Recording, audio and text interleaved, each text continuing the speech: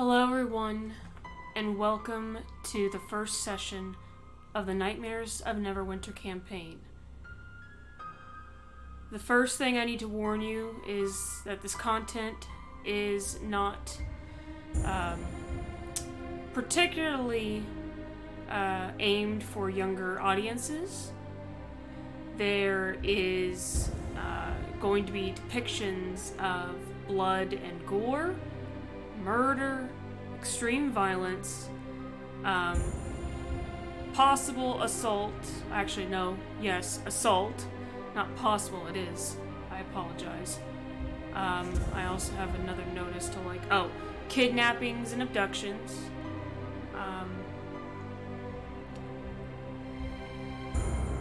And one of a type of assault that I will not say the other word to, just in case I get demonetized or banned, I should say, on Twitch. Not really demonetized, but banned on Twitch. I'm bringing this up now with y'all because this is very important. And I really, really wanted to warn you guys that it's not just this live stream, it's this entire campaign.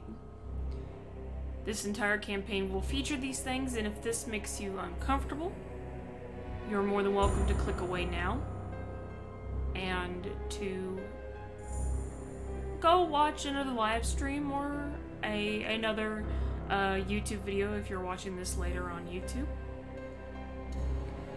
But I wanted to take this time now and warn you guys that this content is going to feature a lot of these things, as it is a horror campaign and it is heavy on those elements. Now, without further ado, I will be joining my Discord, and we will be seeing what we're all up to. So, let's join the chat, shall we? Change it. There we are. Let me. Hang on. Hello, everybody. Yo. Yo. I'm hoping that everyone will be able to hear you. I'll even turn my own personal volume up, so maybe that might be why you guys seem a little low to me. Yippee! Yippee! Hang on, let me go grab my stuff. Cherry said she'll be here in a moment, so that gives me time. Another reason why I took a little longer is also because I was looking for a piece of paper that I had. Because I had recorded this voice line, but then when I re-listened to it, it was so damn loud that my volume peaked, and I said, fuck it, I'll do it live. So I'm going to read this live when everyone gets in the chat. So when Cherry joins us and we officially start the campaign, that's when we will do that. So the screen for now, for you guys on Twitch, will be black, because I don't want to reveal my cards yet and stuff and things. Although, I'm the only one, I think, technically watching, but I don't care. You guys have more important things to do. I had it open, but no, yeah, like I said, it's fine. Yeah. No, it's perfectly fine, like I said. It's, especially because we have, Owlbear Rodeo open right now, so I'm actually going to adjust everyone's volumes on my end personally. You guys are fine. That's one thing I like about Discord, is that you can adjust everyone's individual volume. That's nice. It's better mute specifically, because I'm about to say something that's bannable. I will mute you so damn fast. And have myself disabled on YouTube. Joke's on you, I'm already. That's right! Say goodbye to your monetization! Dude only has 2 Pokemon. Wow, what a pansy. I don't care that you broke your elbow. No. Alright, Also, hang on guys, I have to put oil in my hair to truly maximize samurai-ness. You're good. Also, can I just say that a lot of the songs now, because originally my whole playlist for this campaign was mostly comprise of Nox Arcana and Adrian von Ziegler. But can I just say that Alex Rowe did like 5 different albums that were Bloodborne related, and I was just swooning and said, yes, sir, I'm taking all 5 of your albums and throwing them into my campaign. So thank you. I will say, going to play the music on stream, probably lower the volume a lot, because it might get the stream muted. Yeah. It do be like that. The fun part, I will say, most of the music here is music created by other content creators that actually will allow you to use their music for free on here. Okay. So that is the reason. Well, when it comes to the music from Bloodborne and stuff, and the actual like theme songs and stuff, like those, those I will be lowering the volume a lot. But Nox Arcana, a little louder. yeah, about to say. Oh no, yeah, the music is actually pretty light, so I'll probably have to lower it a little bit more. But yeah, if you guys are wondering, like, I do, like I said, have a lot of Adrian von Ziegler and, Nox Arcana soundtracks on here, or songs on here. But please, go check out the Night of the Hunt albums, because Alex Rowe did a beautiful job on these Bloodborne-esque albums, and they are just perfect. I'm also adjusting the volume of that. So. And as we all know, the Arcana is the means by which all is revealed. Nobody understands. Gender-type Pokemon are weak to silly type attacks. Huh. Cool. Wait a second. Also, I do realize I feel like my personal volume is peaking, because the last time I streamed, I realized my voice was pretty low. So I did increase it a bit, but I feel like I'm still peaking too high from the increase. So I do apologize if I am peaking. I am trying to adjust that midstream as best I can. No peeking. No peeking. No. No peeking. I apologize. Don't. No peeking. No peeking, please. No peeking, please. Next to the door, it's had damage inflicted. I feel like. Anyway, that's my character voice now. It's just fucking Fat Gita. Hell yeah. Look at Drew. That's right! It's me! Is Everton. that my Charalicious definition? Is that my little necromancer lady who is lovely dovely? Is that the little bat that I see flowing throughout the night like a pretty little thing going squeak, squeak, squeak? Is that my hot cup of hot chocolate? My cup of hot chocolate on a cold Christmas night? Is that the pumpkin spiced latte? Is that my Charalicious definition? No. Oh, my faithy waithy, my beautiful, darling elderflower, my absolute darling cinnamon stick, the lullaby which lulls me to sleep at night, the warm embrace I only can dream of, the gentle angel kisses, the beautiful nose rubs. Give me a second. The nose sniggles. The popsicle that fall on the ground for only a couple seconds and I can blow all the ants off. My darling rose, my beautiful summer sunset, my darling campfire on a cold afternoon, my sweet little bunny, my darling satin sheets, my kitten whiskers, my you went angel way longer kisses. than she How did. are you? Okay. Very lovely. How are you today, my sweetheart? I am well. My dad smushed the shit out of my toe. He didn't do it on purpose, but he did it. It hurts a little. Yeah, I was outside, he was on his telescope, and I came up behind him, and he was like, oh, hey. And he was scooting his chair back, and he scooted his chair back on my toe. It's operating his Ow. toe crushing machine, and he said, "Don't get too close." I've been working on this for years. All right. Man, I've got to find somebody who talks to me like Cherry and Faith talk to each other. Yeah, right. Javen, you dumb Oh. fucking fuck, you absolute Useless. What are you, every girl that I've ever dated? Hey, that's my shtick. Get your own. Imagine having You- Imagine if you will. I know, right? What are Who you, has bad verbally relationships with abusive? women? Yeah, I can be the only person. Only I can be in Oh. relationships with women who. Hate me. I guess you guys have to be in a relationship with each other. I don't know. I know, right? It's crazy, right? It's weird. Genuinely, I look, if you two came out as gay, would not surprise me at all. That's fucked up. But thank you. What? How is that fucked up? Garp, are you implying that there's something wrong with gay people? Yeah. No, I said Yeah. that's fucked up. But thank No. you. That was No, sarcasm on all of itself. There's something wrong with gay people. Garp, Oh, is there goodness. something wrong with gay people? Yeah, they're not me. Oops. Okay, I have to open tomorrow, so if we want Lucid Cherry for as long as we have her, we should start soon. Yes, that's what I was about to say. Yeah, of course. So real quickly, just before we start, I'd like to say everyone who's watching on Twitch, if you're watching this live, the character sheets now actually officially work. So if you click on the actual live stream and on the bottom, like toward the middle right-hand side, there's like a little pigeon or some sort of bird.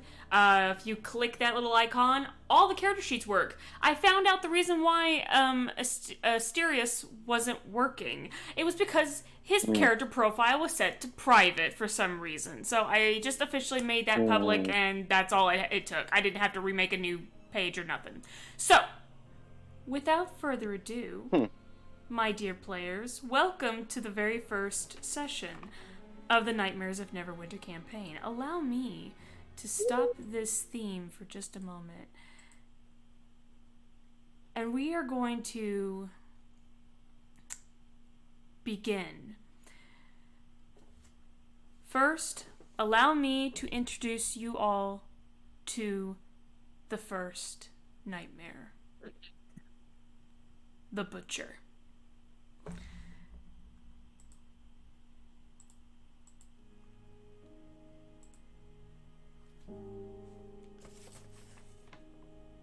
Hmm.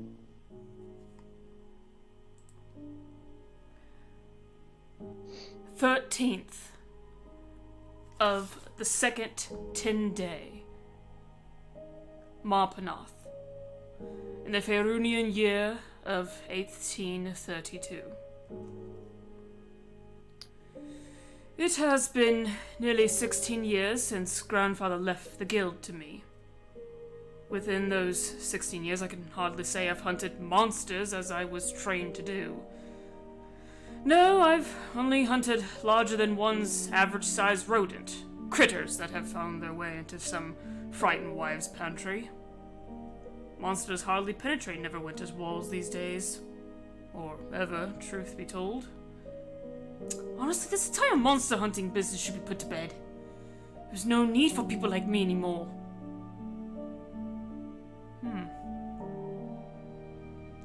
Writing those very words made me taste bile in the back of my throat. Why? Is it because of the... I don't dare write about that horrible night. I'd sooner forget it, if that were even possible. Anyhow, that matters not. I won't have enough coin to survive another day in this damned place. Perhaps I could make an attempt to involve myself with that series of ghastly murders I keep hearing about. Surely finding that murderer will be similar to hunting down monsters, right? We shall see. And now I shall direct you all here. Let us officially go live. So, oh, it looks like someone needed to actually join. Yes, please. Admit entry. I don't know. That's such a sad and silly name. I just realized what the name said. I I'm sorry. I'm sorry. Just that's I don't know who is that. Who was the latest Hot person? and bold tool chest. Yeah, I need to know who that is. Because I know that's not. I don't. You know what? I don't know who it is. I. Oh, it's you. It's me. It's the MC who's nasty as nose hair. Oh no. The So MC who's nasty as nose hair. So real quickly, let me just say, this map of Neverwinter is still not complete. I literally slept all day Friday because I was so damn exhausted mentally and emotionally and physically throughout this whole past week. But literally, I woke up, I'd say, 7 o'clock-ish yesterday? And I've been up since. I have not taken a nap, so that shows you I am running on energy, hopes, and a dream right now. And no, I'm not tired, funny enough. So I guess that just shows you that I'm not. really excited about this. Yippee. So yes, this is the somewhat finished map of Neverwinter. As you can see, part of the Chasm district, which was once the Arcanist district, is still needing to be complete. Some other parts need to be finished, but as of right now, the majority of it is done.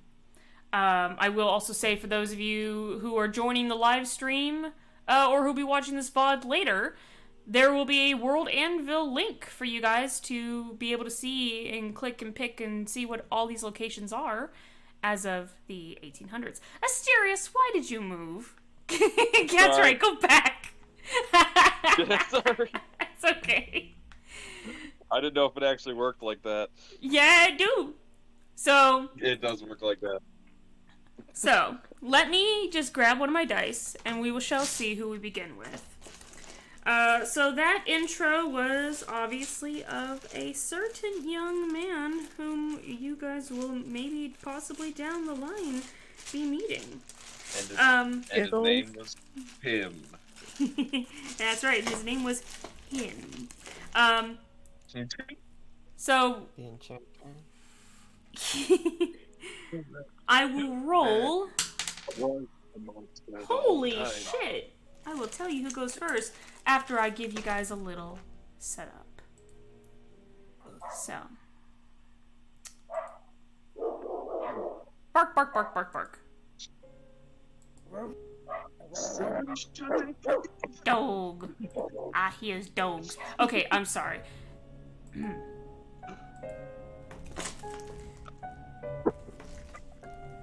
The streets of Neverwinter here are just like any other day. People come and go, paying for goods, meeting friends on the street. Alert the chantry. They need to put Someone this on the followed me, calendar. thank you for the follow. And as this, as the days go on and citizens go about their normal day, there is a sudden scream nearby. The guards come dashing through, pushing other citizens out of the way, running toward the sound of the scream. As they make their way there, they are greeted with a horrible sight. For lying in an alleyway, dressed in a pristine and beautiful dress, not a speck of blood, but the corpse of a headless woman.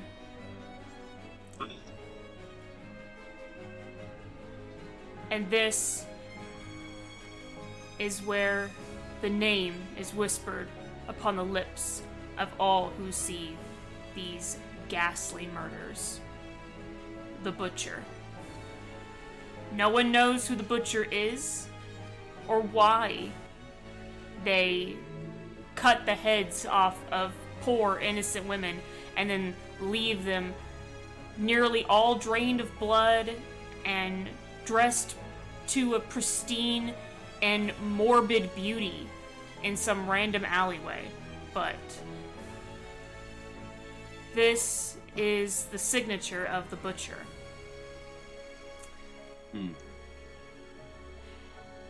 The first character we're going to be visiting is none other, and I'm going to zoom in on them, is Lilius, here in the Rivico family estate. Gulp? Gulp. I know. To be fair, To be fair.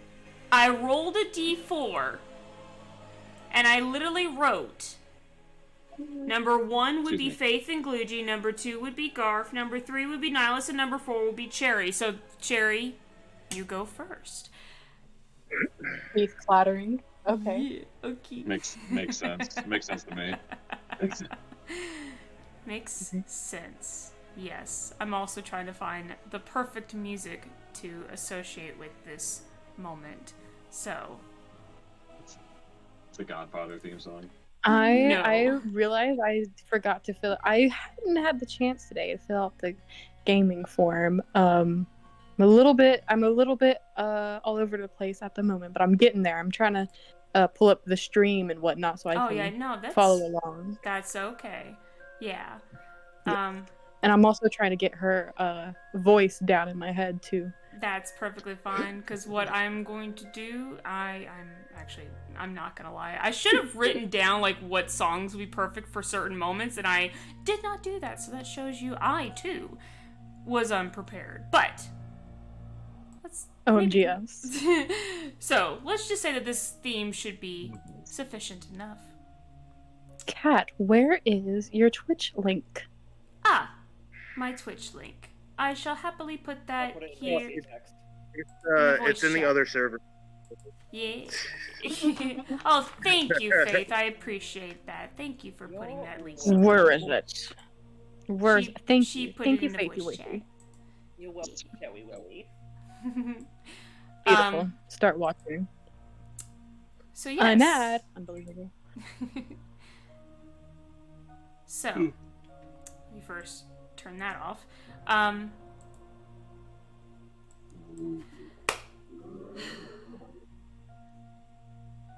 Lilius. Is that how we pronounce her name? Lilius? Okay, good. I want to make sure. Yeah, Lilius. Lilius, okay.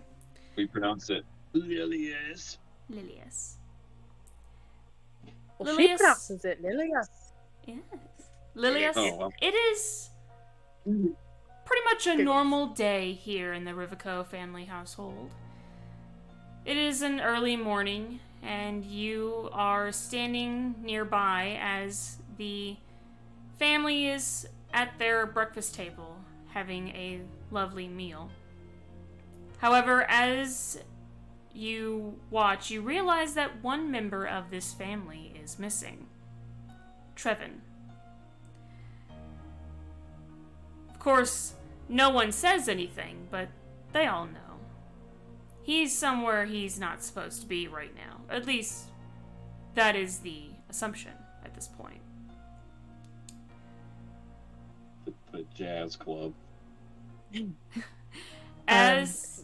ahead. Oh no, you go ahead, love. Okay, yes. I was gonna say, as the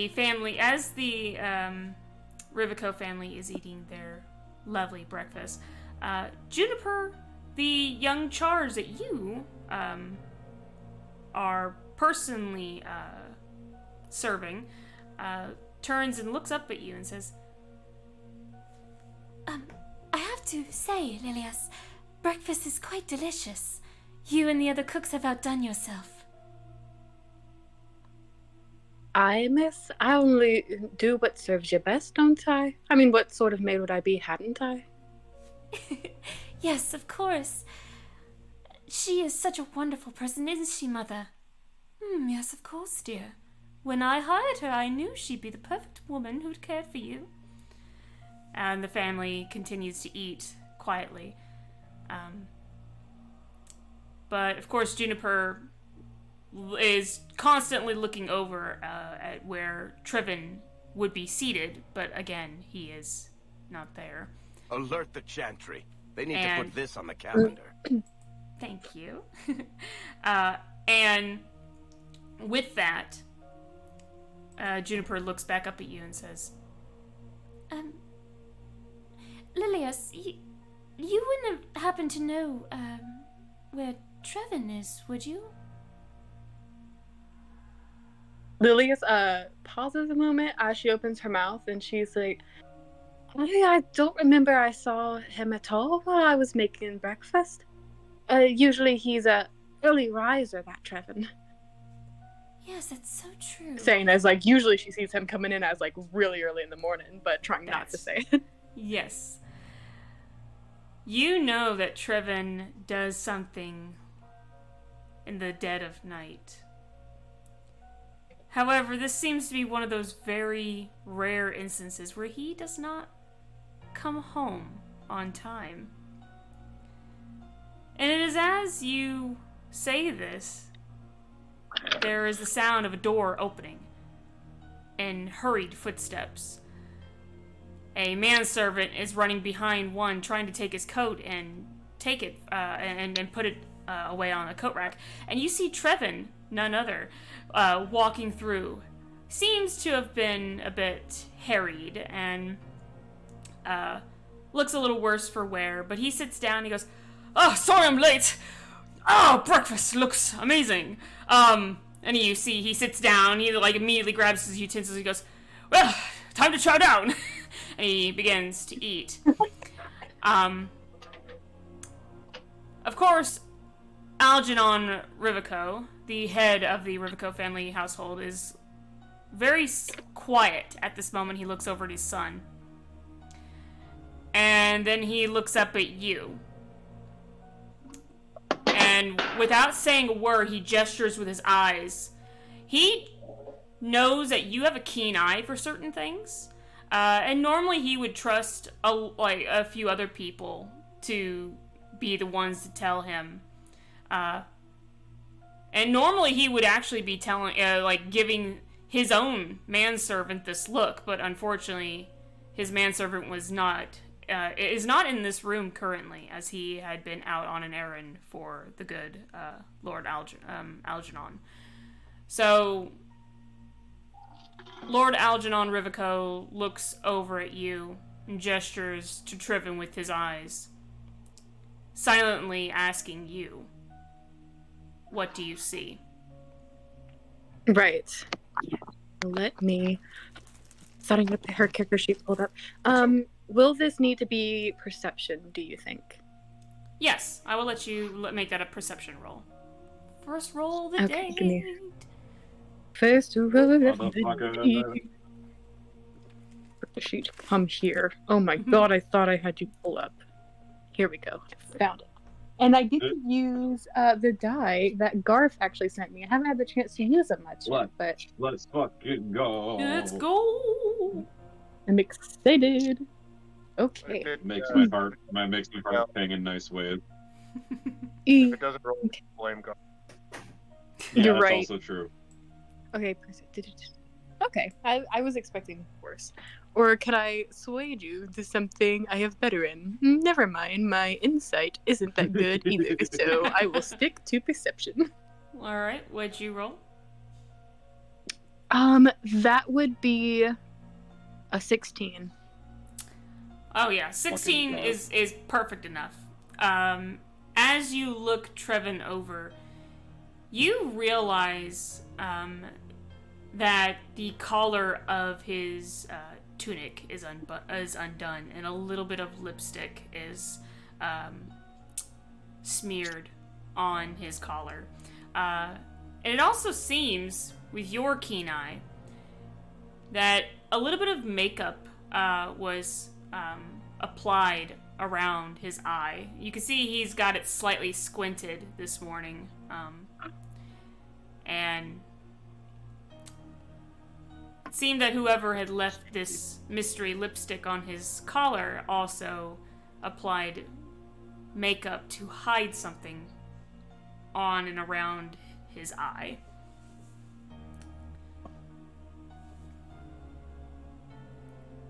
Her eyes kind of widen as she looks him over, but mostly a state of confusion comes over her, and she glances back to Lord Algernon.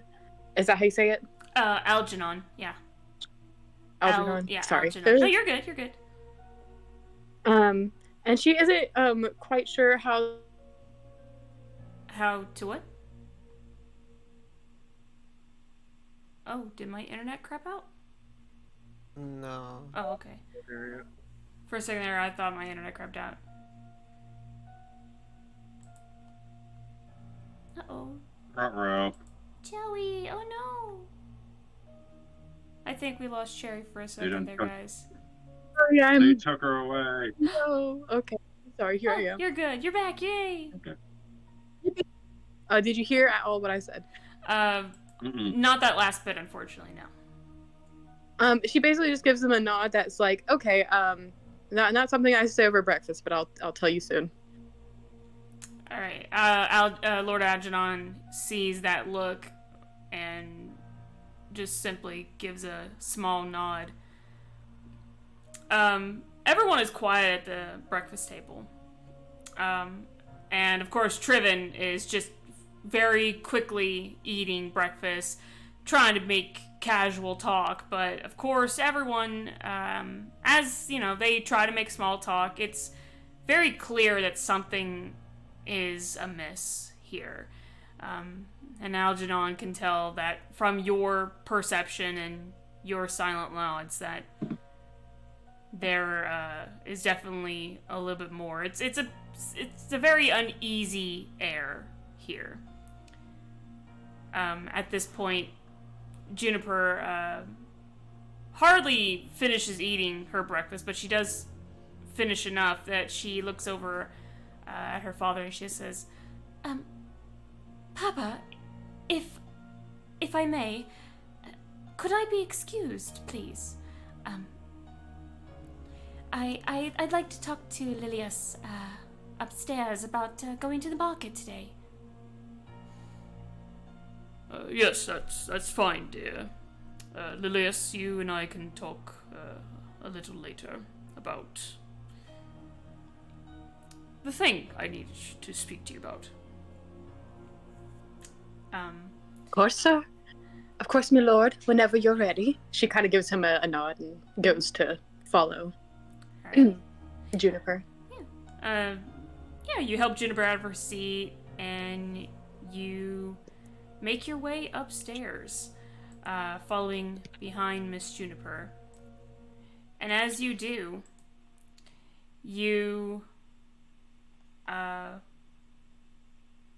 as you approach her bedroom chambers, she very quickly takes your arm and pulls you inside and shuts the door, and then turns and grabs your hands. She goes, "I'm sorry. I had to get away from the table. I was so excited about something. I had to tell you about it. You remember my bow that I told you about, yes?" I remember him. The market, indeed, ma'am. Of course, I had an inkling as soon as you said so. Now give me the news now. All right. Well, it's very big news. So my beau has decided that tonight I could finally go and see his home. Just him and I. And this would be good, of course. This way I can see what his home is like, if it's, suitable, and that way I can tell Mother and Father about it. And oh, am I going too fast about this? I'm sorry, I'm just so excited. He's taking me to his home. I didn't think he'd let me. Oh, I'm getting all warm thinking about it. Oh, but miss, and Lily, she kind of is like, she knows the news, but she also knows just what goes bump in the night. Her brother not necessarily included. But she's kind of like, she like squeezes her hand. She's like, "Miss, but all this rumor about the butcher, you aren't nervous about that? I mean, this beau of yours, I know he's a very kind young man, it seems, but you have to understand, you must be very careful." I'm glad you brought that up. That was precisely my thought, too, and I told him that I was afraid to meet him late at night. However, he did assure me that we would be meeting by the Neverwinter statue, and when we did, it's the most public place, and there'd be a lot of people even at night, and there's plenty of guards that patrol that area. And he said he would meet me there, and he would escort me personally to his home. That way he would be sure that the butcher would not harm me. I thought that was so kind and sweet, and he's just so brave just to do that for me. Perhaps... Aye, chivalrous, but I just don't know. It seems very sudden, don't you think, miss? Juniper gives that a little thought and pauses, and she says, Well, you are right about that. It is quite sudden. I mean, we've only been secretly seeing each other for about a month or so now, and... Well, I really do want Mother and Father to meet him, but I have to be sure that he's perfect. They have standards, even though they're very good and kind people. They want to make sure that I am with someone who is of similar stature, or at least someone who is wealthy enough to take care of me. You know how Father is. He doesn't want the worst for me. Neither do I, miss. I don't know what I'd do if something had happened to you. I mean, not that I suspected this beau of yours could be of any trouble. It's just all those around him, I suppose. Do you know any of his friends, colleagues, where he works, perchance? You don't tell me much about him. Well, he is a doctor. I remember that much.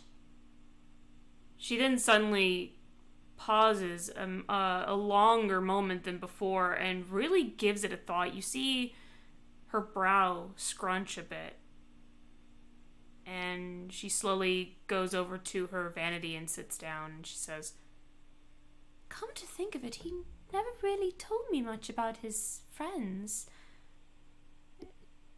I think he just lives a very private life, of course. But I'm not sure. Maybe he doesn't trust his friends with me, afraid that they might be too rambunctious or something like along those lines, but... Or maybe he is not easy to make friends with because he takes his job so seriously. Oh dear.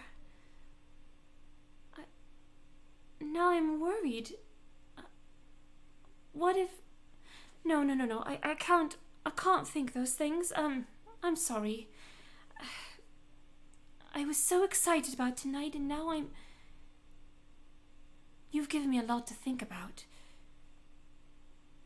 I'm sorry if I ruined your fun, miss. It was never my intention at all. It's just, I need you to be safe, whoever you're with. No, I'm glad you told me these things. If you didn't, well, I guess you can say that if he is not who he says he is, then I would have been wrong and something bad could have happened to me.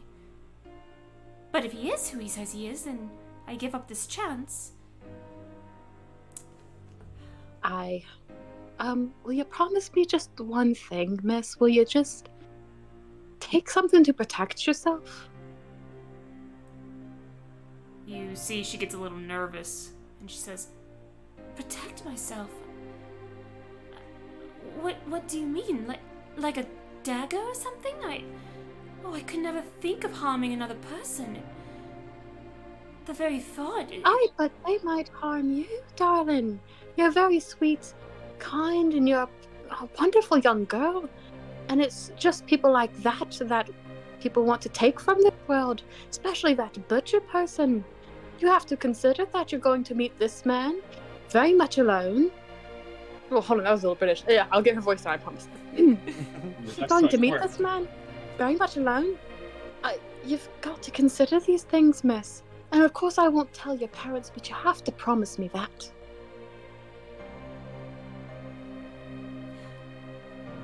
She reaches out her hands to you, and as you approach to take them into hers, or take her hands, she gives them a nice, firm squeeze, and she says, "Because it's you. I promise I will be safe. I will do everything I can to be safe. And if he truly is a good man, then we'll know. At least I hope." You won't even have to use it if he is who he says he is. And his friends, for that matter, should you meet them. You see that the worry finally just kind of melts from her face a bit. And she seems a bit calmer now. "You're right. I'm not sure what I could use to protect myself, though. I mean, of course, I know a dagger is simple, but should I? I don't want to take anything that could truly harm them. Maybe... Oh, I don't know. What do you think? What could I use to protect myself?" Well, miss, I don't know where you get this idea that I'd possibly have any knowledge of such dreadful matters. But if you'd ask me, perhaps a switchblade. I might know the whereabouts of 1, 2, 3, 4, 7. That's quite a lot, Worst Lilias. case scenario, cyanide pill. Just ask him to open their mouth real quick. How would you... You know, I'm not even going to ask how you know the location of so many. I'm sure you're just joking. But, yes, not for nothing, but I posted the solution to this quandary in voice chat. Hold on, let me see. You're right. No, well, yeah. Hire a samurai. Samurai. Or you find out That's this true. time of day. Just hire a samurai. But yeah, you see, Juniper, think for a moment, and suddenly she goes, oh, I do have an idea. And she goes over to her writing desk and opens up a little drawer. And you see she pulls out her letter opener. It's small, but extremely sharp. Not as big as a dagger, about the size of a small kitchen knife, but it is extremely sharp. And she brings it over to you and she says, It's small and it won't truly kill anyone. That's what I really don't want, but it could potentially harm them. In case I am in danger, would this be a good idea to carry? Well, it's delicate and deadly. I like it. Yes. Now... 38 stab wounds. And Lilius is like, should you really had you? And of course don't, but I mean if you have to, and I don't mean that you have to, I just mean should you. The juggler's always an option. You see that Juniper gets slightly taken aback by that, but then she shakes her head and she laughs it off. She goes, I'm pretty sure that's just a silly way of saying to go for the knee, I suppose. Actually, no, I know what a jugular is, so please, I know what a jugular is. I'm just hoping that was more or less a joke on your part. Regardless. Lilius just kind of like smiles and kind of goes, Oh, you know me well, Miss Hatmia. Yes. Well, and you see she takes the little letter opener and she puts it on her vanity and she goes, Now, I have to get ready for tonight. You have to help me pick out a dress, and we have to go to the market, of course, and pick out a perfume or two. Whatever you think he might like. He happens to like all kinds, but I'd like to try something new. You'll come with the market with me, won't you? Help me pick out a new perfume. Aye, of course, but before that, must talk to your father about something. I fear he has a discussion about the markets himself. He must discuss with me. You mean Trevin? I am so worried about him. I hope he's not getting himself into trouble. I've never seen him arrive home so... well, I guess you could say so late. He never leaves home early like this. He always joins us at the table. I hope everything's alright. Well, of course, I will look through my closet and see what dresses I could pick for tonight, and you can go see Father. And as you do so, well, hopefully everything will go well. Hopefully it's just a big misunderstanding. She nods her head and gives her a bow, kind of like a maid would, and she's like, "Be back in a jiffy, miss. Never you worry." and Juniper smiles as you make your way out her bedroom door and down the stairs. And as you make your way down there, you're about halfway down the stairs when you hear the loud voice of Algernon speaking with Trevin in another room. Oop. This area that you hear them in is the sitting room, pretty close to the front door. As you make your way down there, you hear him shouting, asking him, demanding him, in fact, where he was last night. And Trevin just continues to dodge every question.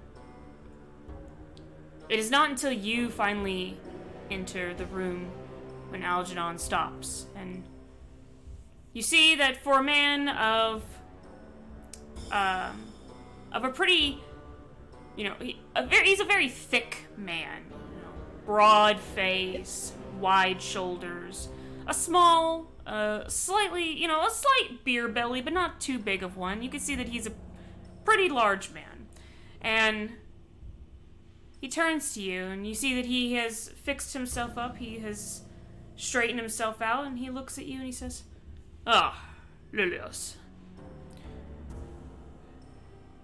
So, I know. I believe that you note something of Trevin," and Trevin actually looks at you, and he gives you this look. It's a familiar look.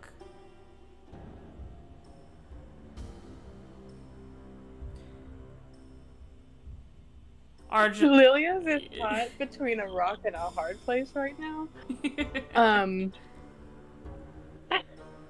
But she does clear her throat. She's like, "Yes, I thought that he had hold me.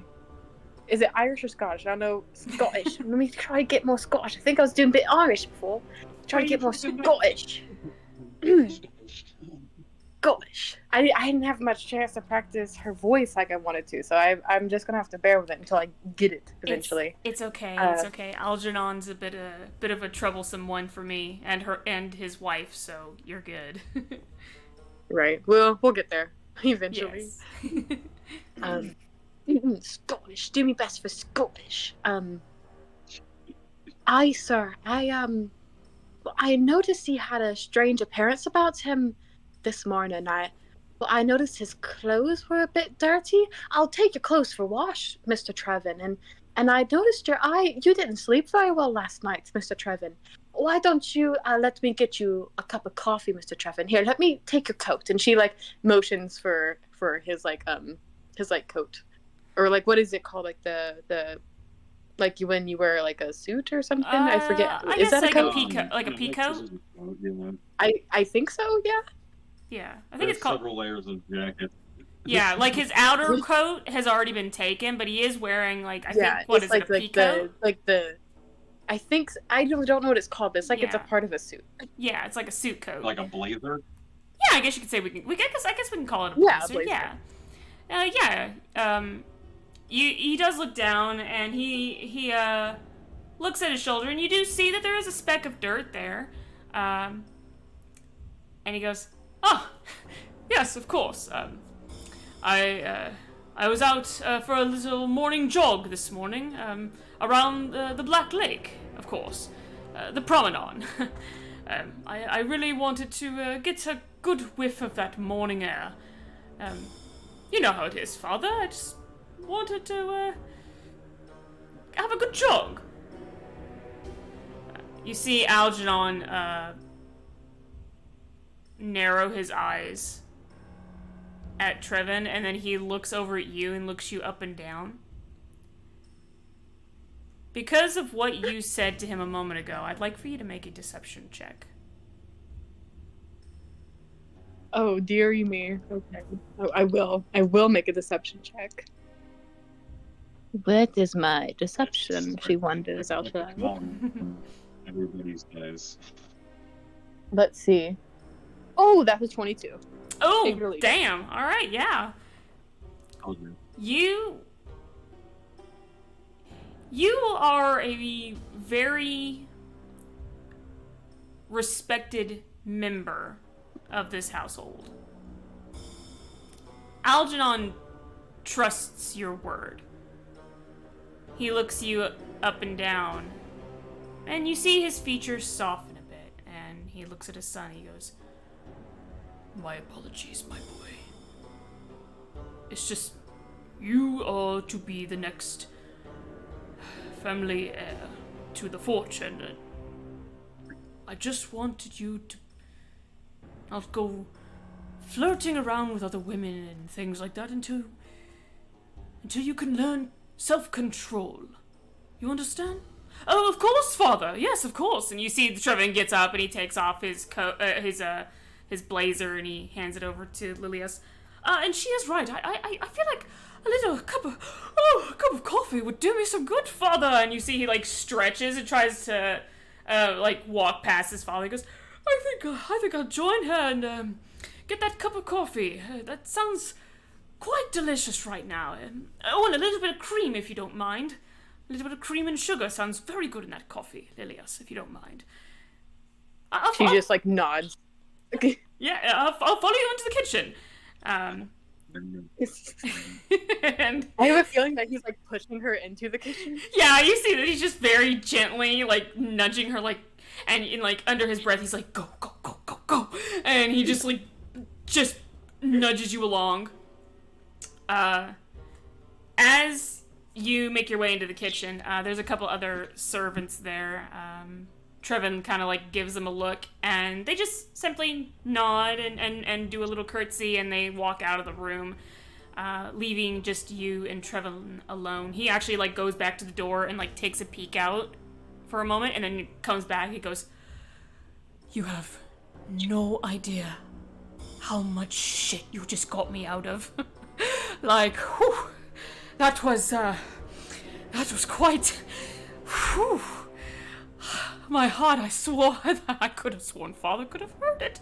How loud it was pounding. Whew, I was... She kind of like shakes her head a little bit and gives him this look. She's like, "Straighten up, master, won't ya? Look at yourself. Now, who's this on your collar, sir?" And she like gestures to the makeup. What? And he looks at his collar and he sees the lips. He goes, "Oh, that." Honestly, it's a special girl. Same girl. I'm not doing what father thinks I'm doing. I'm not flirting with multiple women. I promise it's just the one special girl, and she's... That's fine, but what happened to your eye? What are you talking about? My eye is fine. What do you mean? She, like, moves her thumb up slowly to, like, threaten to wipe away the makeup. You see, like, he, like, moves his face away, like, what? Get your hand off my... Don't touch my face, please. Don't touch my face. You know better than that. She reaches for a handkerchief. What do you think you're doing? No. Master Trevin, if something's the matter with you, it is my responsibility to make sure you're alright. You understand, don't you, sir? I do understand, but truly, Lilias, please, I am 21 years old. You do not need to wipe my face off. I'm perfectly fine. I'm not... See, my face is not dirty. My coat was the only thing was dirty. Please get that handkerchief off my face. Please get it away from my face. Stop it. Stop. Okay, fine. I will tell you. Just don't... Please.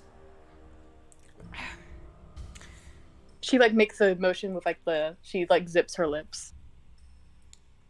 Thank you.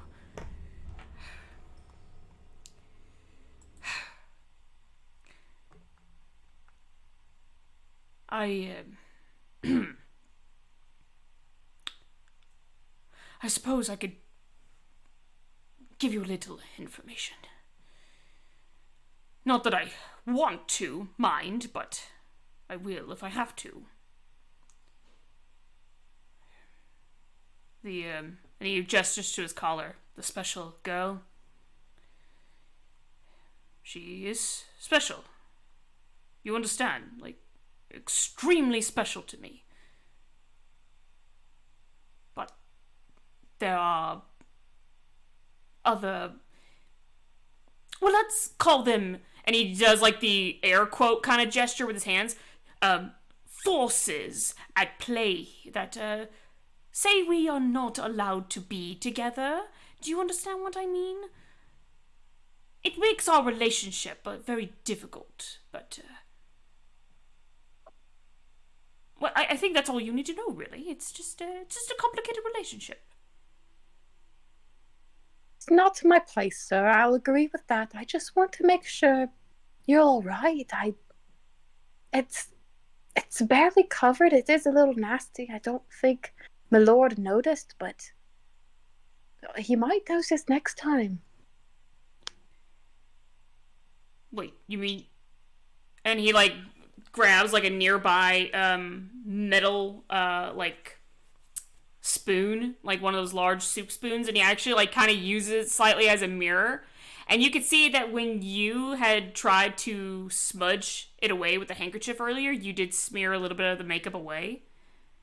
And he says, "Damn it. I really did not want anyone to see the black eye. The damn blood drops. It's nothing. I'm sorry." Why don't you get something cold to put on it, and I'll get you some coffee. If you really need it, I've got concealer. That would be... I really don't need the coffee, but I will happily take the concealer, please. And make sure that it's actually covered. She did a good job. She really did. But if you don't mind, I don't want Father to know about... And he gestures again to the makeup covered black eye. I don't want him to see this. Or Mother, for that matter. My gods, Mother would be petrified. If it's my place to say, sir, I'm rather glad your father brought it up before your mother did. You might not have survived that one. You're right about that. I certainly would not have. I think I would have made her pass on just from standing there seeing me this way. Alright, let's get this over with. Please go and get your concealer, or if you have it on you now, let's do this makeup now and get it over with. She just goes and gets her concealer and like brings it back and is like carefully starts to dab it on him. Right. We're gonna go ahead and... sorry. It's just spit and stamp. I was gonna ask, is that a role? Is that like a performance role? How well do I put makeup on? I mean, yeah. You know what? You know what? Because you're concealing... Let's say, because you're concealing something, make this a... So, I'm either thinking a stealth roll to hide this, or a sleight of hand check to see how steady you can do this. So I will give you a choice, because I know they're both stealth, but I'll allow you to choose which one you want to use for this. So you can I'm gonna go for stealth. It is my highest one, so even if I roll poorly, I have to do a good job. All right. Come on. Come on, D20. That is a dirty 20. Let's go. I'm about to say, for a dirty 20, you conceal this black eye so well that you blend it almost like you blended perfectly with his skin, that you even, just as a fun little extra measure, you added a couple of his like light freckles in there as well, so that the concealer isn't too heavy. So it really does look natural. She hands him back the spoon, and she is like, "Any critiques?" And he eyebrows while she's there. Yeah, you see he's like looking himself over, and he goes, "I'll be gods damn, I look good. Thank you, Lilius. I will have to repay you for this utter kindness. You have no idea."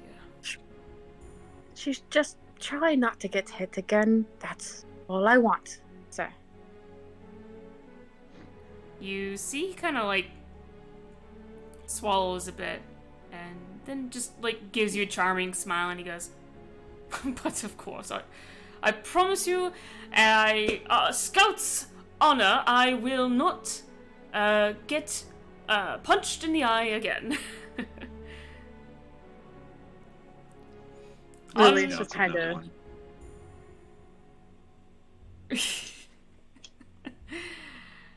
And it is here we're going to move the scene to another location. Oh, I moved the map out way too far. I apologize to everyone in the room. All right. So let me go ahead and... That one almost fell off the table. And it's gone. Oh my god, I rolled a 4 again? Fuck that. I'm rolling again. Going again. Oh my god, another 4? What the fuck? Alright, I'm gonna roll it one more time. You're the main character. No, everyone's the hero. Where did the die go? Give me another number. A 1. Okay. That's better. I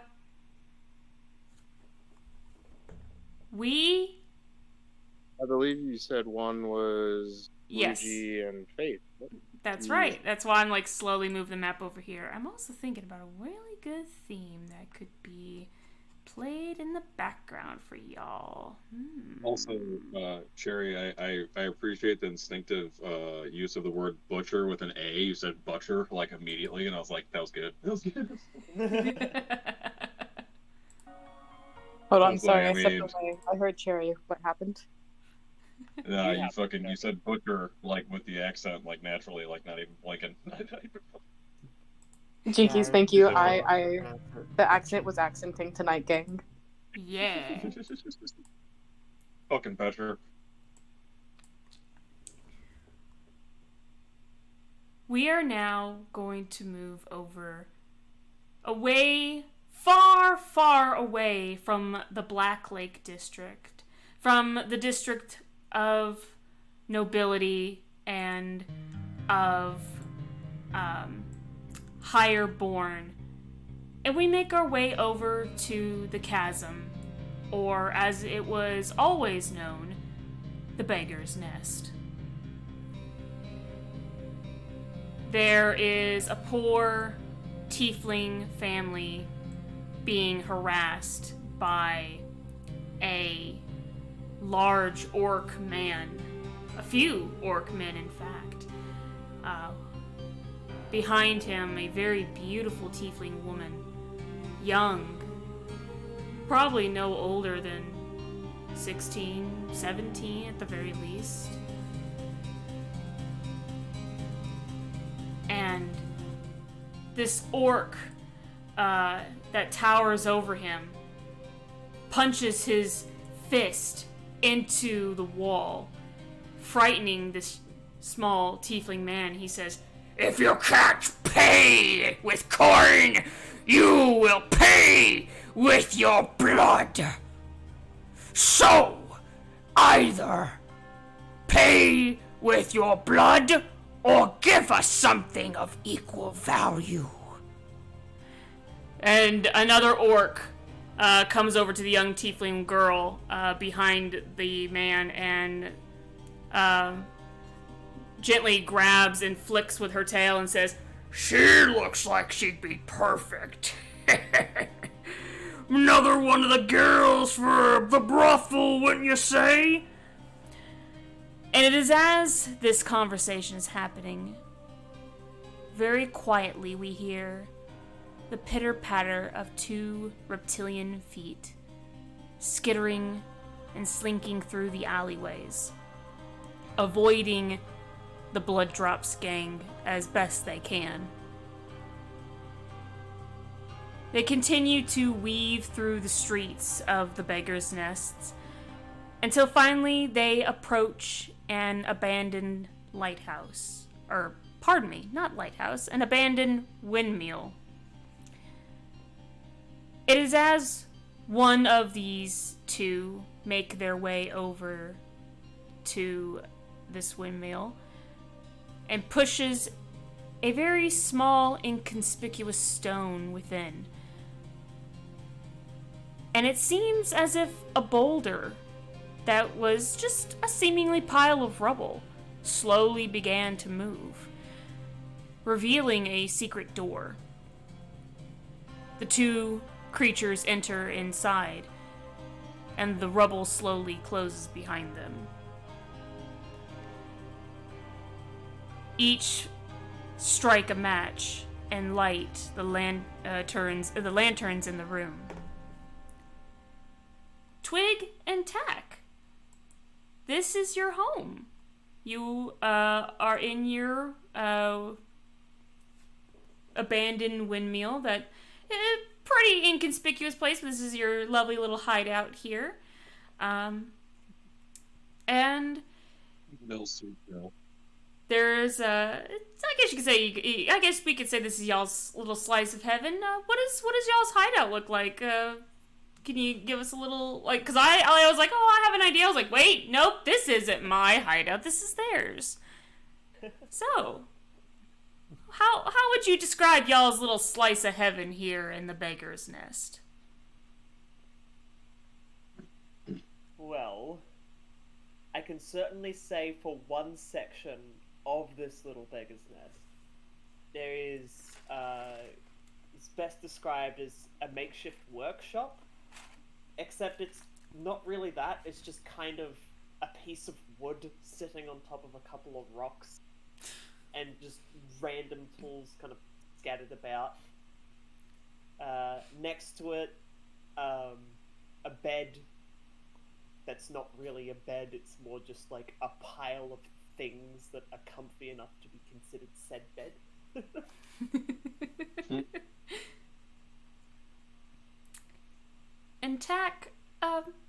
what does your part of this little slice of heaven y'all call home look like for you on your end? You both share this large abandoned windmill together. So Twig described her half of the room. What does your half of the room look like? Well, there's a trough filled with dirty water. No other kind. Can't be any other kind. Not in the beggar's nest. Dirty water. As they And say, there beggars can't be seems to choosers. be a repurposed frame that was used for making rugs, weaving rugs together. And it's there's a lot of dried things on there, and mushrooms growing. How do you guys sort your moss? Well, it's my turn this time round, and I personally sort it by taste. You gotta take turns rolling the stones so they gather moth on both sides. So you sort by taste. Tack, do you sort by color? No. Probably by There's potency. Yeah. Well, unfortunately, Twig is the moss keeper. So. Yeah. Yeah. The supplies of This one moss looks like a have slowly UFO. been dwindling this time around. It's not my fault. It looks tasty. By the way, I haven't came down for 3 days. I haven't slept for like 5, Alert the chantry. They need to put this on the calendar. maybe 6 days. I lost count after the second. I thought you were just gonna leave it at 5. Like, I haven't slept for 5, maybe 6.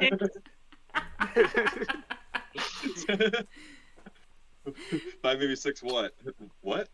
What'd you say? What? What? Sorry, I didn't quite catch what you said. The aliens took one of my ears. Has both their ears. Yeah, has both their ears. Yeah. You know what? You got me. I'm sold. By the Did way, you at least stop by the sewage pipes? Like I asked you. No, I was busy. I told you. I was doing things today. I'm sorry. I had to go, and there was a trail. There was a trail that I saw, and I knew it was them. I knew it was the creatures that kidnapped me. But I can't. And I know you're gonna call me crazy because I can't prove it, but it was. I saw the trail. I know what their feet look like.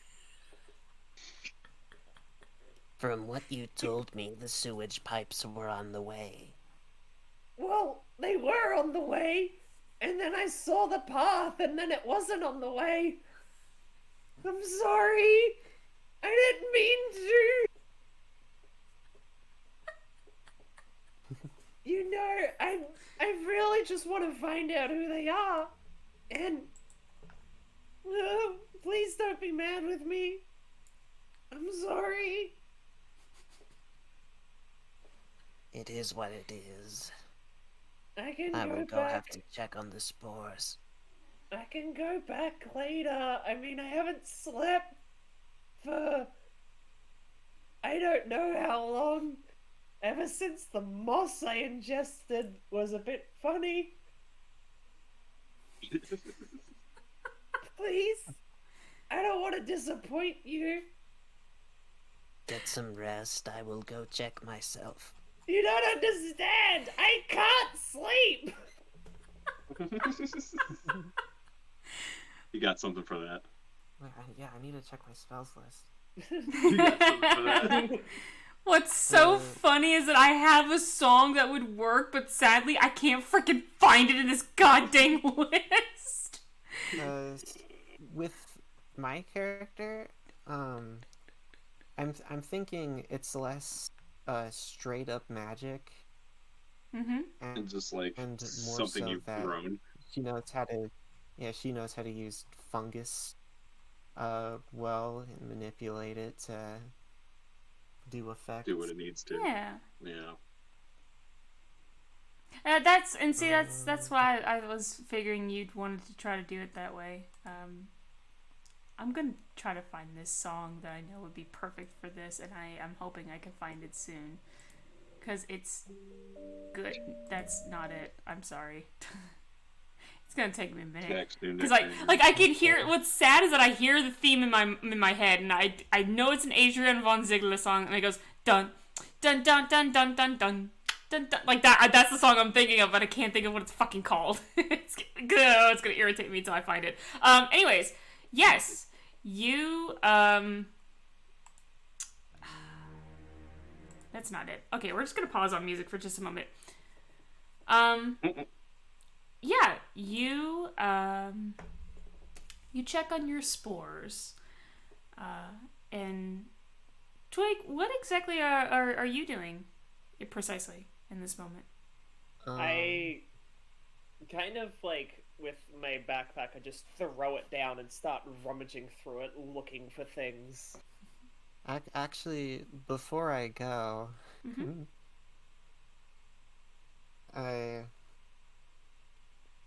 I stopped and say, Twig, lay down. I can help you sleep. Oh, really? You're not gonna punch me again, are you? No. You did that last time and I woke up with a really bad headache, but it was a good sleep.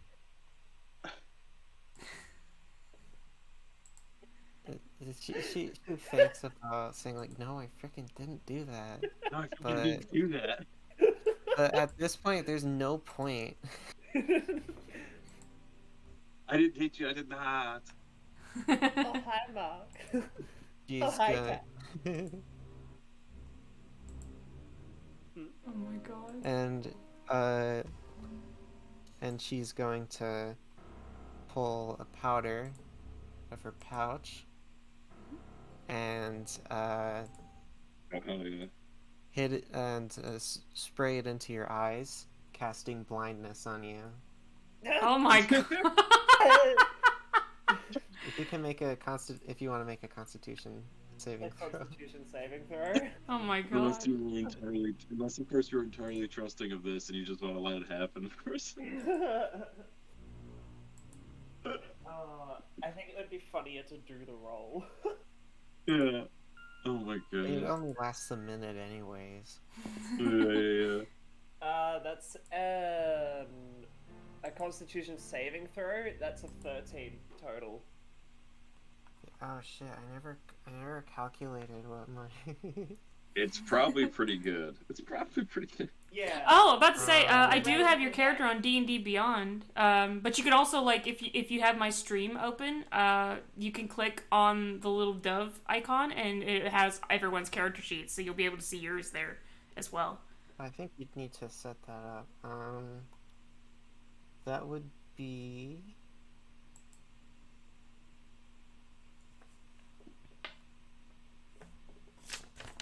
Oh shoot! Oh, that would be 12 is actually my saving throw DC.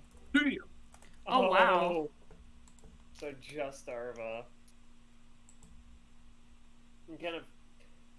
There's a moment where I kind of just go. Irritate your eyes though. Also, yeah, I'm sorry and about I just that, guys. start That'd be fine.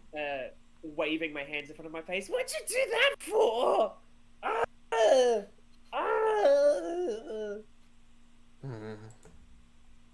I'll need to alter the recipe.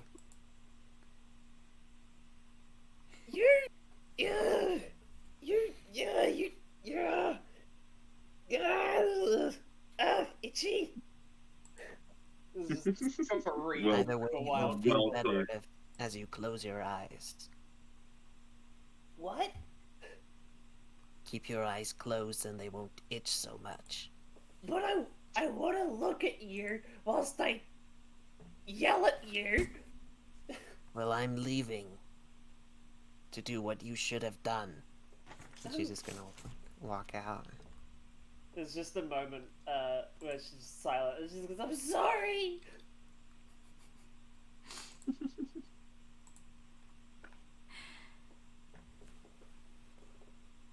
Tack, you leave poor Twig to her own devices here. Also, the 100 feet, by the way, ignore that, guys, because I really don't know how big this map is, like how many feet, blah, blah, blah is. I just did that as an example, just to kind of help myself. Don't worry. This map is not actually to scale down here. So yes, Tack, you leave poor Twig blind to her own devices here in y'all's little windmill hideout. What is it you're doing? Okay, well, she has spores. She has mushrooms that are growing near the sewage pipe. It's very damp there, and also they get a lot of nutrients from the shit and piss. Yes. Yeah. And other fluids and substances. As they should. And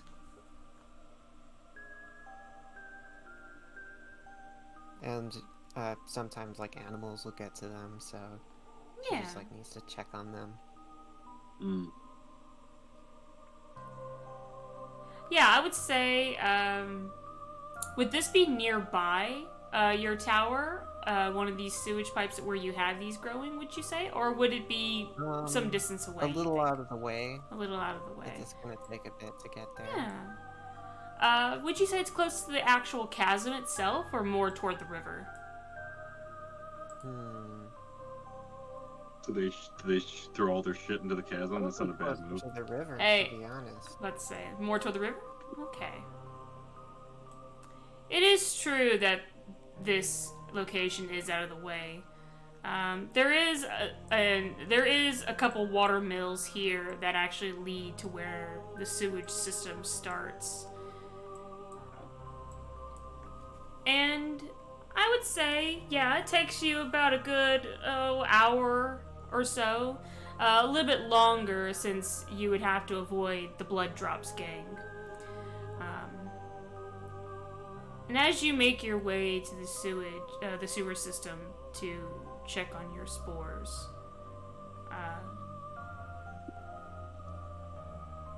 you see something's a little off about this location. The little gate that usually is closed, that you usually close, that where your spores are, is now slightly ajar.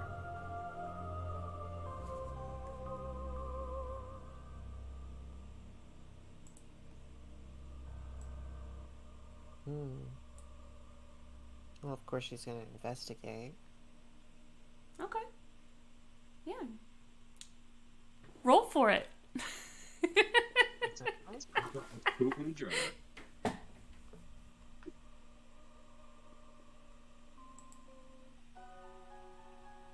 Magic jar of poop. Oh, that's a 3.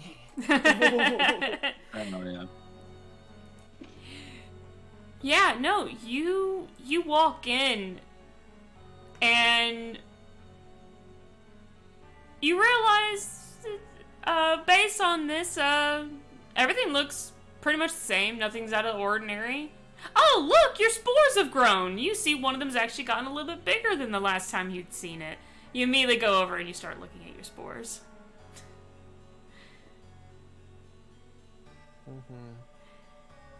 So as you're checking your spores, tell me, are you like checking like their conditions, making sure that none of the rodents? You said you were checking to make sure no other rodent had gotten to it, correct? Yeah. Yeah. Just make sure they're growing well. Yeah. One of them, I will say, that's a big roll. Yeah. Stealthy. I would say that your spores are growing pretty well in this environment. You actually have caught one little sewer rat trying to eat one of the spores. You shoo it away and it immediately just runs out. And you notice that your spores are growing quite well. They're actually thriving, surprisingly, in this little environment you've created. Good.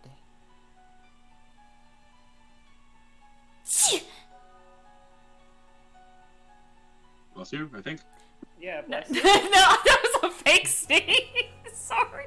I did that to create a new scene. That was not me sneezing IRL. Oh. Sorry. Sorry, I should have been more clear. You hear a sneeze behind you.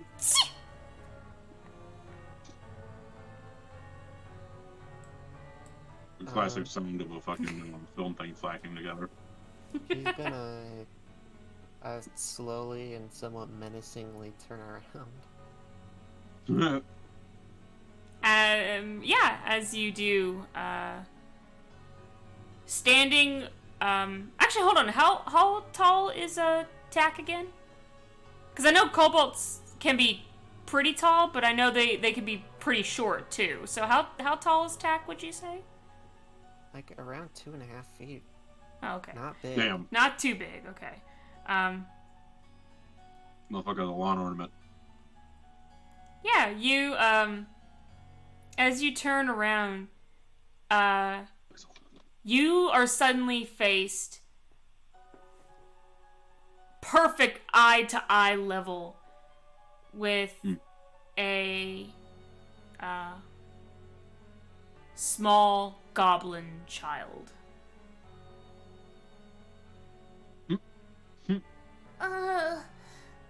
Hi.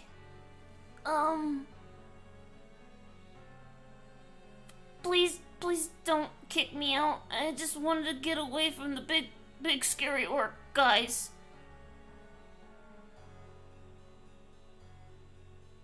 Very well.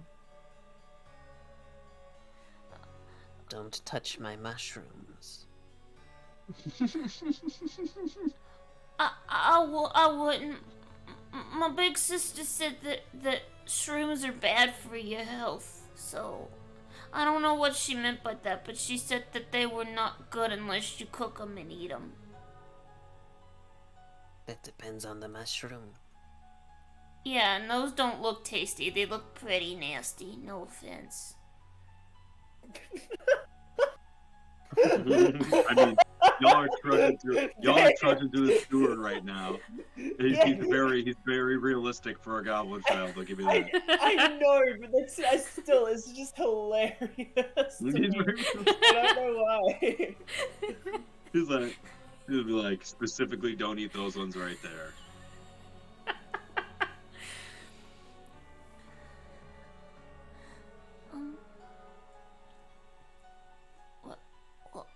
Why are you looking at these mushrooms and stuff? Are you... Because I need them. You eat them? I need them. Oh, need them. Sorry. You do see that one of his ears are slightly chipped, and he even shows you, he goes, My hearing's not too good. It's got beat up a lot by the other kids. Jesus Christ.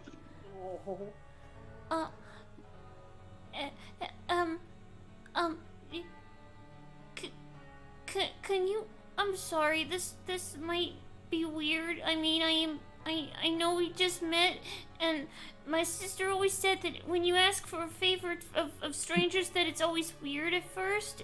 But I'm sorry. Can you help me? And he starts crying right in front of you. Oh, Christ. I don't need to cry. I'm sorry. I don't often do favors for strangers. I know. Just what said too. Shut up. Damn. Okay. Wow. Almost classically not very nurturing. You see, he like wipes all the snot and his eyes and things. He's trying to wipe the tears and tries his best to stifle his crying. And you can see he's trying so hard. Picks kid up. How do you turn this thing off? Sorry.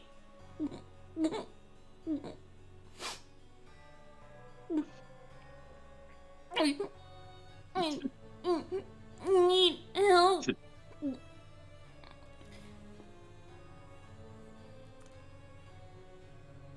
He seems very distraught, but continues to say the same thing.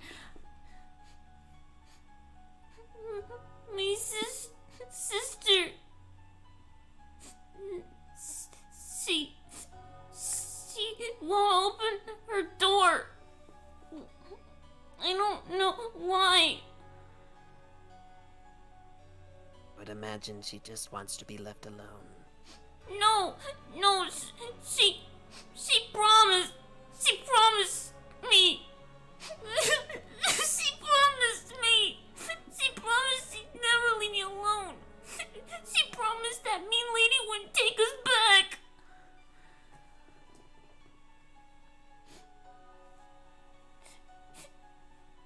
And what do you want me to do about this? I just want to know if she's okay. A strange man went and seen her, and then I hadn't seen her since, and her door's locked, and it smells funny, and I just want to make sure she's okay. Just tell me where it is and what this man looks like. You see, he shakes his head very violently. I don't know what he looked like. She's told me to go on an errand when he came, so I never got to see him. And when I came back, her door was locked and she didn't answer me.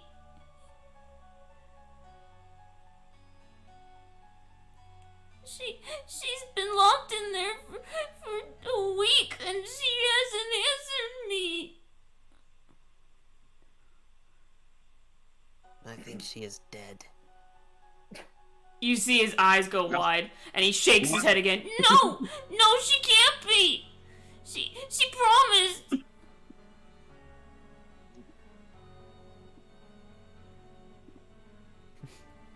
She promised.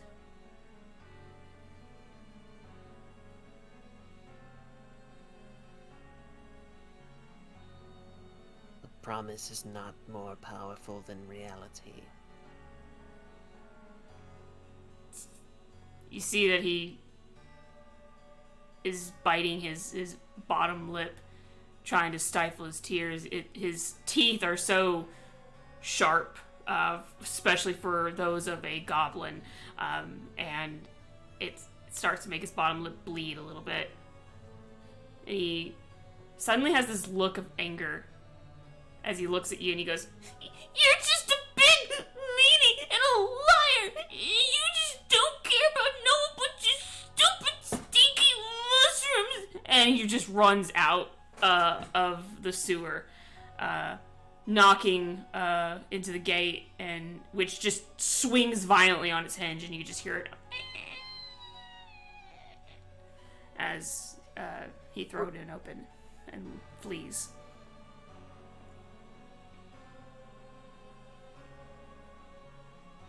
It was just a poor little goblin kid.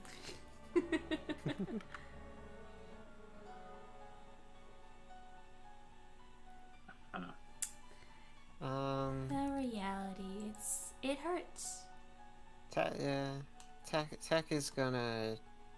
She's gonna try to follow the goblin, but if she, like, loses him, she's just gonna go back home. Okay. I'll say, you can roll a survival check. Ooh, that's new, guys. Hey, I said survival check. I never say survival check. That's tracking, baby. Let's go. That's a nat 20 plus 4. Hot damn. Wow, everyone's getting their fucking nat 20s tonight, or dirty 20s. Okay. Shit, yeah. It's not hard to follow anyone here in the Beggar's Nest. You know... He falls over at least 6 times while he's running home. When his feet are wet. Yeah, I would say his feet are slightly wet. He was barefooted the whole time, so yeah, you... Blind little kid falls on his face and gets back up, keeps running, falls on his face, gets back up, fights this little kid. Yeah, no, you, you do, follow the footfalls of this little goblin child. And it leads you closer and closer and closer to here, to this location, right by the chasm. And it's quite a walk. He runs quite a while, and you see that he, too, is just as good as you and Twig and at avoiding the Blood-Drops gang. And as you follow him swiftly and silently, you see a very small, dilapidated hut. And as you approach, the smell is indescribable at this point. It's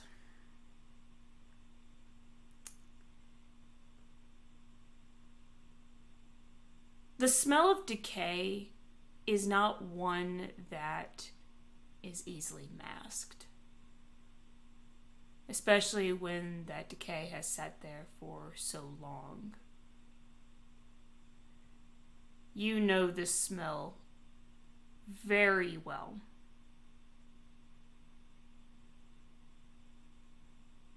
You hear the sobs of this little goblin child inside. The door is slightly ajar, and as you creak the door open more, you do see him sitting there on the floor, his knees up to his chest, his face buried in them,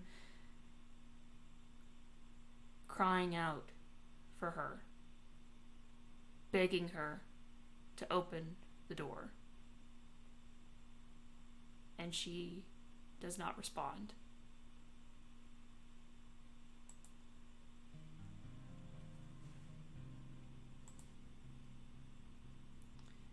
What do you do?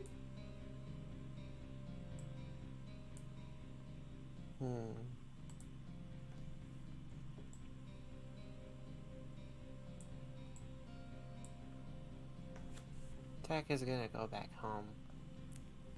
Fuck me! Wow. Holy shit. No, it's okay, guys. The denial of the call to adventure is part of the hero's journey. No, she's got a different plan. Okay, fuck. Yeah, okay. Like, I could use this dead person for stuff. Let me roll something real quick. Whoops. Yeah, no, it's a fuck. Yeah, he doesn't fucking notice you at all. Yeah, you make your way back, to the hideout. Let me stop that music now that that's done. Damn. Fuck me. Yeah, the real scary part was childhood trauma. Yeah, you make your way Shit, back man. to the windmill, and Twig, Tack is back, but seems like it took Tack quite a long while to get back. Like, a long while. It's been hours, at the very assuming least. Twig hasn't even tried to sleep. Now that I can't say, Twig. There was maybe an attempt at a nap. Like 30 seconds. Yeah, there was like a 30-second micro sleep. Like, well, that was good. Nap time! Welcome home. Time to get some shut-eye gets back up. That was nice. I may have a lead on the aliens. You never have a lead on the aliens. What is it? And And I come over, I come over and I I sit down, legs crossed, and I'm like waiting patiently, like, what? There is a small goblin child. I heard if you help him out. If you help him out, he may reveal the location of them to you. Was he kidnapped too? I haven't been able to find that out, but I know you can. Where's that fucking song when I need it? Dun dun dun dun dun dun dun dun dun Okay. dun dun. I think it's time for me to go. You're gonna be proud of me, maybe. I had a 30-second sleep, I think. I don't know. I kind of blacked out for a bit and then woke up. That is called sleeping. No, you don't understand. I was standing and then I was on the floor. I don't know how I got on the floor. But I'm gonna go help the kid now. You took really long to come back. Is everything okay? Ask the child. He is... Exposition on where the kid is. Oh. Then you take a left, and you take a right, and you're there. But, I don't know. You tend to be... Do you think I can... Yeah, I can do it. Okay, I'm gonna go find out. Thank you! And there's like I stand up and there's like a hug that happens. Like a really tight and earnest hug. Aww. Thank you! You have no idea how much this means to me. Okay, I'm gonna go help them now. Tack does want the child to be helped, but more so it's about giving Twig something to do, so she doesn't cause trouble. Aww. That's so sweet. You know, that Twig does not require supervision or anything. I grab I like go over, I like yank my bag and throw it over my shoulders, and I'm like, okay, I'll be back soon. And I make my way out of our little home. Alright, yeah. I know that with like the avoidance of the blood drops gang, I should be making you guys roll stealth and stuff to get past them, but because this is just the first session, I do want to get through everyone's story arcs, like opening story arcs first. So we'll say that. Jumped by 5 people murdered in the street. So I will say that just as easily, even though it's a little harder because you don't have Tack there to kind of guide you. At least as far as I know, right? Tack, you stay behind? Yeah, I'm staying behind. Okay, that's what I thought. Yeah. You do follow Tack's guidance, and you do make your way to that same house. And Twig, apologies. And Twig, the smell here is extremely strong.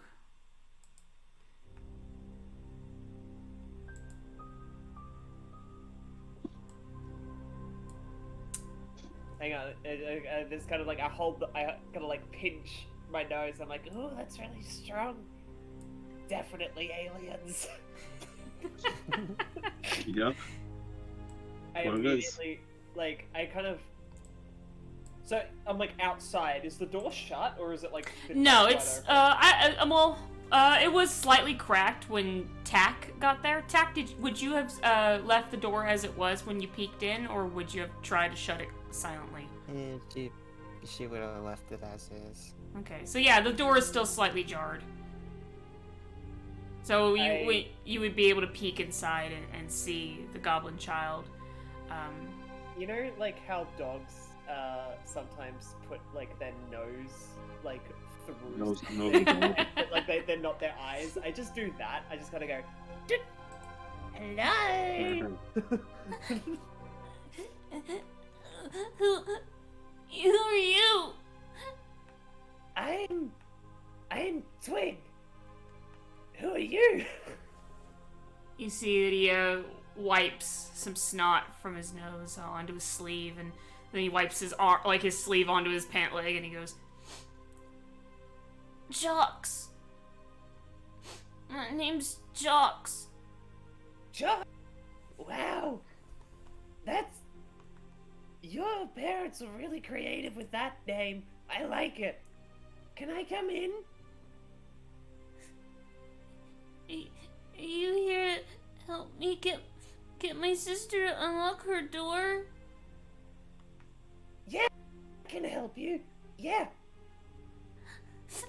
Really? he gets up, and he starts like running to you. Please, come here! And he like grabs your arm and he like pulls you inside. Oh, okay. Okay, show me where the door is.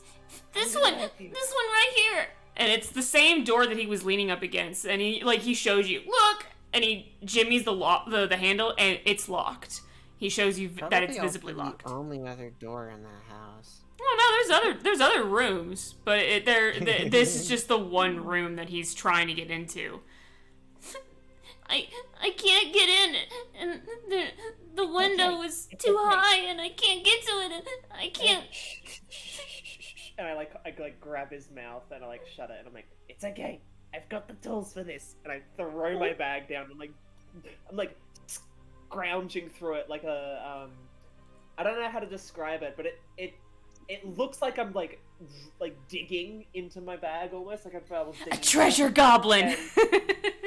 Yeah, and I immediately pull out my thieves' tools and I'm like, I'm gonna give this a try. I always come prepared. All right. Now I think, with you lockpicking this door, I think with thieves' tools it gives you advantage on sleight of hand checks. Is that correct? Is that how thieves' tools work? If you're proficient, you can add your fucking proficiency to it. Oh, yeah. Okay. And otherwise, it's a dex check. I want to say. I think. Oh, okay.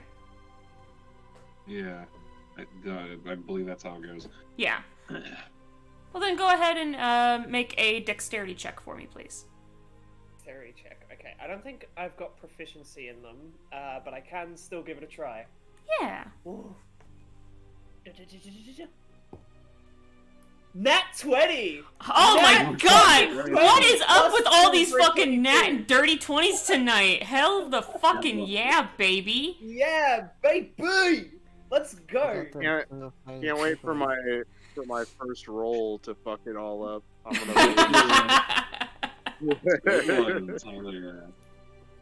I immediately there's a moment where I pull out the kind of standard bobby pin and kind of looking at everything, and then I just pull out some scissors and I just jam it into the lock and begin wiggling. I'd like to say. Yeah. It's something I've done before. It just works. I'm like, okay, so if I do this and oh, I heard a noise. I look over to Jux and I'm like, I heard a noise. I think I've done it. I think you did it too! That's amazing! You actually did it! Mm-hmm. And you unlock the door and you open it. You Twig are the first one to see this. The smell is far worse now.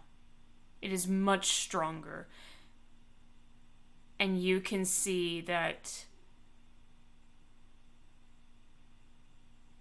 a corpse of a young human, seemingly human woman is lying on a filthy cot. Her head removed. No longer in the room. There's a moment where I just kind of stare. Like, this is not what I was expecting to see at all. Like, I just stare. Mm-hmm.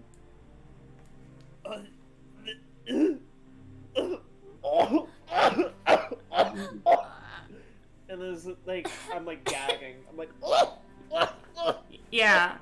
When you open the door and began to gag and you see this, Jocks smells that horrible smell, and you see that he's, like, pulled his tunic up and over his face and nose, and he goes, "Why does it smell so bad? She never makes it smell that bad in there before." Okay, and I immediately turn around and I, like, bring him out of the room. Like, I'm pushing him out of the room. No. Listen. Okay. Listen. Okay. Goodness. Oh, okay. She's in there, right? How old are you? How old are you? Just tell me how old you are. 7. Sorry, say again? 7. He said he was 7 years old. Okay. I'm 7. Well, fuck. I give the kid a hug. I just, like, immediately hugging him, like, I'm so sorry.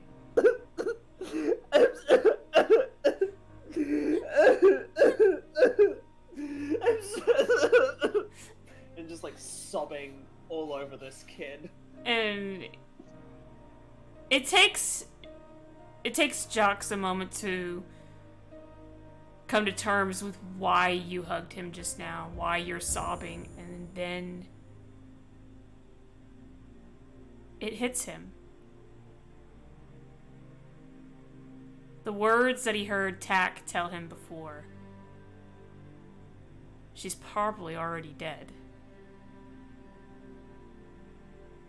It rang so true. And now he too grabs onto you, his face digging deep into your shoulder, and he too is just sobbing. It's not fair! She didn't do nothing wrong! I know. And I'm like, I like pick him up as best. Yeah. Well, I mean, no, I can't. I'm like, so, like He's taller than you and older than you. Yeah, I like rub his back and I'm like, it's okay. Hey, here, I want to do something for you. I want to give you a chance to say some things to her, but I also want to make sure that you're not gonna say anything that would scar you.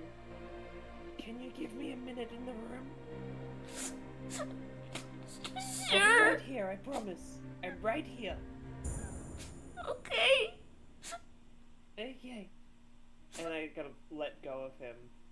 Yeah. And I'm actually, what I'm gonna do. Mm-hmm.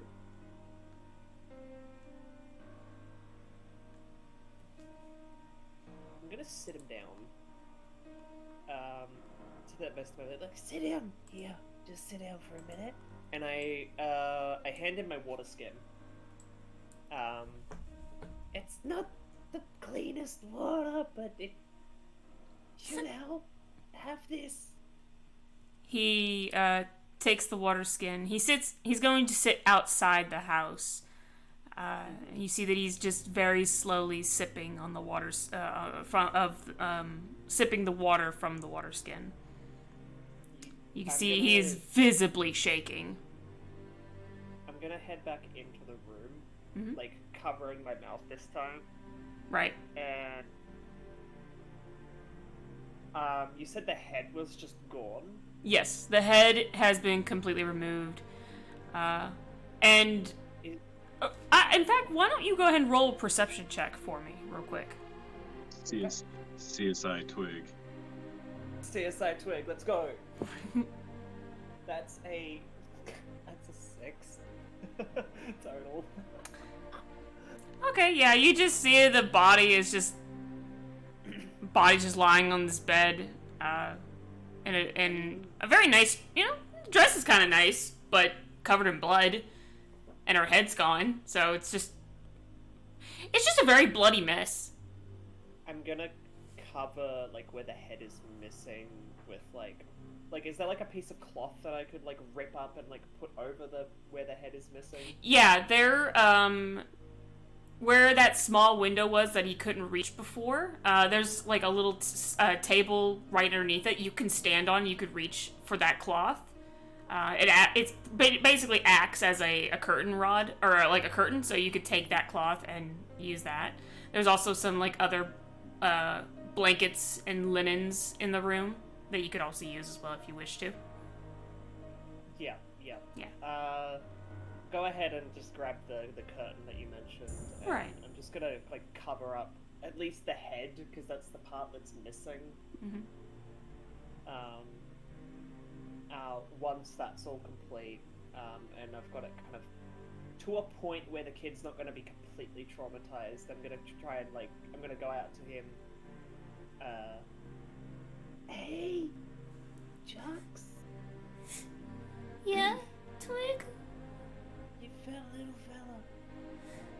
Do you want to come say goodbye? You see that he, without saying a word, he just nods his head, and stands up. And he hands you back your water skin as he makes his way inside. As he hands me back my water skin, I'm gonna hold his hand. I'm gonna reach out and hold it. When you take his hand, he takes yours and he squeezes and he does not let go. And he looks at you and he says, Promise you won't leave? Promise you won't leave? Yeah. You promise you won't leave me alone? I don't know if I could... I don't know if I could go in there and see her by myself.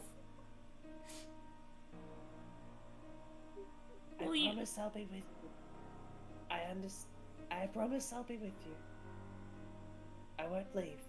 I'll be right here, and then when you're ready, we can go in, and when you're ready to leave, we can leave, and I'll be right with you the entire time. I promise. You see that he is still fighting back tears, but he actually manages to smile at you. He goes in, still holding your hand. And when he finally sees her body, you see he begins to hyperventilate, and his tears start flowing, and he starts wailing. The blood is the first thing he really notices. When he finally stops and tries to calm down a bit, he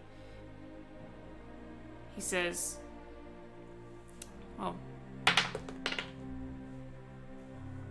fuck, he rolled pretty high, god damn. Also, my phone is vibrating, I apologize. Anyways, as I was saying before I was rudely interrupted by my alarm, and also for it playing on my phone and not the computer, so I apologize again. Good. When he looks at her and finally calms down a bit, he says,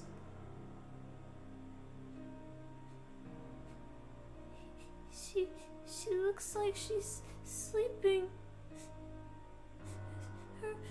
Her hands eyes are over like some angel. And like that, doesn't she? yeah, and Twig, you failed to see this before because you were just so taken back by how much blood was in this room and the fact that this poor girl's head's missing. But you finally see it now that Jacques brings it up. The body is posed elegantly. The dress neatly pressed out and flattened as if it was a sleeping angel. Despite the bloody mess, despite the missing head, this pose is very familiar.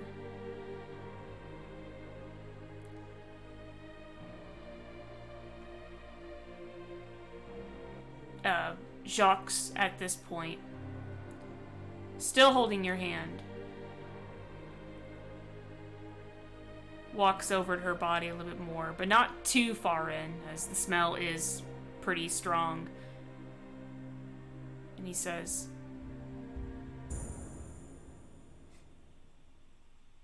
"Don't worry, sis.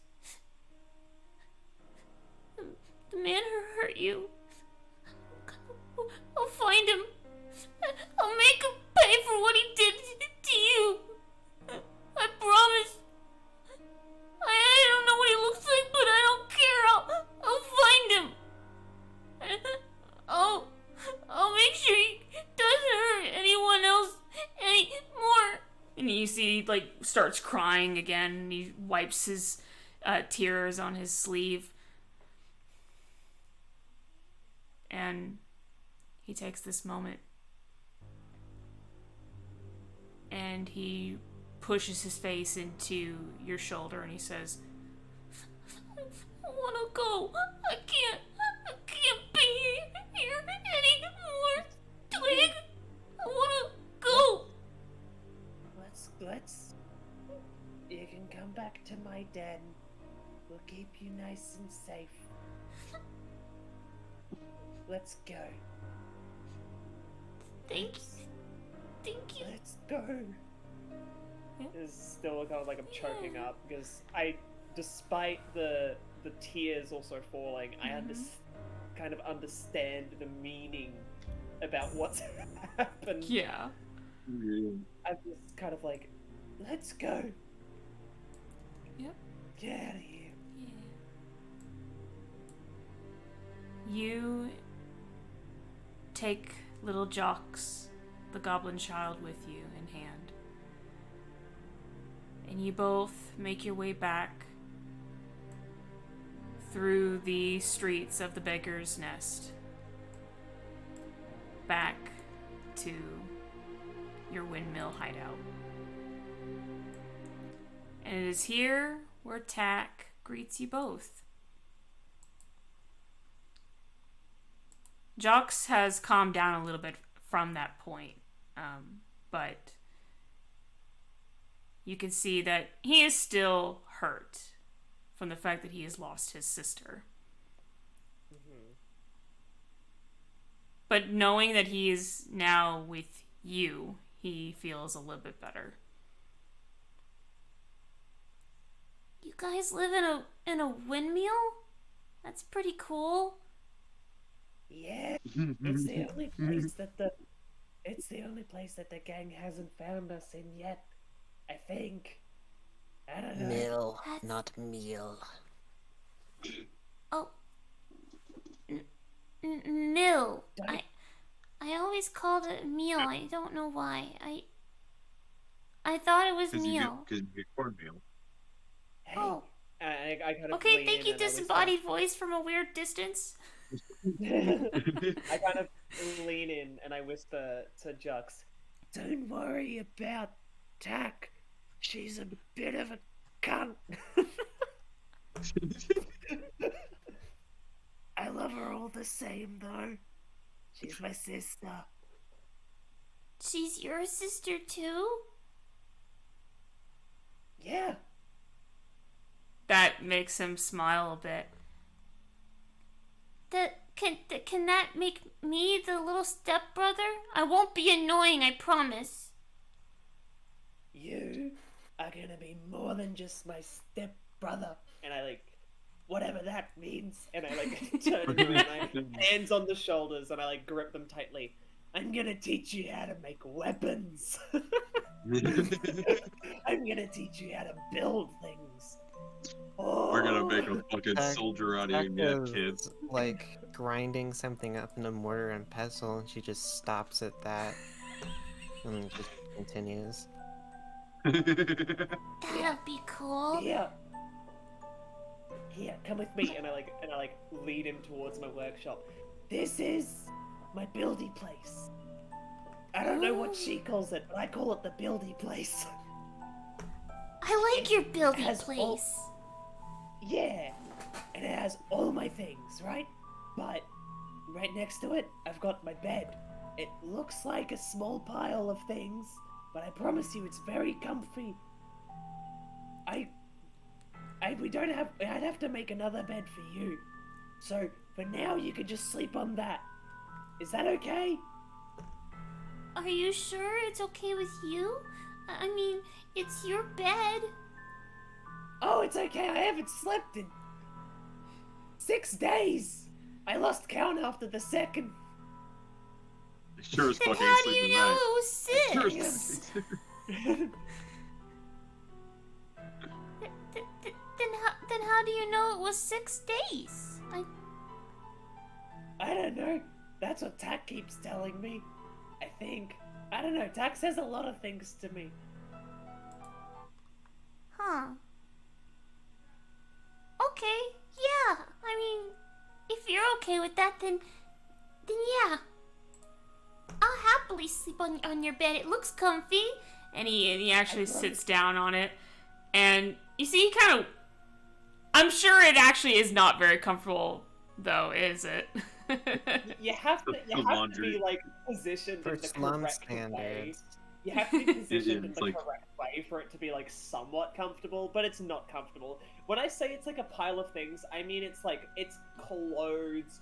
There's like bits of equipment in there that poke ya. It's like the laundry chair equivalent of a bed. Yeah, there's like a pillow that's been decapitated and the feathers like spread everywhere. Like the only semblance of comfortable has been ripped apart and is just splattered on there. Yeah, I just rolled for him too to see if like any of those things poke at him, and he actually like sits down and goes, "Ow!" And he like takes like a little like empty scabbard you had like sitting underneath one of the blankets, and he goes, I'll just move that right there. That way it's still with your pile, and that's better. My tushy doesn't hurt as much anymore. Yeah, that's good. We'll have to make it better. I promise we can. I just... See, the problem with stealing a mattress is that the gang... Yeah. They notice when you steal a mattress. They know a lot of things. They're Not big exactly meanies. a small thing. Yeah, you know, it was really funny. I actually grew up around them. Really? I don't know, but I think I did. And then I was kidnapped by aliens. Aliens? Yeah, they were like in this big, like, flying ship. And they did things to me. And I've been looking for them ever since. You see that Jacques like actually like scoots to the edge of the bed and is like genuinely like intrigued with this story. Like invested. he is extremely invested. Yes, he's like, What? Do you remember what they look like? Do you remember what they sounded like? What do you remember what they did to you? Okay, I don't remember what they looked like, but they sounded like this. I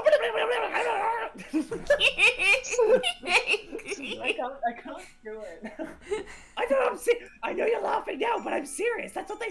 like, and I decoded it. I decoded the language. It means, "Hi, nice to meet you."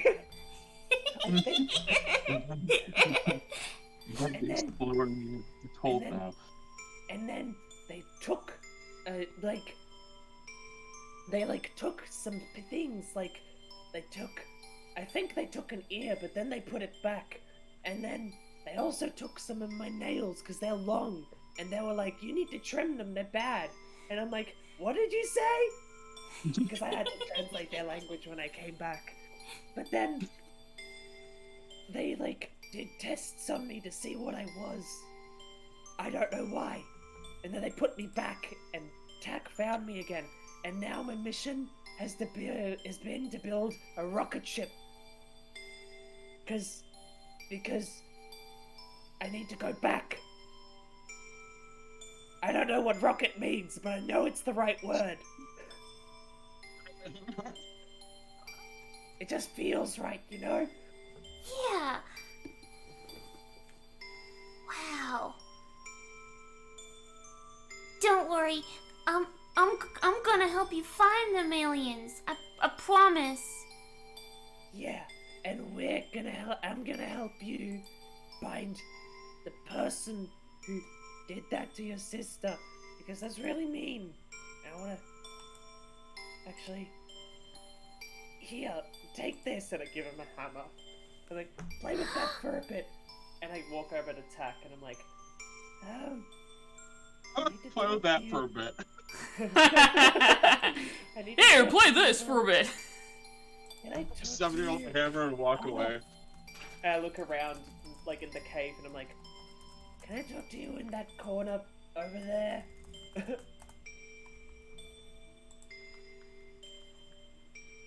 Yes. I, drag you over, by the hand, very firmly. I haven't normally done this, but it seems like right now I'm very, very kind of stressed, is the best way to put it. I seem on edge. And I, lean in and, the body? I don't know if you know about the body. I don't know.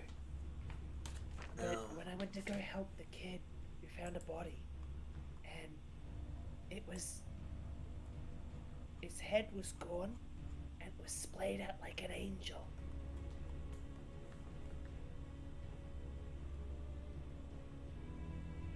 It's giving me bad. I don't know what that means, but it's giving, it doesn't seem normal.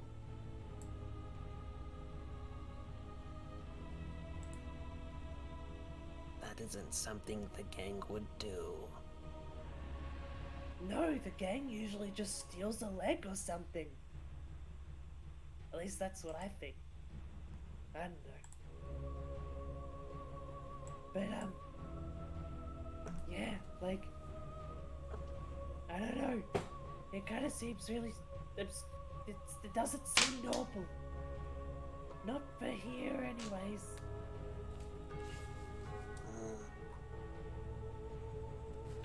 What should we do?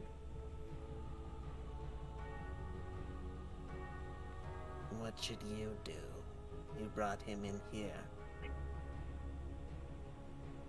I know you told me not to bring strangers because we don't have any food, but it's a kid. What else was I meant to do? All I'm saying is it's your problem, not mine. What? But what this does is... Why don't you... What? She's gonna sigh. I can try to get us some more food.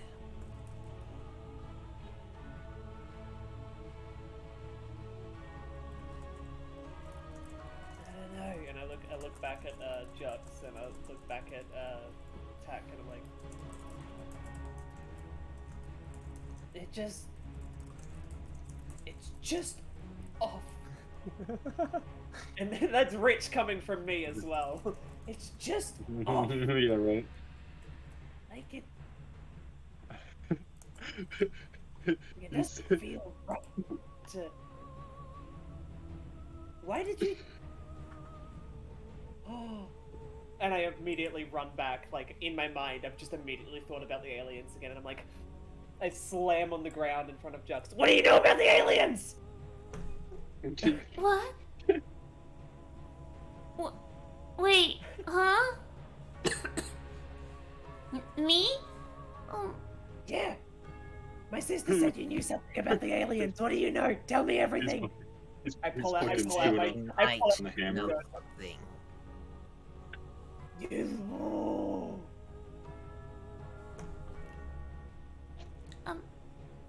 It doesn't look like he does. I'm sorry. I wish I knew more about your aliens, but I don't. It's okay. It's okay. But don't worry, I'll help you find them too. I promise. Okay. I'm gonna teach you how to build things now, so that we can help each other in the future. First things first, let's build a telescope. Yeah. We gotta learn how to build that before we can build a flying ship. That'll take us into the skies, where the stars are. Yeah. It's the natural progression of being a builder. You build telescopes before you build flying ships. It's just normal. Okay. Twig? Skipped right over shipbuilding. What's a telescope? Oh, it's like a big, long tube that you can use to see further. My glasses actually do that. Here, and I take off my glasses. I take off the Blood Scry Oculus that I have, and I put it on him, and I like lean over, and I'm like, now watch this. Ready? Okay. Look at the wall. And I like click the magnifying option. Yeah. Yeah, it magnifies. Yeah. Whoa, it's closer! Is that what a telescope does? Does it make things bigger or closer? Wow. Yeah, it'll make things look closer. And I take off the things and I like adjust them and put them back on. Yeah, That's why we gotta build one, so we can look into the stars and look for evidence of the flying ship. I know it's real. It's real. I'm not crazy. It's real. I believe it's real too. Yeah, let's do it. I wasn't arguing. You know, he's excited. Jox actually like gets that same energy as you do, and it seems as if the horrifying memories of his sister's death has slowly dissipated. While still there in his memory, they are at least now not really replaced, but more subsided and at this point. Okay. Now I think, and I crawl onto the bed behind him. I think I'm just gonna sit here for a bit. Okay. And I just go blank-faced completely. Some micro Get that hammer back, get stealth in the head.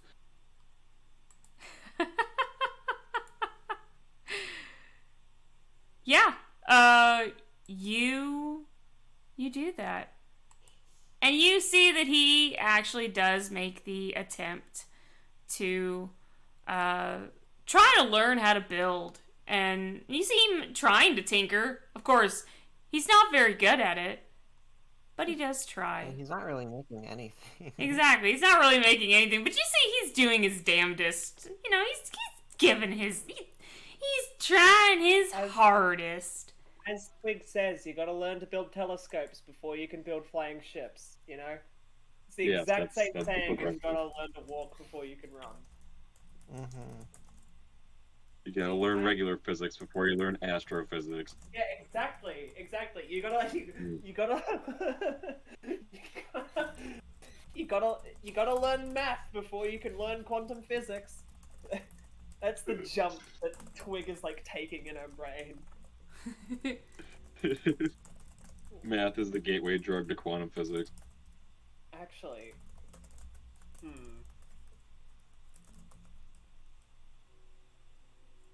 I'm thinking now. No, I'm thinking. I'm stinking.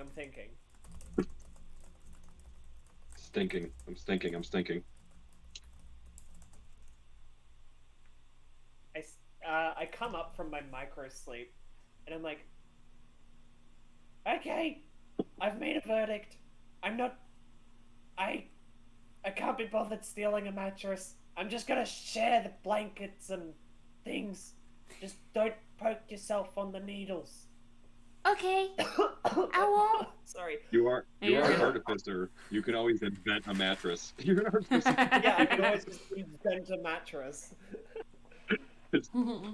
Fucking bang a hammer into shit and sooner or later mattress. No, like the thought I'm having in my head is like eventually, Jux and Twig do go to sleep, and Twig has just got Jux in like a cuddle and is like protecting them. Like they're just trying to be sweet. Yeah, I love that. It's like that moment. I've only known them for 24 hours, but if something were to happen to them, I'd kill everyone in the room and then myself. I love Jux. Jux I am taking care of them from here on out. They are my NPC. Yes, stuck with me. I'm gonna give them a gun, and it's going to be cool. Exactly. My character has to take care of you, and by extension, this child. Hey, listen. You cared just enough to send the more pliable to be subjected to a kid crying to the scene, so you're not liable either.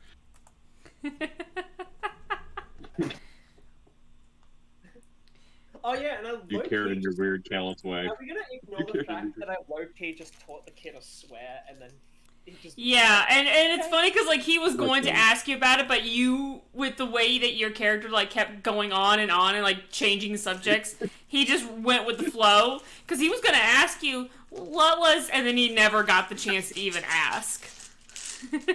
You're gonna re-goblinize this kid. You're gonna re-goblinize this kid. Yeah, I'm gonna. Well, I'm not gonna goblinize them. I'm gonna kobold them. Yeah. He speaks in a normal tone. He's got any until now he hasn't really got any hang-ups, but let's see how it goes. We'll get you a gun, you'll be good. I'm going to have to... Oh? I'm gonna have to steal this child. Teach him the ways of Bushido. No. If you steal this child, I will invent a cannon and shoot you with it. Joke on you! My ass. Don't have my cannons! I'm a samurai. I've sabotaged your wares. Taka's just thinking, oh, this is like a damn pet frog. Just gonna die in a week. And it is with that we go from this scene and we make it on all the way back to the docks here near the Protector's Enclave.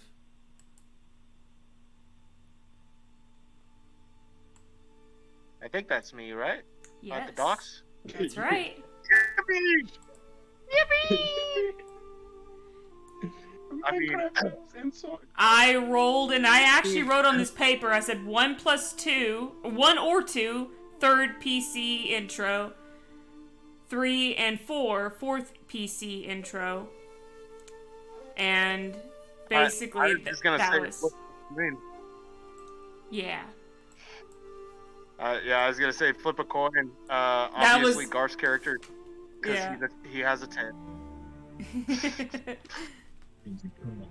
So yes. You have a head. And you have a head. So heads. Also, I love head. It's my favorite. Oh no. We So, come all the Same, way brother. up here to the docks. At least one part of the docks. And here in this tavern, surrounded by mostly sailors and merchants and all those who have lived a rough life out at sea, we are introduced to a samurai, Ishiyama Mukatsu. Lord Ishiyama. You are not in the inn currently. You are actually standing on the pier overlooking the sea. You see... Smoke? Yes. Smoking your pipe. You're smoking. Just smoking in general. You see... Are you enamoring the melancholic solitude again? You see the glow of the lighthouse here in the distance,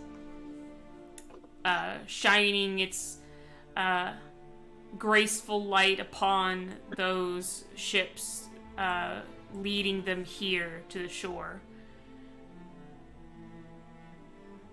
And it is there, even further in the distance, shrouded by mists and clouds, that you also see a very old shipwreck.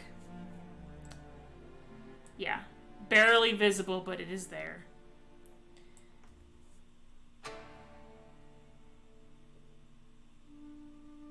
You hear his footsteps before you see him.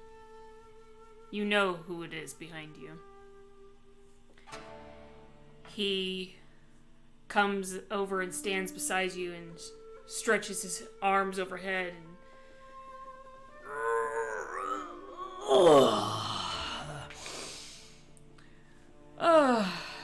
So, Ishi, how are you liking Neverwinter? You forget yourself, Ryu. Lord Ishiyama. Whatever you say, Ishi. And he gives you a little smack on the back. We're in Neverwinter now. It is different here. Yes, it would appear so. Not like the land of Wa. There's no need for you to call me Lord Ryu or anything of this sort. I had no intention of calling you Lord Ryu, as you are not a lord. Nor are you samurai. That is true. Still don't understand why you followed that man, but... who am I to judge? Do not speak of the dead, Ryu. Am I hitting a little soft spot? And he pokes you in the side.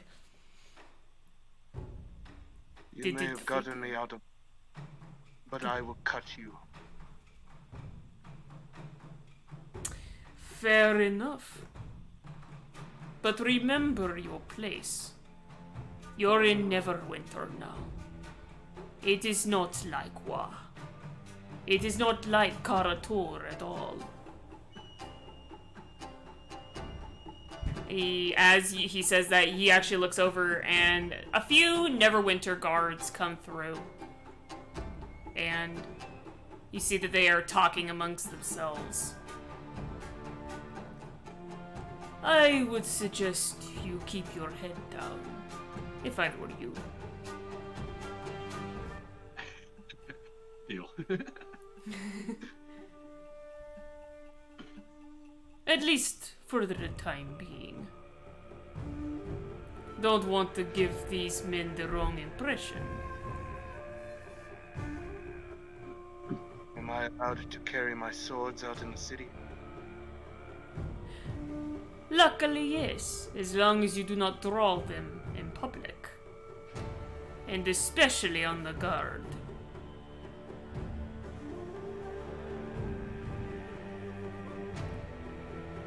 Not much different from war. No, not too much. But then again, what is that? I assume I cannot cut a man down, disgracing me. To do that, you would end up in the jails. So yes, it would be wise to not do that. Although, if you didn't see it, and I didn't see it, and they certainly didn't see it, then... He gives a little shrug. Who's to say anyone saw it, eh? If you understand what I mean.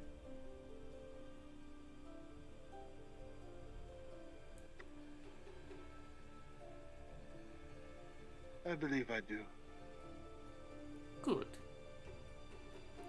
Although it is best, again, for you to watch yourself around these pieces. Especially with the guards being all uppity about something.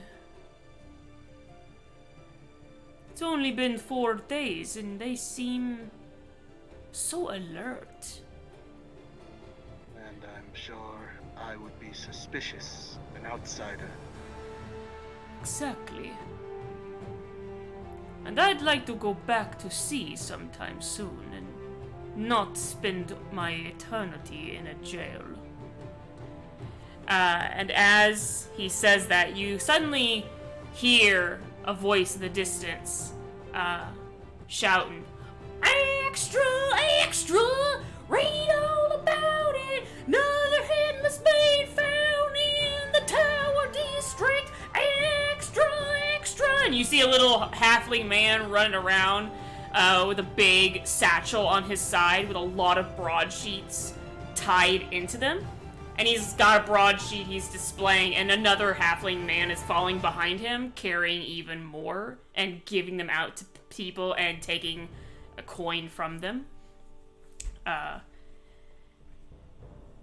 I will take one.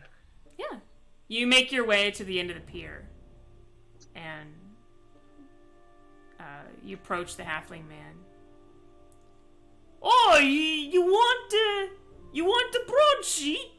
Another headless maid and he shows you. You want a couple piece? A copper. Yes, a simple copper. He opens a pouch that he has fastened to his obi, and he pulls out a gold coin. And he hands it to him. There you are. Hey, look at this, Barthol. And he, like, the other halfling man goes, "Ooh, gold!" And he, like, takes it, and he's like, "Hey, all right. Here!" And he, like, gives you, like, he gives you, like, the whole satchel. I guess you would be giving this. I was gonna say, where he does that, and he's saying, "Oh, look, gold." He's gonna say, "Oh, I apologize. Is it not enough?" Oh no, it's more. You see Ryu immediately, like Date, like immediately comes over and snatches the gold out of his hand. Apologies for my compatron. Let me. And he like tosses 2 coppers to the halflings. Oh, very well. Here you are. And he gives both of you 1 broadsheet. And as he does, Date then does a coin toss to you. And says gives you the gold coin back. And he says, "That was far too much. You need to be a little more careful when flaunting your coin around."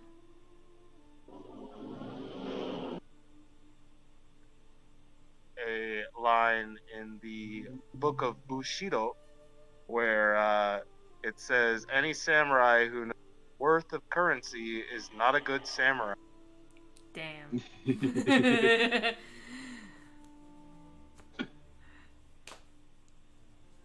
Well, So this isn't he is moi. he is not aware of how much things cost. Yeah. And that, I guess, in a way, is another introduction to this for him, seeing that everything has a different cost than what he thinks. Well, it's not even that it's a different cost. It's just straight up. He doesn't know how much his money is worth because he's not concerned with money. He's concerned with fighting. Exactly. Yeah.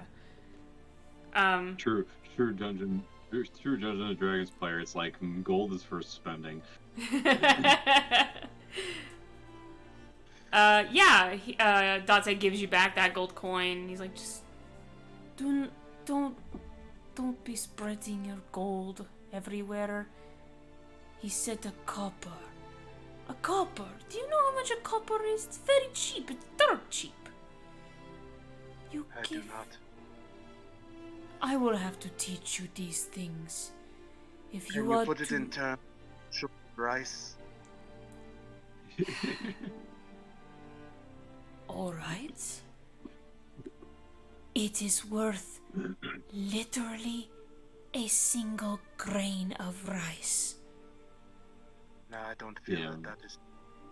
It's worth nothing. It's paper. And he like starts reading the broadsheet. It is a coin.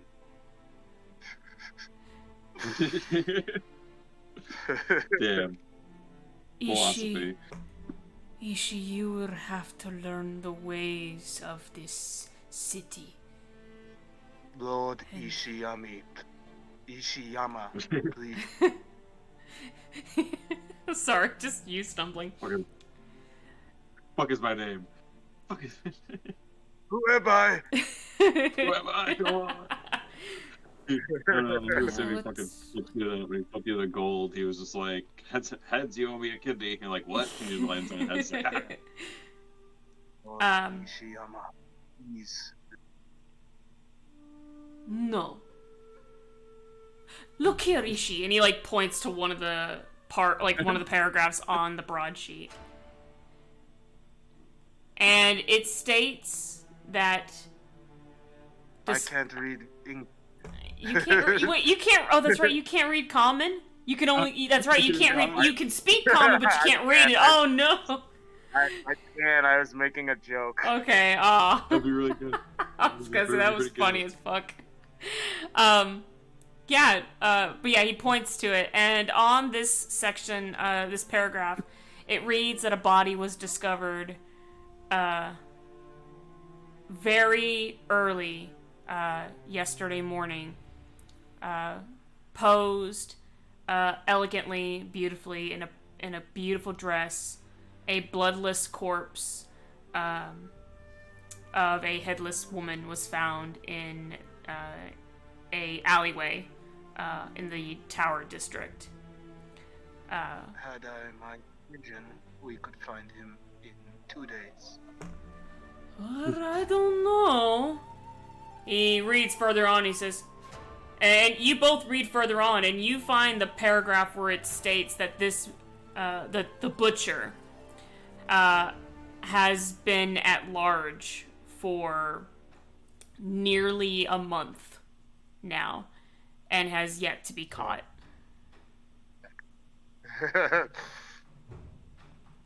I have only been here for 4 days. I could not be a suspect. Maybe. But that does not mean that they, and he very subtly gestures to the Neverwintering guards, could point a finger at you anyway. Doesn't matter how long or how short of a time you've been here. They'll happily put the blame on anyone at this point. But hopefully we will not involve ourselves with this because, as I said, we need to lay low. Especially you. I'm going to get involved. That is the opposite of what I just said. Did you not hear? That wasn't. Damn, I was gonna say if that was, he would have been like, "Didn't you not hear me? Clean your ears out, bro." But yeah. But we need to lay low, especially you. I mean, granted, you are a foreigner, just like me. But unlike me, you literally know nothing of this place. So, just follow my lead. And as he says that, a couple women pass by, and he goes, "Hold on." Hey. What? We are talking. We are what? We are talking. Yes, in a minute. And he like looks over you, like over your shoulder again, and he sees the women like in the distance. He goes, "Okay, I'm sorry. You were saying? I'd already forgotten the conversation." You were saying follow your lead. Yes, exactly. No, you see that was me.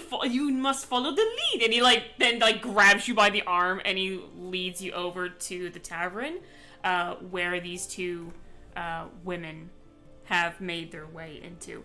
See, this is what I mean by follow my lead.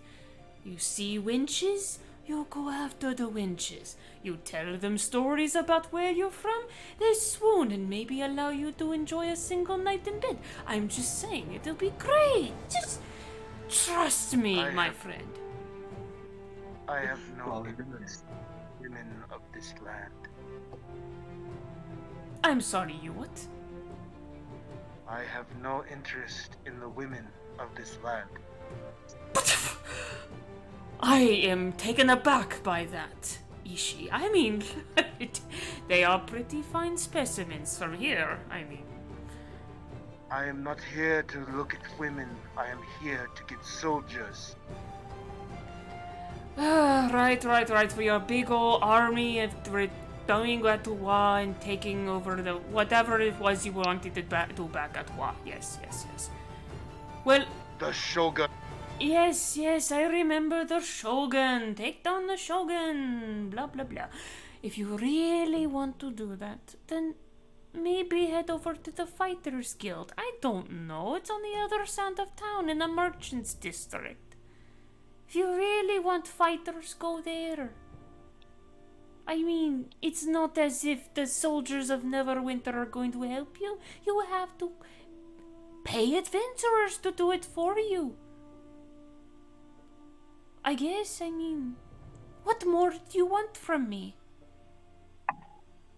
Some help would be appreciated, Ryu. Well, firstly, the help I gave you was to give your ass here. I don't know why I'm rolling my R's, because that is not what men sound like. But I literally got you here. The rest is up to you. All right, I'll ask around. Maybe there are some people who are willing to go back to Wa and fight your stupid war. It may not be possible, but the division of samurai would be preferable. There are no samurai in Neverwinter. You are literally the only samurai in this city. You realize that? Perhaps the only samurai. Exactly. So, why don't you go and make new friends and get a winch and have some fun? Sheesh. And he leaves you to your own devices at this point. Well, I mean, he's gonna follow him in the bar. Yeah. No, his accent is because he's a shameful, honorless cur. We've been on the sea. When you're on the sea for a while in the sun, everything kind of bakes away. Well, you see, men of low integrity tend to change their accents place because they are without honor. Yes. And he is all right. completely without honor because he don't care. Because he's a pirate. Yes, pirate. Filthy Wa pirate. Wa-on pirate. Actually, we don't know if he's Wa-on. But yes. Filthy, vaguely Japanese pirate.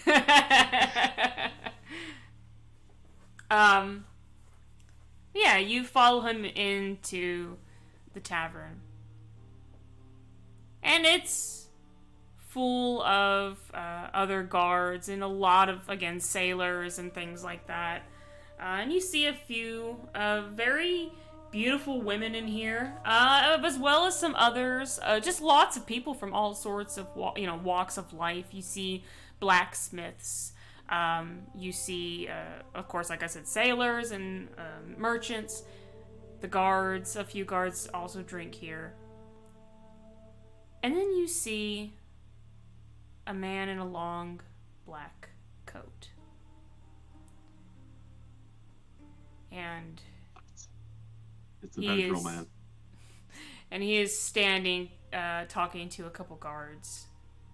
They seem to be standing at attention while this man is talking to them.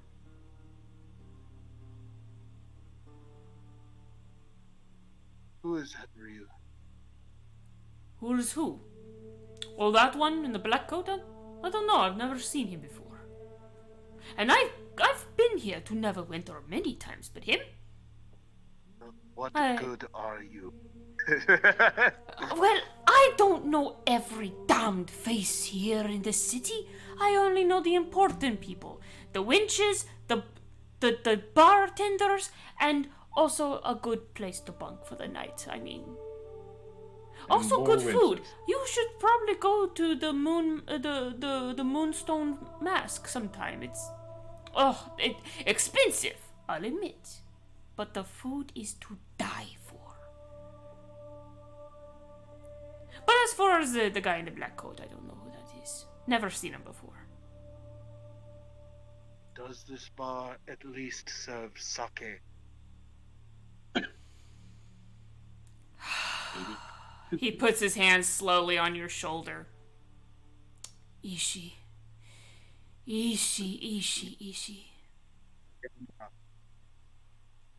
No. No. No. They do not. Well. That is fine. I brought my own. He fucking flags down a bartender and he pulls off also fastened to his obi a jug, and he says, "Could you heat this up for me?" Well, yes, of course. Not sure why you know, it is none of my business. I'll heat it up for you right away. And he begins to heat it up over a small fire. And as he does, you're close enough now to the two guards and the man in the black coat that you can slightly overhear their conversation. Or at least you hear them talking. If you would like to hear what they are saying, like trying to overhear their conversation, you eavesdrop. Can. Yeah, if you like to eavesdrop, I would let you roll. I guess for this instant, we can say perception. You want to perceive their conversation. So yeah, I'll let you say. I'll say if you roll perception for me. if you would like to eavesdrop on their conversation. Alright. Give me just a minute. Yeah, sure, take your time. I'm fastening another cigarette into my holder. Yeah, I do have to like twist it around because the filter is too large for the whole. Very fun. You just all you had to say was "hole" one time. That's all you need. Whole small. Hell yeah! See, this guy gets it. 15 plus 1, so 16. Yeah, 16 will do it. You are able to listen to their conversation. And as you do,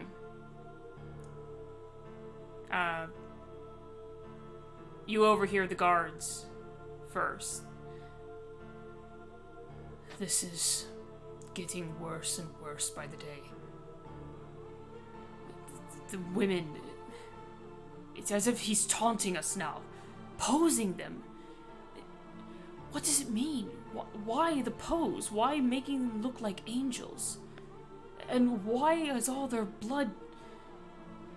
It makes no sense. It was a gruesome sight. We couldn't go back. After we found that body yesterday, it was... We needed time alone and away from that district. So they stationed us down here. Right, so who do I need to go to talk about the body? You see the two guards kind of like look at each other and go, well, you would have to talk to the captain, sir. I don't know why you two have to act so nervous around me. Fine, what is your captain at least? Possibly speaking with the High Lord Protector, sir. Oh, God. Yeah, I'll have to do that another day. Thanks. And he just, like, walks away. And suddenly, this man in the black cloak now sits down next to you. And he leans over the bar and he goes, Bartender, a bottle of your finest Neverwinterian whiskey, if you don't mind.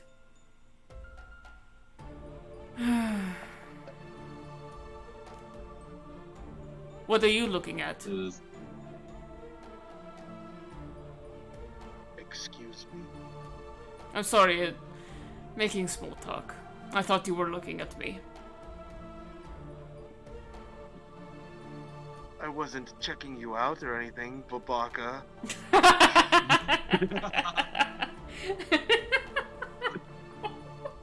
Also, until right now, I didn't know they were Neverwintians, which is really, really. And I was like, what would they be? I guess they are Neverwintians, huh? Yes, they are Yeah, Neverwinterians. Yes. Neverwintonites, maybe. I think that might be another word. Yeah, but they call them Neverwinterians. Yeah, I'm like, oh, okay, cool. Baka. I know, right? I know that's not canon. Watch, I'm gonna say that and you're like, no, that was totally canon. No, that was really good.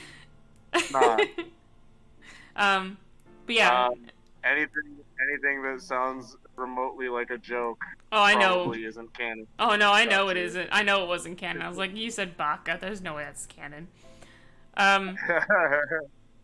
Yeah, this man up and down and say, "Do you know if we can smoke in here?"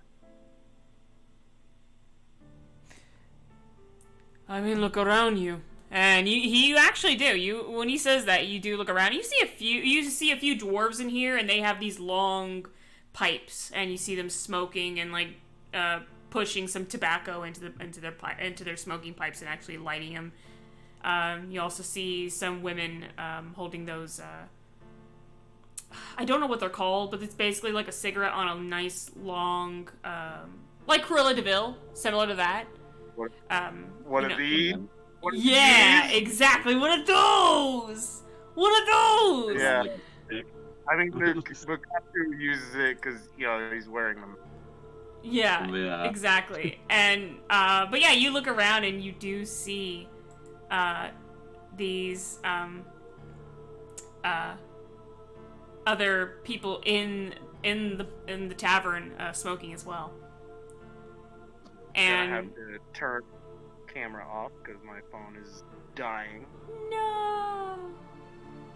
Good call. Smart call. Yeah. But yeah, you see all these people smoking in the bar, in the tavern as well.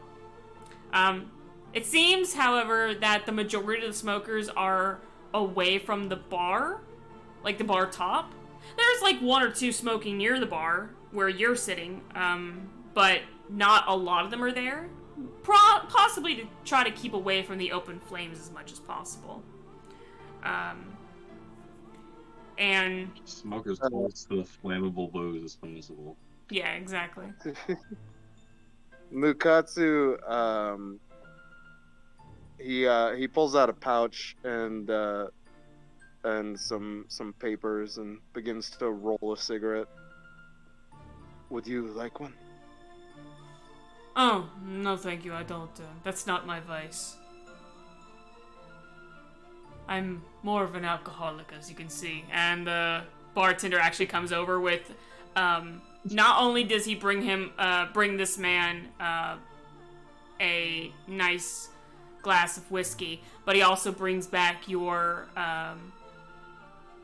sake, now warmed up. And it's international licensed dog. Yeah. And he takes his whiskey and he like quickly shoots it down, slams the glass down, and puts it back. He goes, "Another, and please make the glass bigger. Like, can I have a tall glass, not these little shot glasses?" It's best we serve in shot glass, sir. Fine, give me another one in this glass then, I guess. May I also have a glass? An empty one. A shot glass is fine. Oh, same size as his, sure thing. And you see the bartender actually get behind the bar, and he's actually cleaning a fresh glass for you, and he puts it right in front of you. And as he does, he then grabs a bottle of very lovely amber-colored Neverwinterian whiskey and begins to pour it for the man in the dark coat. Once it's filled, the man immediately takes it, chugs it back, slams it down. Just leave the bottle, it'd be so much easier. The bartender reluctantly leaves the bottle and slowly walks away. And it is at this point that this man discards the glass completely and just starts drinking straight from the bottle. Mukatsu, very carefully picks up his warmed drink and pours out into the shot glass just a little bit of sake. What the hell's is that? Rice wine. What's it taste like? Take a guess. Oh, like rice? Kind of. Kinda, he says. Where are you from? You are obviously not from Neverwinter. That much is extremely clear. Karatur. More specifically, Wa. Wa? Interesting. I've never met anyone from Wa before. Not many have. That is an understatement, but yes, you're incredibly right about that. What does I'm sorry, I don't even know what the... I'm assuming you're a warrior, I guess? What does a warrior from Wa doing all the way over here in Neverwinter? You're not, like, secretly Okay. I was about to say, are you secretly a spy? But yeah, no. If you are if you're a samurai, whatever that is, essentially it's a warrior, right? I mean, you've got swords. Yes, it is a warrior. That's what I thought.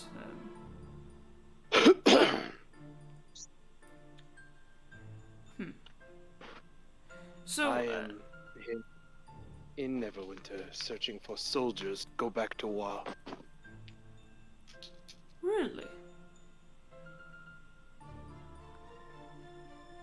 Is there some big war happening over there?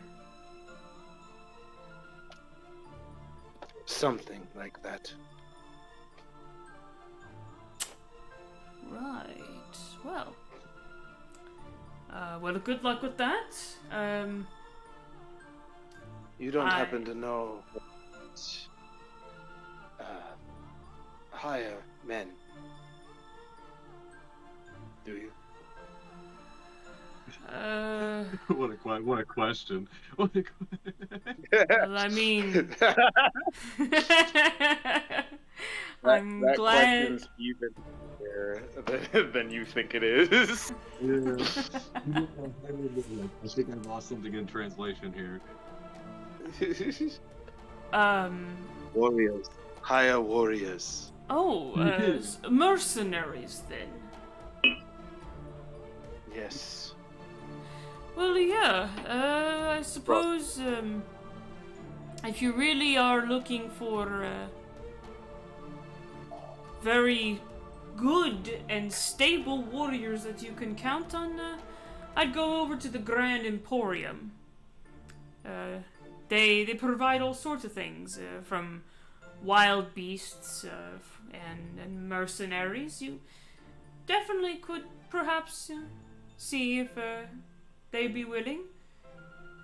And who knows, maybe you'll be able to find some people from your country there as well. I mean, I personally wouldn't know. I don't hire mercs. I do everything on my own. Preferably men of my country. Those loyal to the shogun. I don't know what that is, but as I said, hopefully you'll be able to find what you're looking for. You know where that is, right? The Grand Emporium? Something tells me you wouldn't, so... A few days.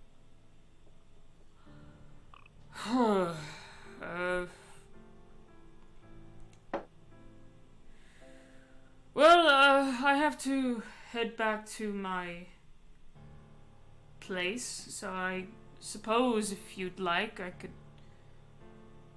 take you there, I guess?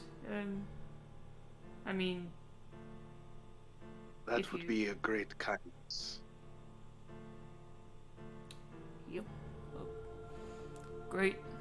Yep, great kindness. And you just see him just take a very long swig of whiskey from the bottle, and he at this point just like suddenly goes quiet and is like really thinking on those words, like, huh, yeah, me doing a kindness, huh, yeah, a kindness. He just kind of like those seem to be the words that he's repeating in his head over and over, just from that expression on his face. You are an odd fellow. That is the first I've ever heard anyone say that about me. I do not believe that. Oh, no. Now this is entirely true. I have been known as terrifying, lazy, would never amount to anything, a very good killer, monster hunter, might I correct myself there. Or at least make it clear, I hunt monsters. Although I haven't hunted any monsters as of late. Monsters like the butcher? You see, he pauses right before he takes another swig. And he puts the bottle down. And as he slowly looks at you, he says, "Funny enough, that is my current quarry right now."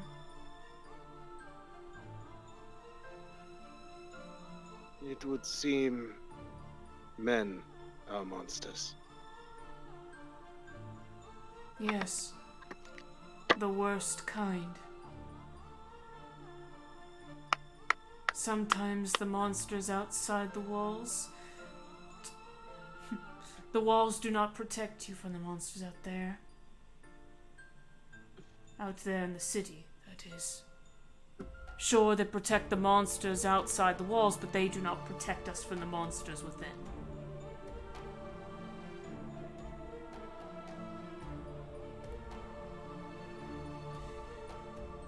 Now, granted, I've only just decided to start sticking my nose into this, so I'm still trying to catch up. I suppose you could say I'm a month behind at this point.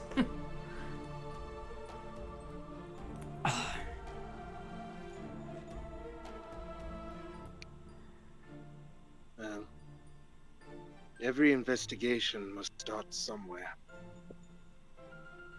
Yes. And mine starts with the latest body. A fleeting thing that I can't even get my hands on right now. I'm sorry, that must have gotten lost in the translation. Why would you want your hands on the body?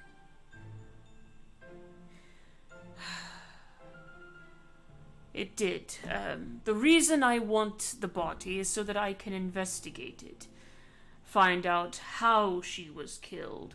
What happened to her blood? Was she poisoned? Was she under a spell? These things have a tell. And the only way you can do that is by examining the body. Yeah, but why do you want your hands on? I would assume... And this is just my thinking here. Logically, the death was caused by the removal of the head. Maybe. I mean, but that's not always guaranteed, though, either. Although it could have been removed post-death. Yes, exactly my thoughts. That's why I need to see the body myself. And hear what they have to say about it. The doctors and priests and other clergymen, they all would have their hands, they would be, pardon me, they would be investigating this body and examining it. And that is why I need to see them, so that I may also investigate this body and examine it myself and see if what they found lines up with what I find, and if by chance, by a tiny morsel of a chance, that I see something that they missed. Because it is possible for even the most knowed of men to miss even the most tiniest of details. Or the most learned of men, apologies. I'm slightly drunk right now, I can feel it, it's kicking in. After like 12, he's like, right. Katsu pours out another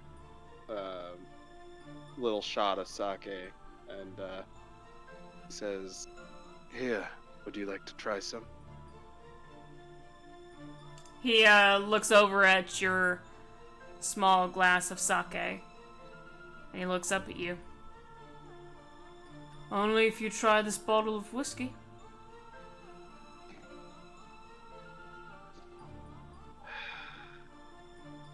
Oh, I'm sorry. Do I need to get you a glass? And he actually, like, stands up and leans over the bar and, like, grabs another glass and, like, just slams it down. And you see that while he does this, people are watching him. But they don't watch him with a disrespect.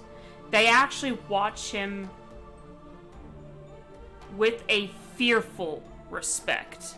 It's an aura that you can sense throughout the whole room by people who know this individual, at least know him by title. And nobody stops him from doing this. He just says that he's gonna get a glass, he grabs a glass, and he's now pouring you a little bit of what's left of the whiskey. And it is not a lot. In fact, he literally gives you the last few droplets that makes like half a glass. It's mostly backwash. Pretty much. Yeah, it is. It's mostly the backwash. It's like at the bottom of the fucking bottle. And you're like, and as soon as he pours it, he uses the whiskey bottle to like push it over to you, and then like puts the bottle down. And then he takes your glass of sake. Thank you. And he'll try a little sip. And immediately his face just fucking like, ugh. Ugh. Yep. Oh. You see... And he sets... Go ahead. No, sorry, you go ahead. He sets the glass down and pushes it back towards him. And It is not for me. Well, let me try yours. And you see that he holds it in his hand, he does this little swirl to see the liquid circulate inside. And he gives it a little sniff, and I don't know if sake has a smell. I don't know. vaguely rice-like. When I said it kind of tastes like rice, that wasn't a joke. It does vaguely taste like rice. Yeah, so I'm assuming it doesn't have much of a smell then either, does it? Vaguely rice-like. Vaguely rice-like. Yeah. He does. Yeah, he takes a sniff and he goes, "What was that? Rice?" He did say it was rice water, and then he takes a sip. And he goes, and as soon as he takes a sip, you see he puts he's got it in his mouth. I mean, you don't see him move. He actually takes that sip. He then puts the glass down underneath him. He leans his head down. You see him spit the liquid back in, and he puts it down and puts it back over to you. "I'm sorry, my friend, but that's not for me either. I prefer the harder stuff." And he takes that whiskey that you gave him, that you took a sip of, looks in it, and then chugs the rest of it. You know what you gotta do. Power move. I'm sorry, I don't care. Whiskey is whiskey. Slam that fucking spit shot right now. Wow, that's good scrimshaw. That'd be fucking gross. Oh my god. This man don't give no shit. And yeah, I know that everyone knows who this man is already.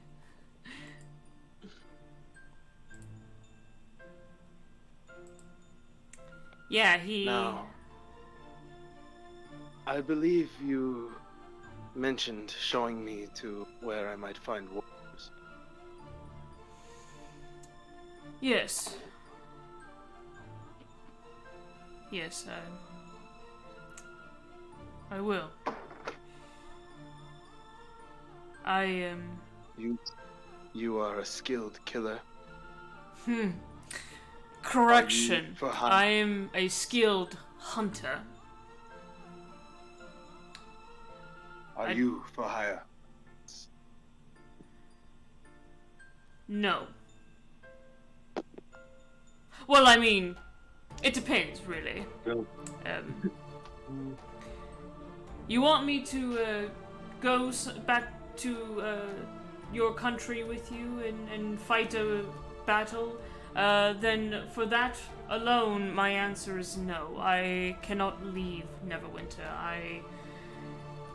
You see that he suddenly has this look of despair on his face. That's new. At least it looks like a look of despair. And he suddenly lowers his head back to the empty glass in his hand. He's quiet for a while and he says, I am bound to this place. I cannot leave, not until my duty is done.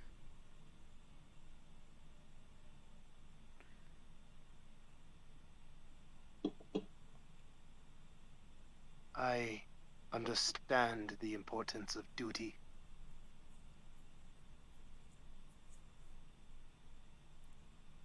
Were you born into it?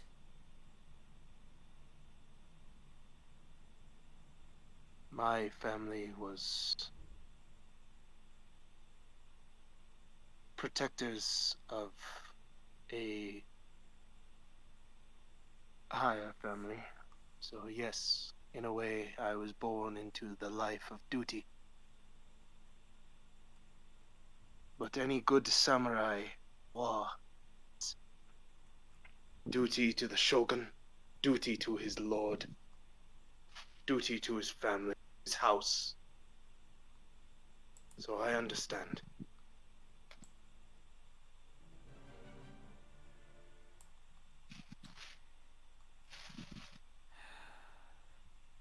I wish that were the case. At least for my sake.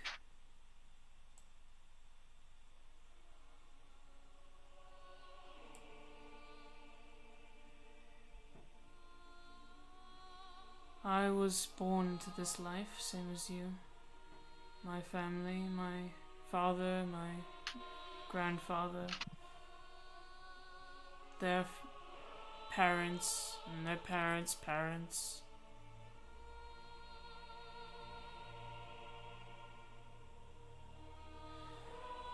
It is a life that my entire bloodline has known.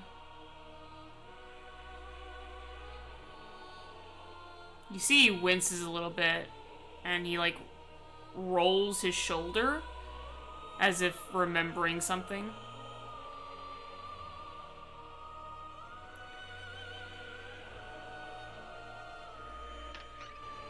I only hope that I am the last.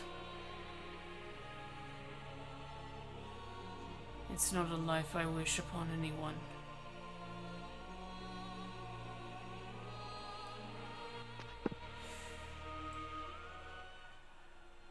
But enough about me. You need warriors, and I did say I know a place, so... Yes, if you're ready, then we can go. I have to go back to my guild anyway and gather a few things before I go and see a few individuals, so... I believe I am ready. And yeah, he signals to Ryu, who I'm sure is being the Rizzler somewhere. Yes, as you signal to Ryu, you realize that he is now found himself in a booth. Now with each woman, like he has two women, one on each side of him, and he's got his hands like leaning back on the back seats. And he's actually like leaning over and like talking to them, and they're like laughing and giggling and like getting real close and like they're cuddling at this point on this man.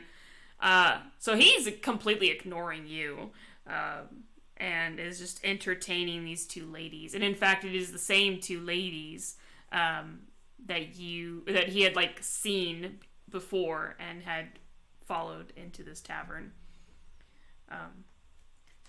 Got your back, brother. Got your back, bro. Bukatsu is going to walk right up to even after signaling him, and he's going to say, I am leaving. Oh, he's cute. Is he with you too? Oh, no, yes, he's with me, but he's not cute. I promise you, he's not even interested in you ladies, so please. More eyes on me. Wait, you're leaving? Where the hell's you going? The man in the black coat. He's going to take me to where I can find warriors. As soon as you mention the man in the black coat, both the girls look over at him and then they get quiet. It's the master of... It's the guild master. Wait, the from the Lunaria's hunters? Yeah. It's him.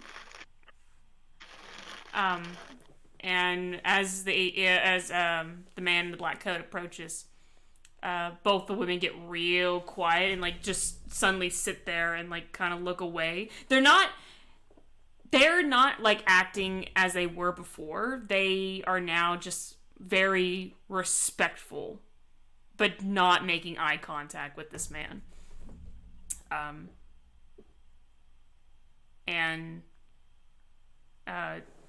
At this point, Date's like looking between the two women, and he's like, "Where is the cute little giggly girls I've known before? Why are we all quiet for? I don't."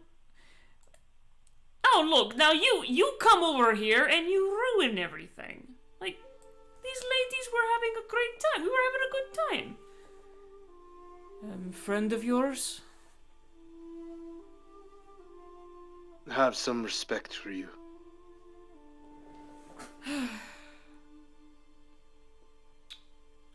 Apologies. Wherever it is you're going, go, okay? If this man in the black coat is going to take you to somewhere, then fine. Go.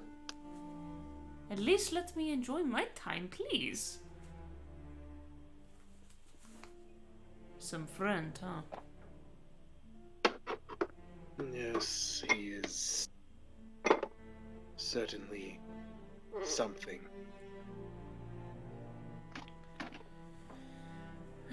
Well, at least he's having fun. And as soon as he like walks out, the women are on Date again, but they are a little bit more reserved, it seems. Still eyeing both you and the man in the black coat as you walk out.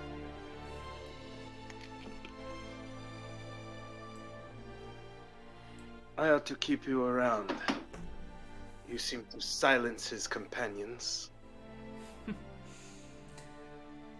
I don't know if you noticed, but I silence a lot of people who see me.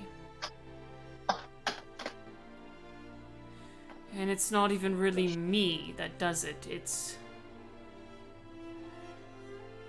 never mind. And he just begins to walk with you, through the city. A show of... perhaps? What's that?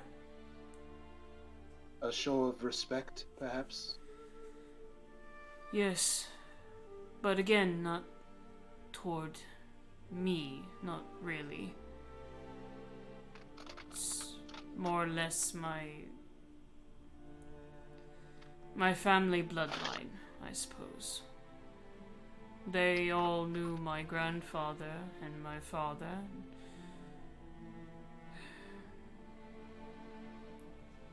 Needless to say, my people are the ones you respect.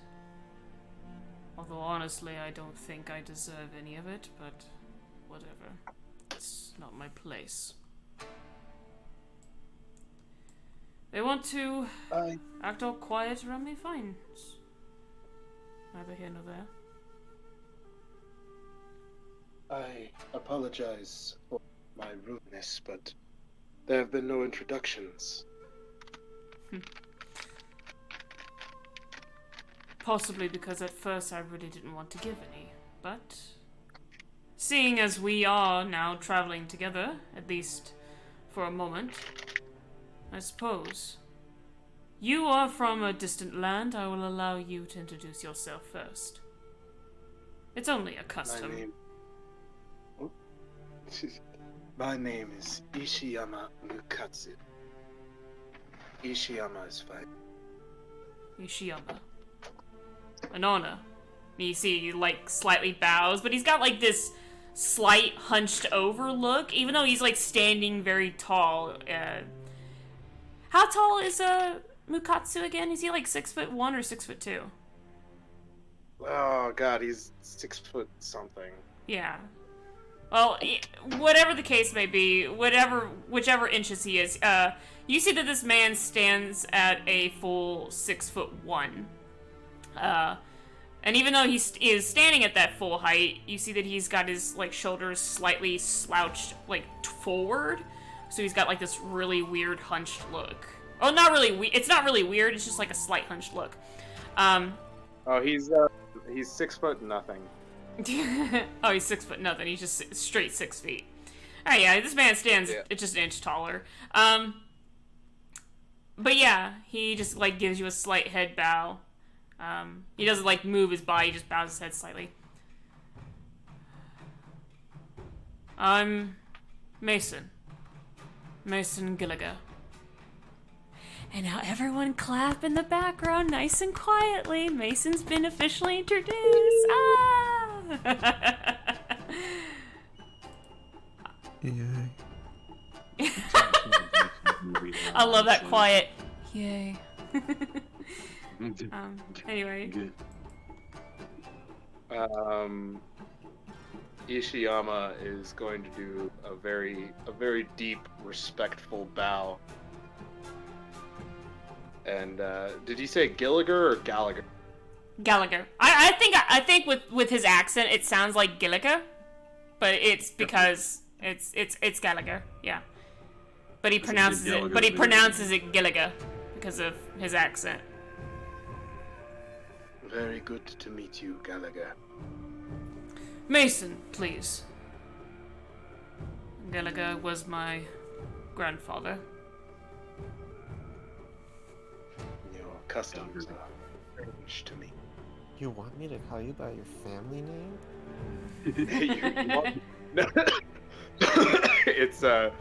It would be, you want me to call you by your first name, but we're not homies.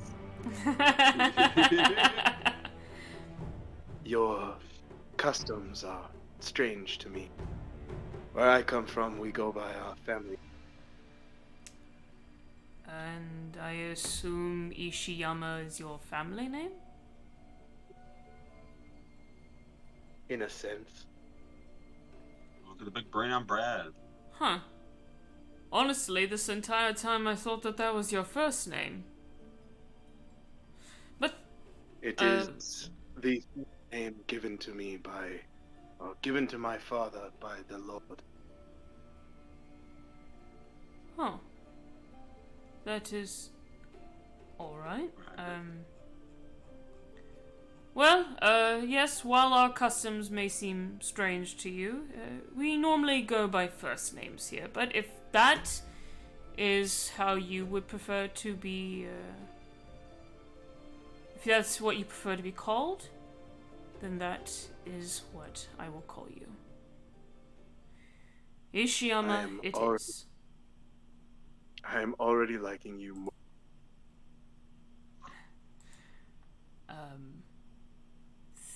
Thank you, I think. Well, I honestly think it's nice to finally meet someone who doesn't seem to be all, how best to describe this?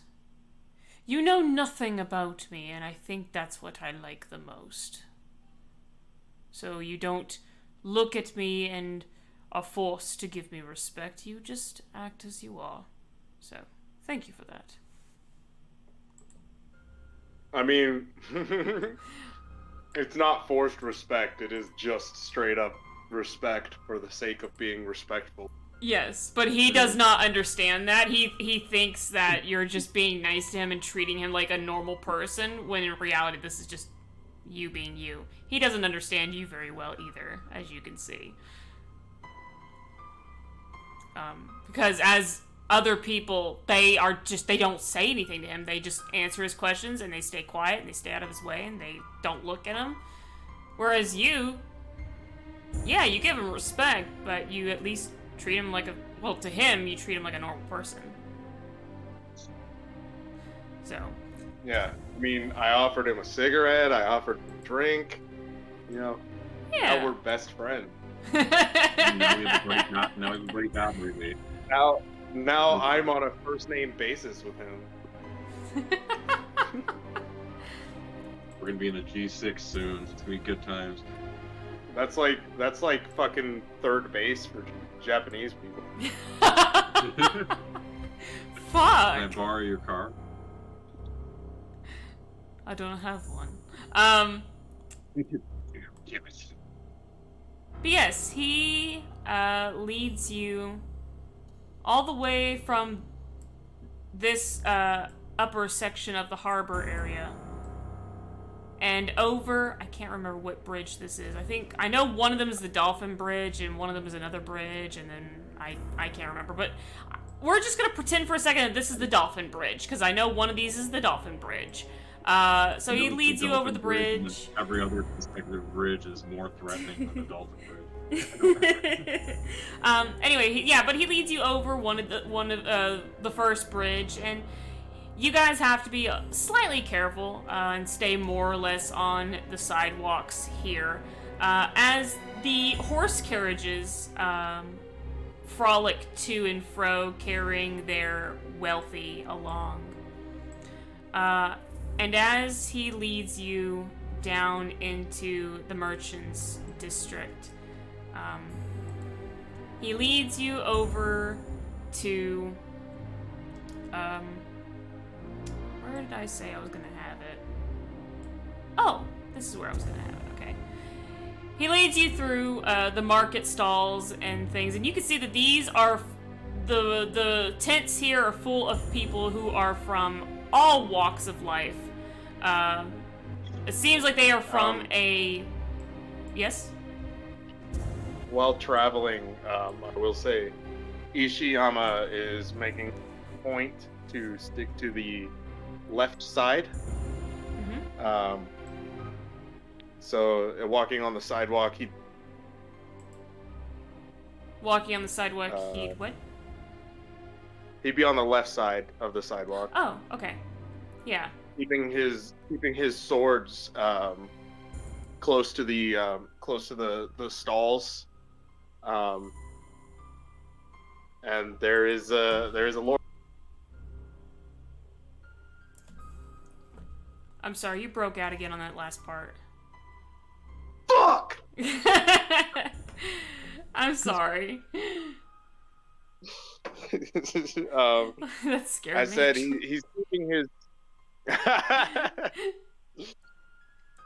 But yeah, he's keeping his sword. Yeah, you're good. You said that he's keeping his swords out on the because he's walking on the left side. And he's keeping his swords out, and then that's where it got cut off. Was that little bit? So yeah, he's walking on the left side because his swords are tied to the left side of his body. Mm-hmm. And keeping his swords close to the stalls so that they're not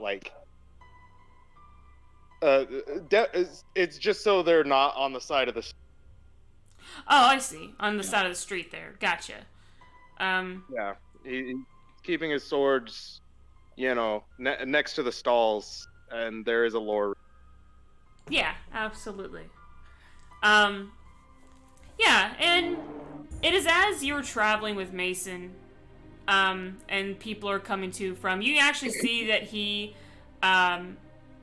always seems to have, one hand stuck in his pocket. Just, because this is how he walks. Just describing the way he walks.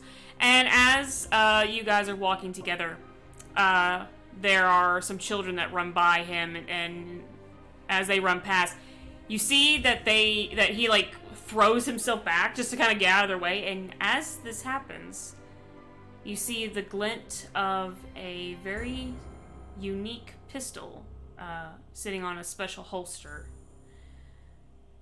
and on his waist. I mean, Ishiyama doesn't think it that weird because he is walking also with a hand on his katanas.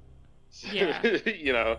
Oh no, yeah. So he doesn't find that strange because he's doing basically the same thing. Oh no, yeah. It's just that I was just letting you know that you see that he's carrying a pistol on him. And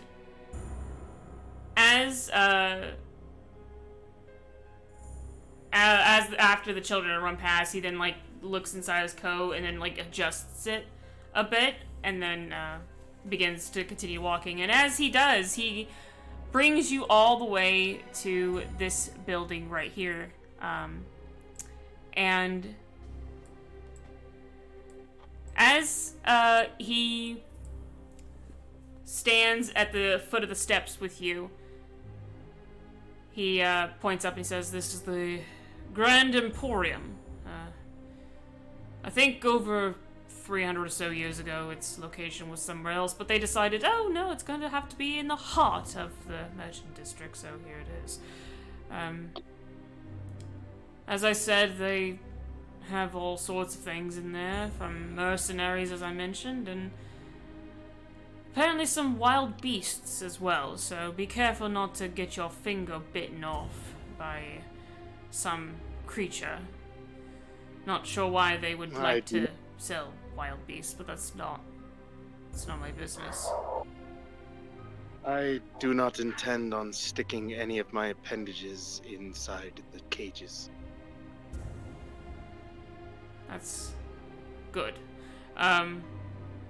Also, please do not stick your fingers in or around certain mercs. They are. So I've heard of one or two that are known to want to bite people's fingers off. So, but that's just what I've heard.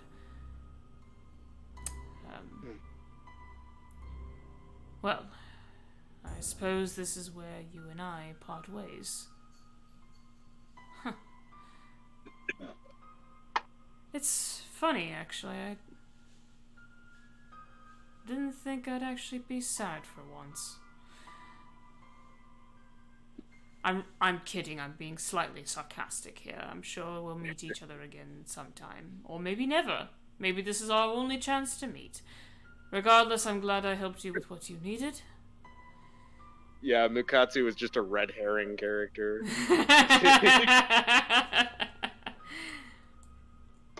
And, well, here's hoping Until we meet again. Yes. Until we meet again. And with that, he tries to do the bow that you did, but like kind of fails at it a little bit, and then like goes, just how about a handshake? Do you know? Does handshake sound okay? I tried doing the whole bow thing that you did, and to try to be just as respectful, and I don't think I pulled it off. So would you like a handshake? A handshake will be fine. Excellent. And he like takes your hand. He gives you a nice firm handshake. Well, good luck with your...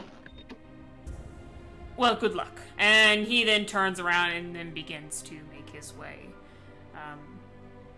up the street here until he seemingly disappears amongst the crowd.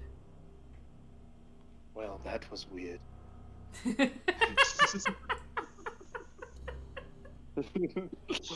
White will be Rylan. What an odd fellow. What an odd fellow indeed. I knew all Neverwintians had guns. I was warned. They always got that thing on them. Get that motherfucking thing. I got the monster solver fucking 5,000, dog. Mukatsu will take his happy ass into the Grand Emporium. Beautiful. I need men! Give them to me! As many men as possible. In like the middle of like the fucking like Grand Central Station ass like fucking lobby. You know what's really funny? If you were in the middle of Grand Central Station talking about how you need men, fucking look at you. I mean, like it's mostly empty though, so like it echoes a lot. seeing as it's like all marble. Seeing as it's like all marble. Like, still, nobody would even look at you. They'd be like, "Ah, the crackhead." Yeah, that tracks. Hey, what's going on? I'm missing things. Oh no, you're good. I hadn't said anything yet. Okay, you're good. Yeah, you're good. You're good. We are going to move from that point now. We're gonna end it there. No. I also Garth. picked the wrong song. I think we're done with this session. That's it. That's it. I even got the last player in. Don't do this to me. No, he doesn't get it. He was bad this week. Oh, no. I was. That was pretty bad. No, if anyone was bad, it was me. I gotta make jokes. I have to. I'm sorry. I have an issue. This is the one. Here we go. We're going to move to our last player of the night. And because this has been a very long session, this is where we will end it once we are finished with his setup. Because that is all that this is just a setup. Damn, it's a setup. I'm sorry. Asterius. I also realized in the last stream when we did our discussion that I called you Asterion. Also, I also forgotten that during the whole thing between Twig, I forgot to do the whole the whole stress thing, which we will do in the next session because I never actually explained that in the discussion shit. So I apologize again. Well, I'm gonna keep a real faith counter acted out. Exactly the regular amount of stress you would probably have if you walked exactly. around So I'm not even, because I don't even have stress sheets for y'all yet. So I'm not even gonna worry about that this session.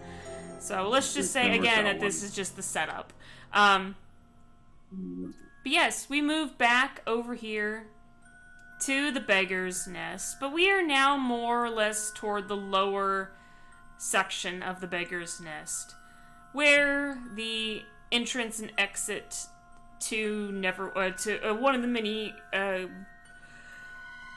one of the many gatehouses of Neverwinter are. I also realized the song is pretty sinister and not at all sweet as I thought it would be, so let me just... Nope. That's better. I really do need to get these songs organized. Anyways! Asterius. We make our way over here to the lower section of the Beggar's Nest.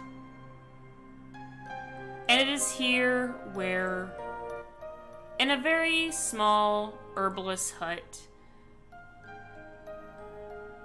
we find Asterius and Faye strongbound.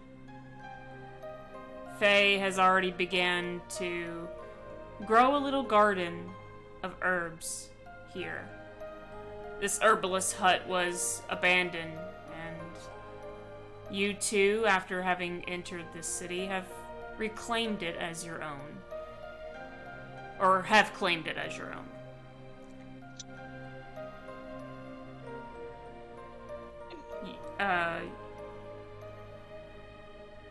There is a woman in a cloak.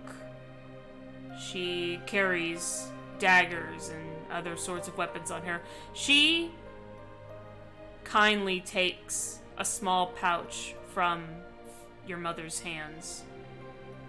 And she bows and she says, "Thank you kindly, milady. Your herbs will help my sisters.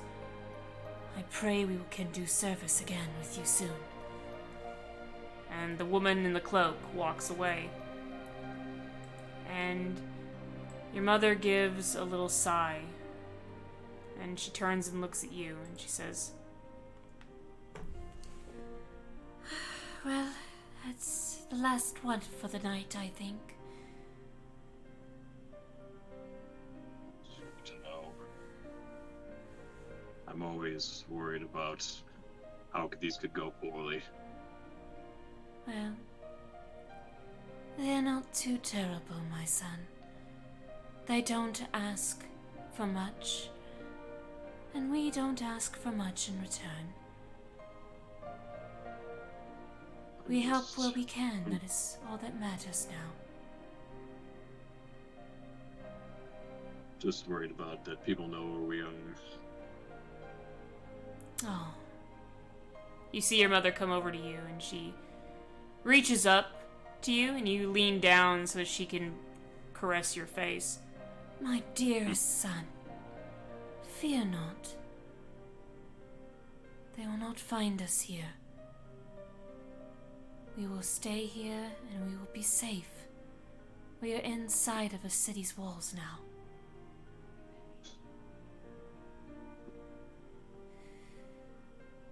Walls are a bit confining for my taste at this time in life, Mother. I know. We're here because it's as far away as we could be right now, and the safest I could really assume we could wish to be. Yes, I know. It's a lot, I know. But soon, my son, soon we will be able to leave Neverwinter and traverse even further from these lands. It'll take time, and we will need coin for that.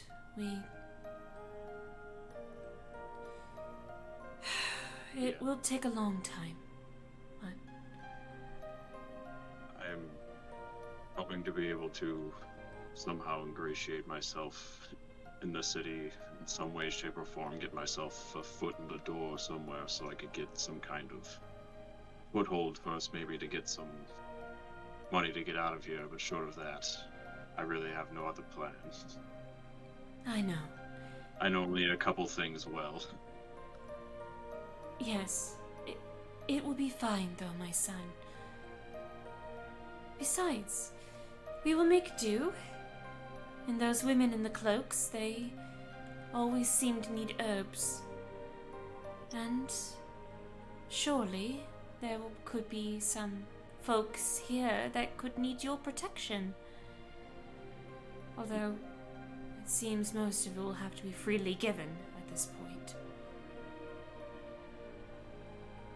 That's what I was worried about, on top of the other things. Well, as I said, sometimes we have to give up certain things to help those in need. We are pretty needy at the moment, Mother. Yes, I know. We are just as bad off as they. But we have to be patient, son. This world was not built in a single day, as they say. It took eons and eons, just as the gods have taken eons of their time, and those of the Fae as well. Yes. I suppose. You see your mother shiver slightly, and it seems as if her connection to the Fae, upon mentioning them, you see that the connection is not as strong for her here.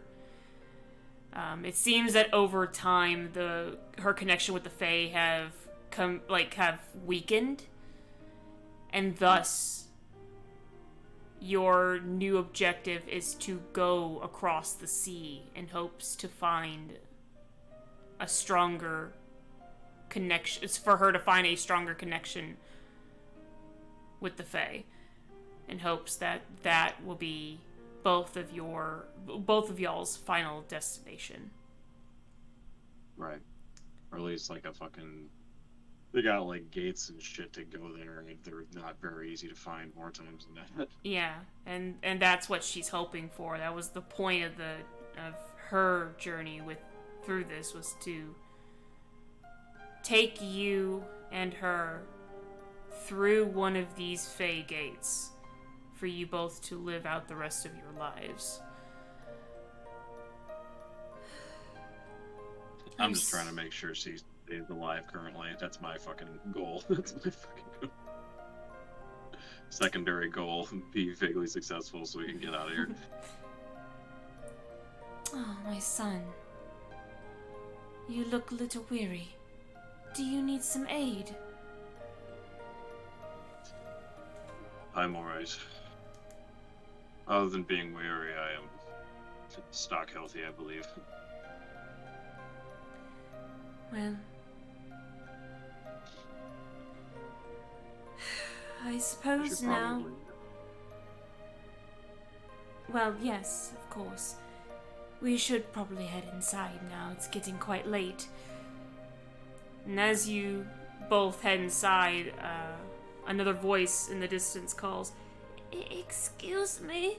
You see an elderly elven woman. She's much older than most elven women. And she is being led by a young, healthy elven man.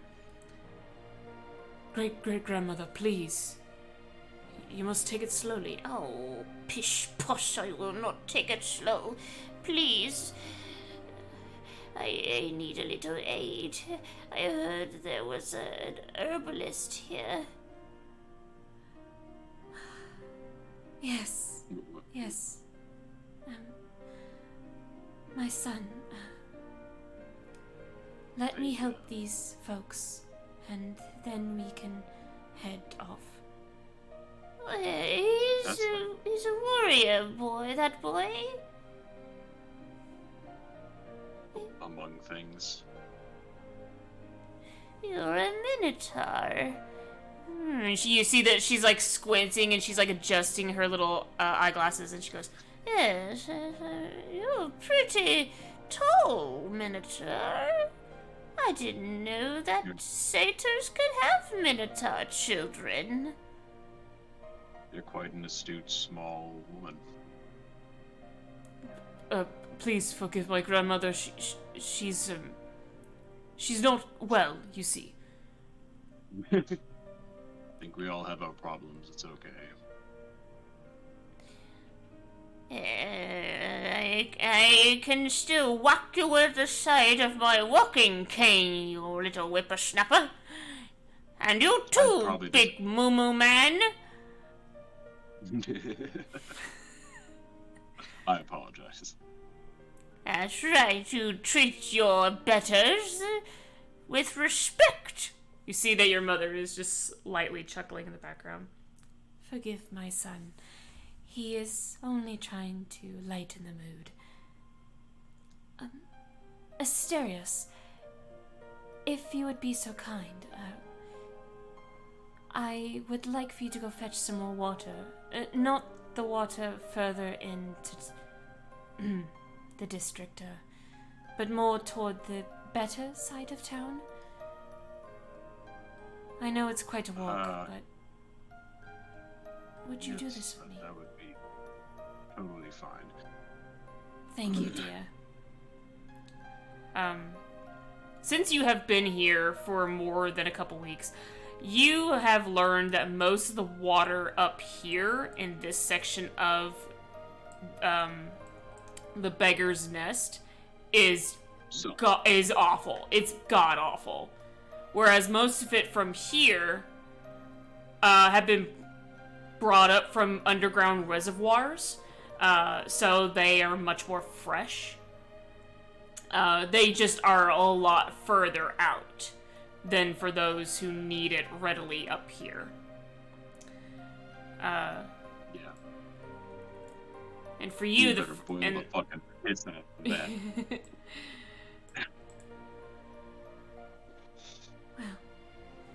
And again, for those of you who are watching the stream, I do apologize that this section of the map is not finished. because that was where I was going to have an NPC, or a player explore, which would be him. But as you can see, it is not finished, so I apologize. You'll have to use your imagination like we are.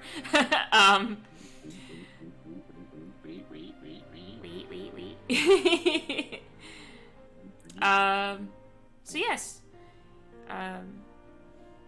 The young elven man brings his great-great-great-great-grandmother, I think that's how many greats I said before, into y'all's little shack.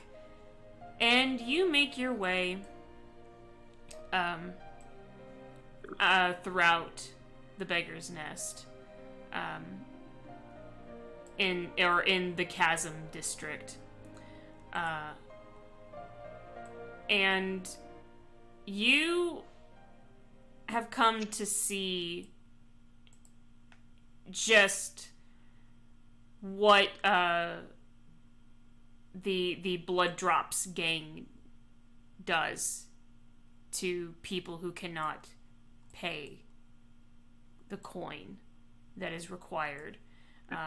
You have seen them take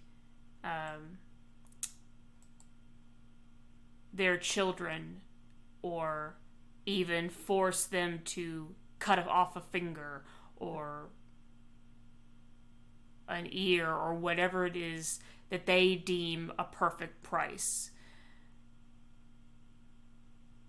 It is as you are walking through the streets, you see some broadsheets being hammered up by some individuals, and then a blood drop coming over to a member of the blood drop gang, which is like a big orc, is coming over to it. And you could clearly see that these are, like, this orc is a member of the blood drops. He has multiple tattoos up and down his arms, and they're known for a very specific attire. They really very much have like the typical like Victorian gang, you know, look, with the little news hat. They got the Shakespeare fucking fit on. I posted a photo of these guys in the Discord, so I'll see if I can try to find that image again real fast, and then that way you guys on stream can also take a real quick. If I leave the map thing, it goes away.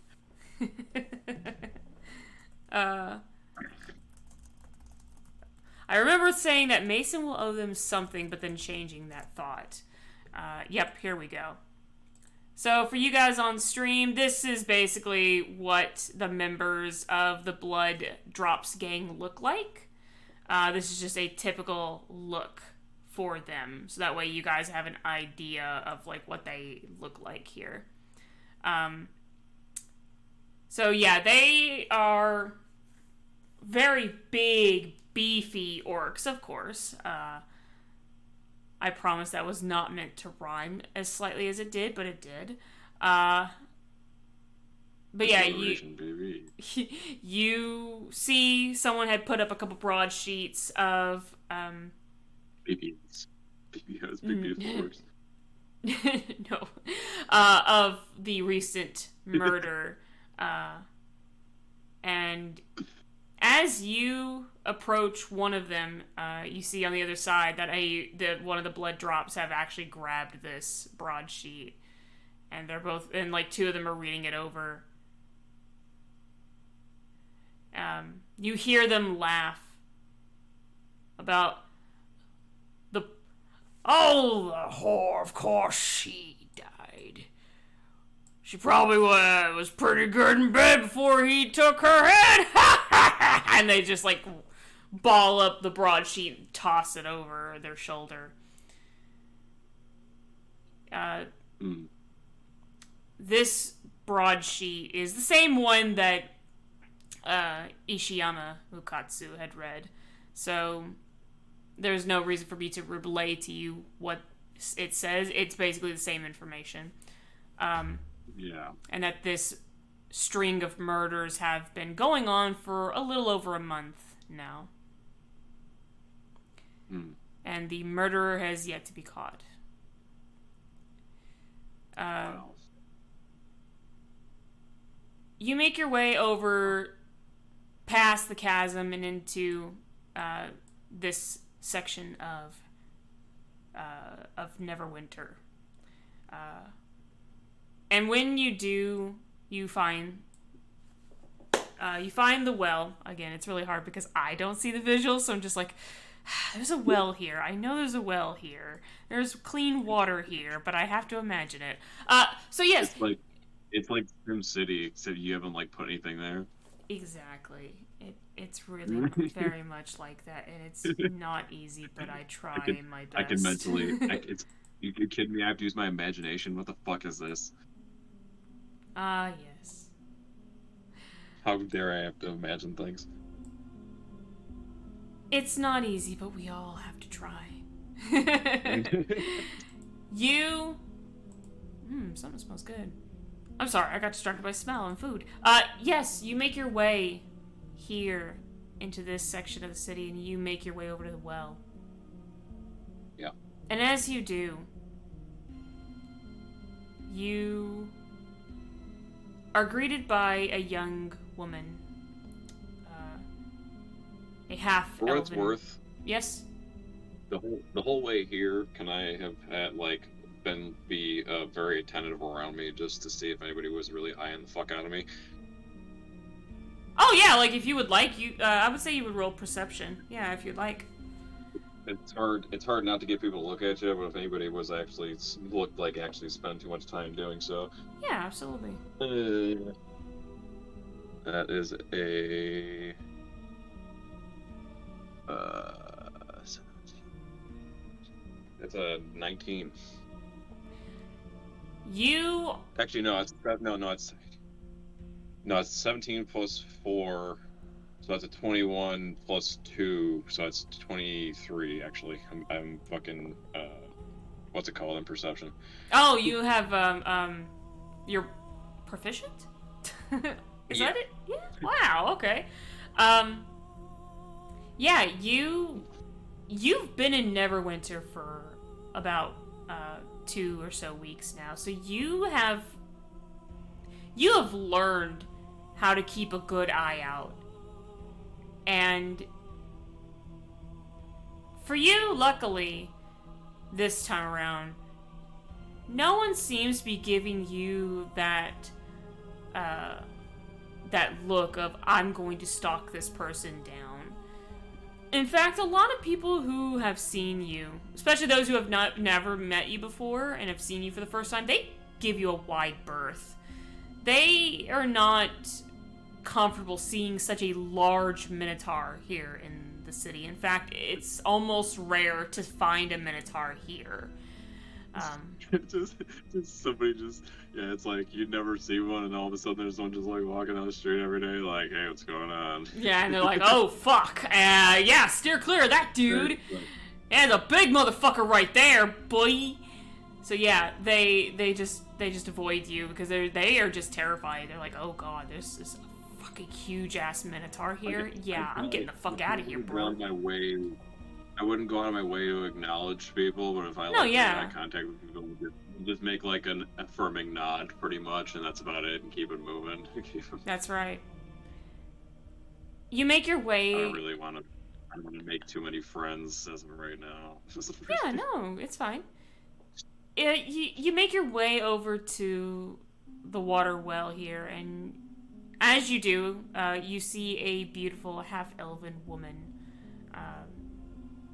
She is wearing a dress that does not seem appropriate out here, but unfortunately there is not much more, for her to wear, I suppose, since you can see very clearly that she has a very special bangle on her arm, and you could already tell, having been here for a while and having overheard the blood drops and even witnessing them do this to another unsuspecting poor girl, This woman is essentially enslaved to that of the Cardinal Rose brothel. I'm aware that this goes on in general.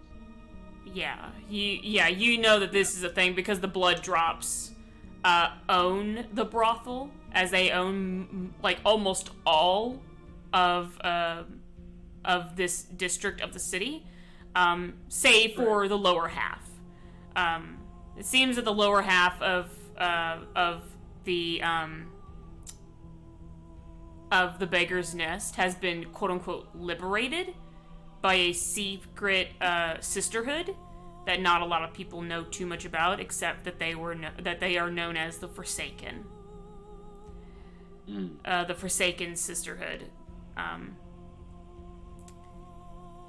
This young woman is currently, this young half-elven woman is currently pulling up a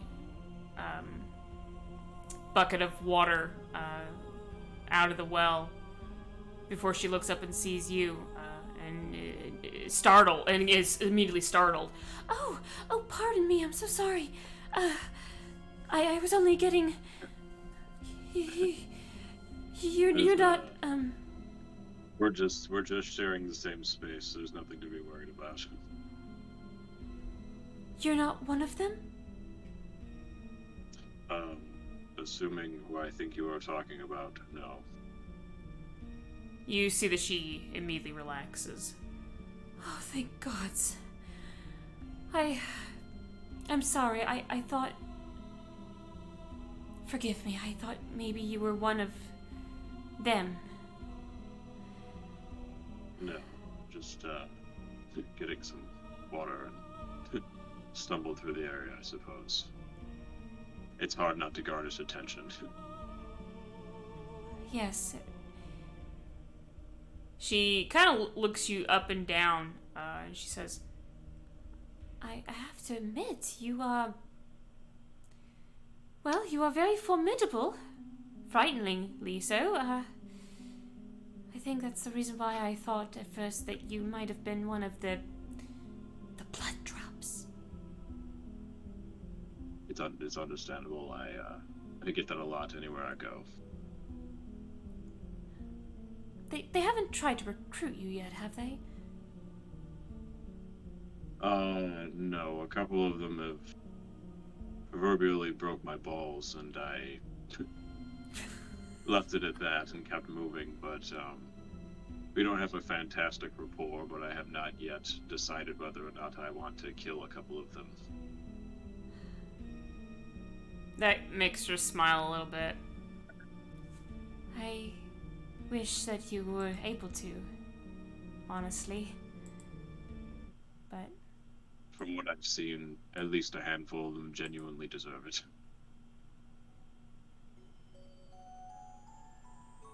I think so too. I'm sorry,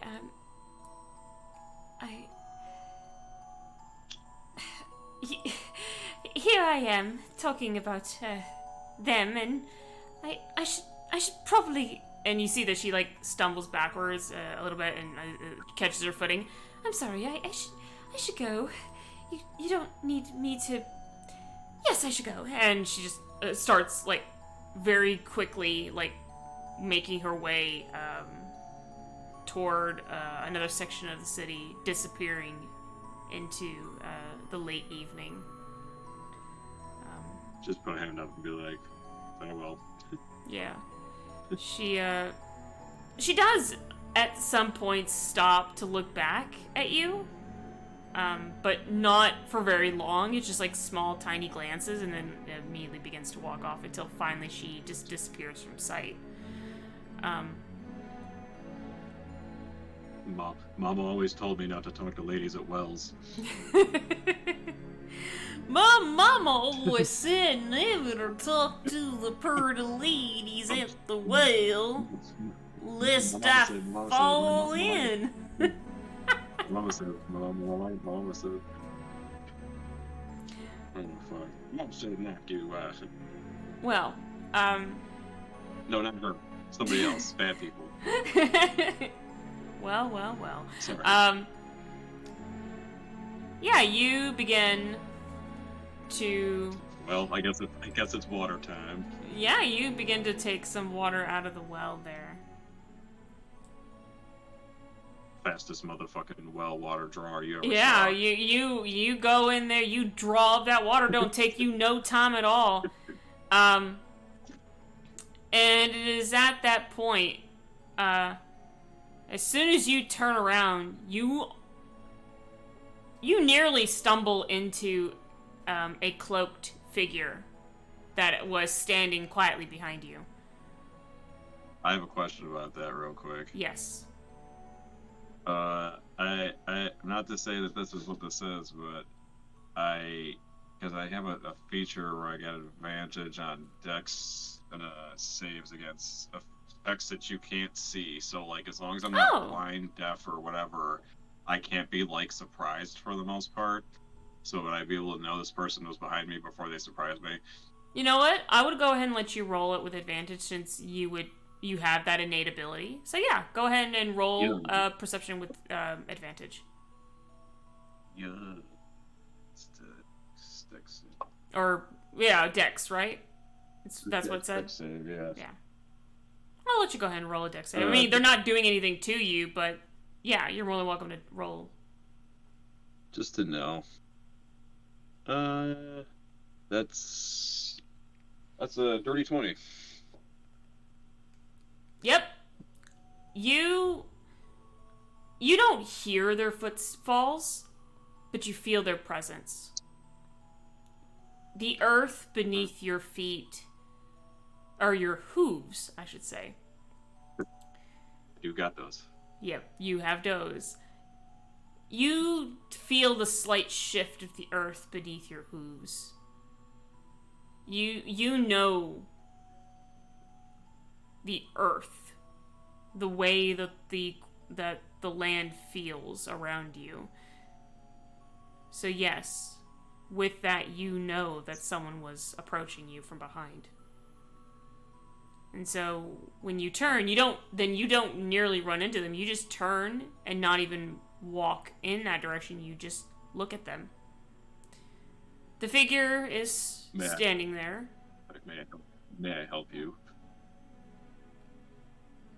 They look up at you, and as they speak, you realize that their voice is very feminine in nature. Asteris Strongbound. Is that correct? Son of Depend on. Faye Strongbound? Depends on who's asking, I suppose.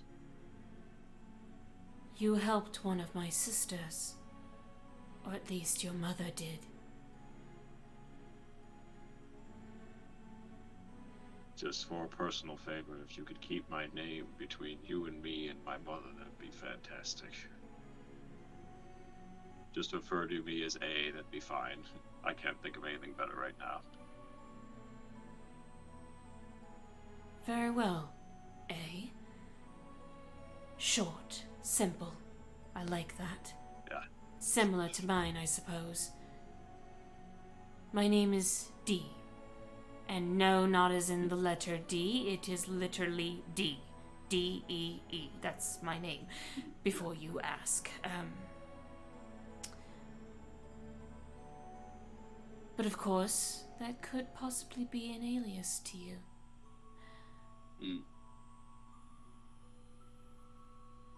And, what do I owe this, acquaintance so abruptly?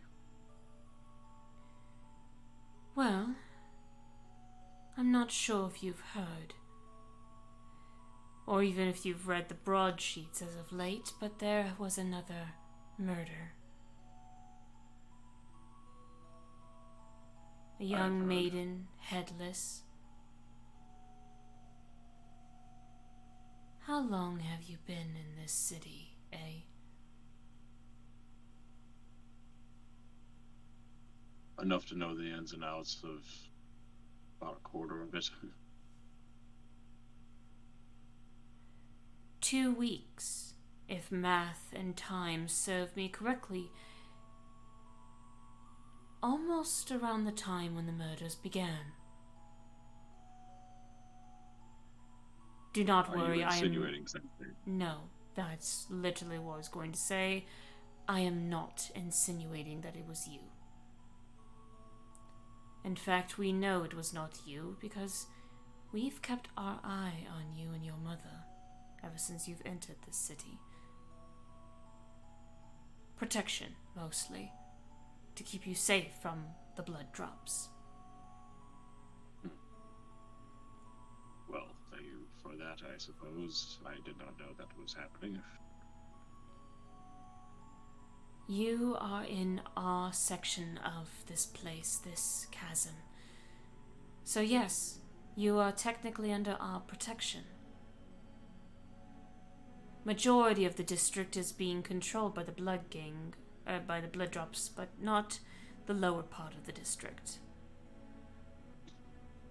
That is ours. Honestly, I shouldn't even say that. It's not really ours. It is just a part we've liberated from them.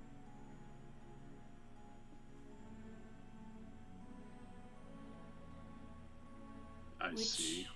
Which is why I'm here, in fact. There were rumors that there was a body discovered earlier today. A couple kobolds stumbled upon a poor goblin child. It seemed that one of them was able to help that child, and my sisters and I investigated, and sure enough, this poor soul was murdered, same as all the others.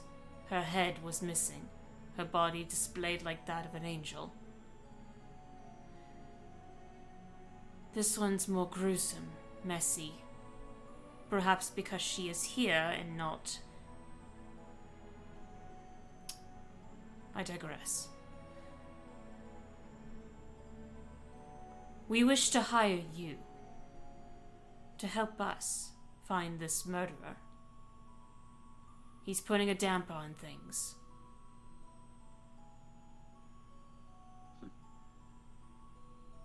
We would pay you well. Nothing. I mean, besides the point, he's a dishonorable piece of shit.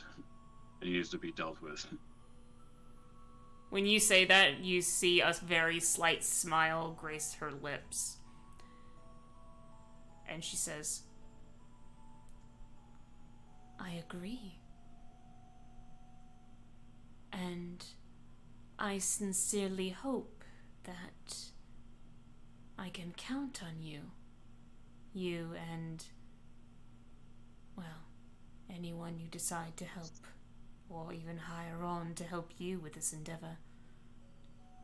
We will not get involved with your own investigations, but perhaps we could work together. Find this individual and put a stop to him.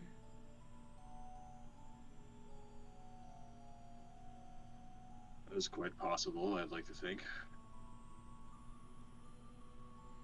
she looks in the direction toward the east, and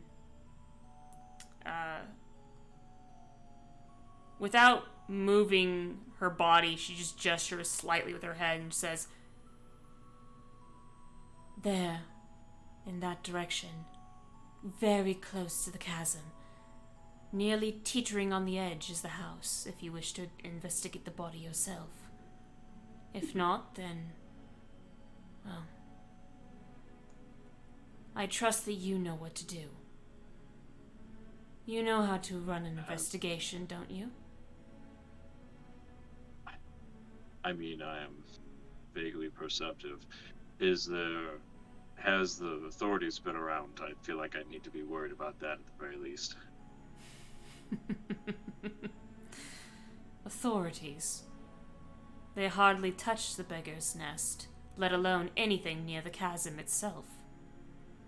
No, This poor girl's been dead for at least a week. Well, that's very sad to know. It is. The broadsheets say that the victim was the 6th one. They don't realize that this is the 7th woman. There have been 7 deaths, not 6.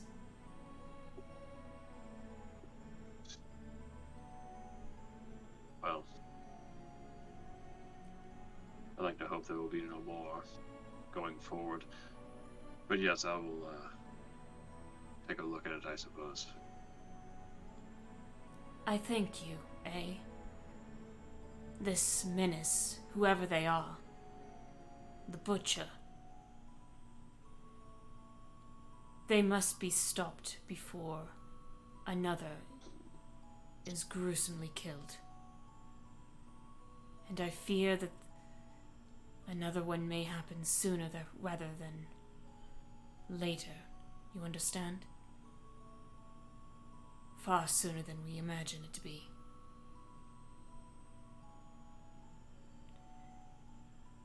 I understand time is of the essence. Yes. Usually is.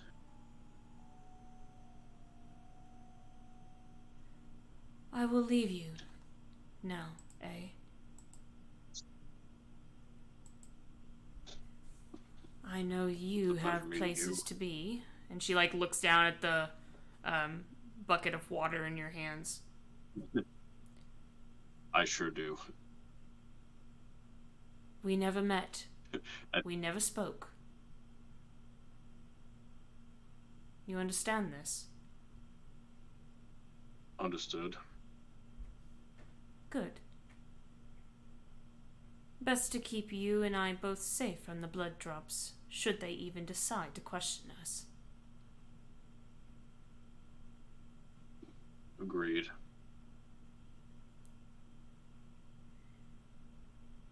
You see that she slightly smiles and nods her head. The sisterhood will watch over you. You will not be forsaken. And she bows politely to you before making her way, brushing gently past you and disappearing into the crowd.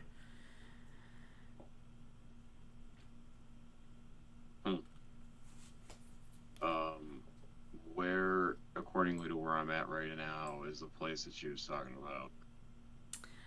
about? It would be right here, where that body was discovered, where my cursor is circling currently. Right here. Actually, I'm I have looking at the map. Yeah, hold on. I could have sworn, don't I have a little thingy-majigger, a little thingy-mabob, where's the little thingy, the stuffing things? I don't have the, detachment? I guess the main question is, do I gotta go past where I'm gonna go home and then go back home, or is it on the way home? In a way, would be on the way home, yeah. So what you could do is that you could travel to that place and then go across the long nearby rope bridge to make your way home. Yeah, that'd probably be the best case scenario. Yeah.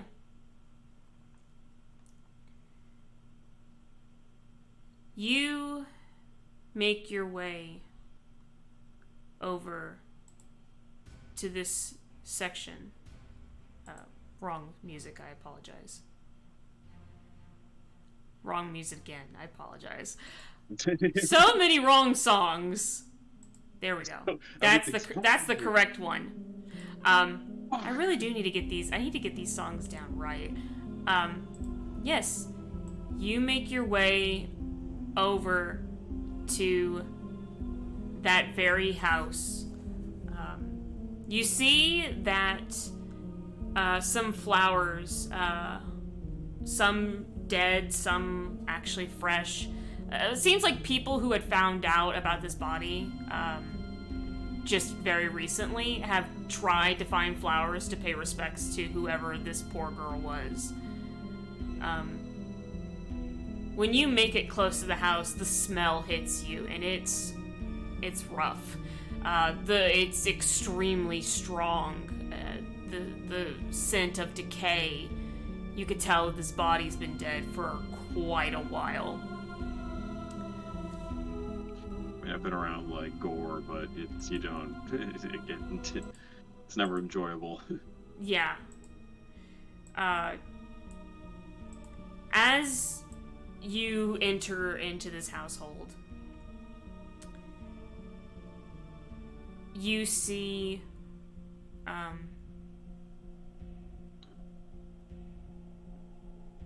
in the room adjacent from the entrance, which looks like a very small dining room, kitchen, living space, you see that the door has been left open, and inside, lying on her little straw mattress, posed like an angel that has been sleeping with her hands folded over her chest.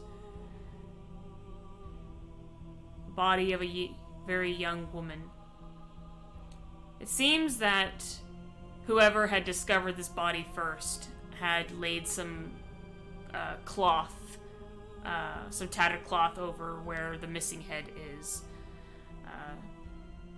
either out of respect or to not make anyone sick upon seeing or witnessing this body. The thing you notice is that there is a lot of blood everywhere in this room. So much so that it looks like whoever did this, they did it messily and left it this way, but still had time to pose this body in this manner. What would you like to do? I mean, I'd like to do two things. I'd like to check, like, around the body and maybe its hands. Sure. And then maybe if I could see if there was any specific, like, footprint or whatever, or some kind of track of any sort of anybody moving around that wasn't like a small reptilian foot and a small child that have already walked through here, supposedly. Okay. Yeah. So we'll do this. You want to check the body out first, so I will ask you to roll investigation for checking the body. So we'll start with that story beat first. So go ahead and roll an investigation check. That's a natural 19, and I don't have anything to add to that because it's a 0. Damn. Okay. Fuck. Yeah. With a natural 19, you look at her hands and you see that they are, despite her dress, which, you know, looking at this dress, while it is straightened up to look as pretty as possible, it is just a very worn, slightly tattered dress. Definitely a dress that a member of you know, the beggar's nest would wear. But despite how rigid, rigor mortis is definitely already set in real bad with this body. Trying to even remove the hands from this position, it's hard to tell, like, if they were, like, soft at one point or anything, but you do move them to see if there's, like, anything underneath the hands. There's nothing there. But they were definitely positioned in this way, folded, fingers intertwining over her chest, as in she was in a sleeping manner. Yeah. You take the time to remove the cloth off her where her head would be, and you see that where her head was removed, the cut is oddly clean. It's not straight by any means, but it's clean. It's a straight, well, not really straight, but it's a clear cut. So whoever did this, they either did it in a quick, swooping motion like an executioner, or it was done by magic. Whichever one it was, you can't be Either sure. they were strong, either they were strong as shit, and they had a really sweet fucking weapon, or or they're magical as did fuck. it like that. Yeah, some fantastical fucking way. Respectfully, you do put the cloth back over where her missing head was, as it seems that was done in order to not frighten anyone of her missing head. Now, there is not much more other than that you discover.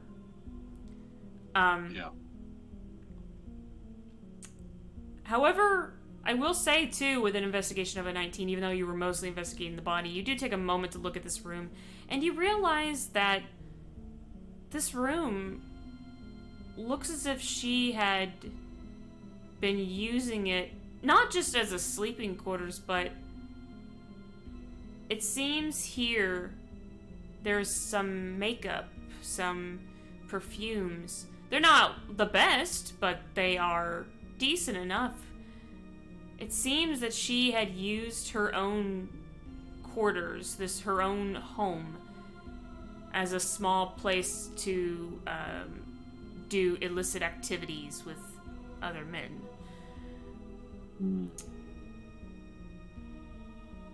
And that is what you have garnered from this room. Now, as for trying to find any tracks besides those of a small goblin child and cobalt feet, now, granted, this murder happened over a week ago. Right. Weather has definitely. So I'll say if you want to try and find anything, like any tracks of any kind, you would have to roll survival at a disadvantage because of that reason. Right. Let me see. Now, if you have an ability that lets you just mitigate that anyway, then it'll be just a flat d20 for that. I think I might. That's why I'm like, if you have an ability that lets you just always have Yeah. advantage on it, then yeah. Okay, you always know which direction is north, and you have advantage on any wisdom survival check you make to navigate or track. Is that how? Okay, yeah, I can say that counts. Means you just that just means that you'll just do a regular. It cancels itself out. Yeah. That's not bad. What is that? Survival, right? Yes. Oh, baby, I'm proficient in survival. Let's go. It's only a 12, but 12 plus 6 is an 18. 18. Shit, yeah. I'll tell you this. About to say, yeah. I mean, besides a couple small little roll, I think one or two rolls that were foughted, I think by Twig Faith earlier. I mean, everyone was fucking on fire tonight. Like, what the fuck? I've been setting him on top of this dude and knocking him off and letting him roll. With an 18. Yeah.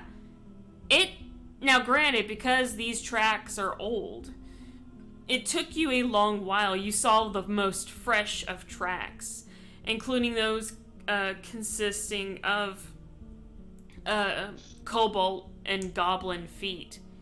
But there are also different shoe sizes as well. However, there is one that really stood out to you. And even though it was old, it existed. It was here at one point.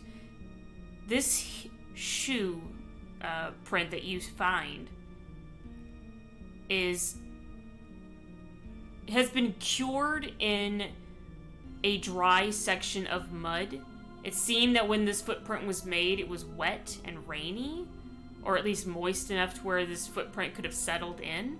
And it's now cold, a little cold enough here in Neverwinter that it is and rains often, so that's possible. And it seems that at one point this spot was soaked. So whoever had made this print, it's now dried up to be slightly clay-like. This one stands out to you the most because this shoe print does not look like any of the other footprints that had come in and around this hovel. In fact, it looks like it would belong to someone from any of the districts up north, or even the merchant district. So definitely nobody from the Beggar's Nest district had worn a pair of shoes like these. I can also say that if you want me to give you a foot size, they're about a size 12 and a half. So, I mean, that tells you they got pretty damn big feet, too. I've got a big ass. Actually, no, I'm kidding. But yeah, like they. But if I really do have to give you one, about a size 11 shoe. You say it's about a size 11, yeah. If you want me to.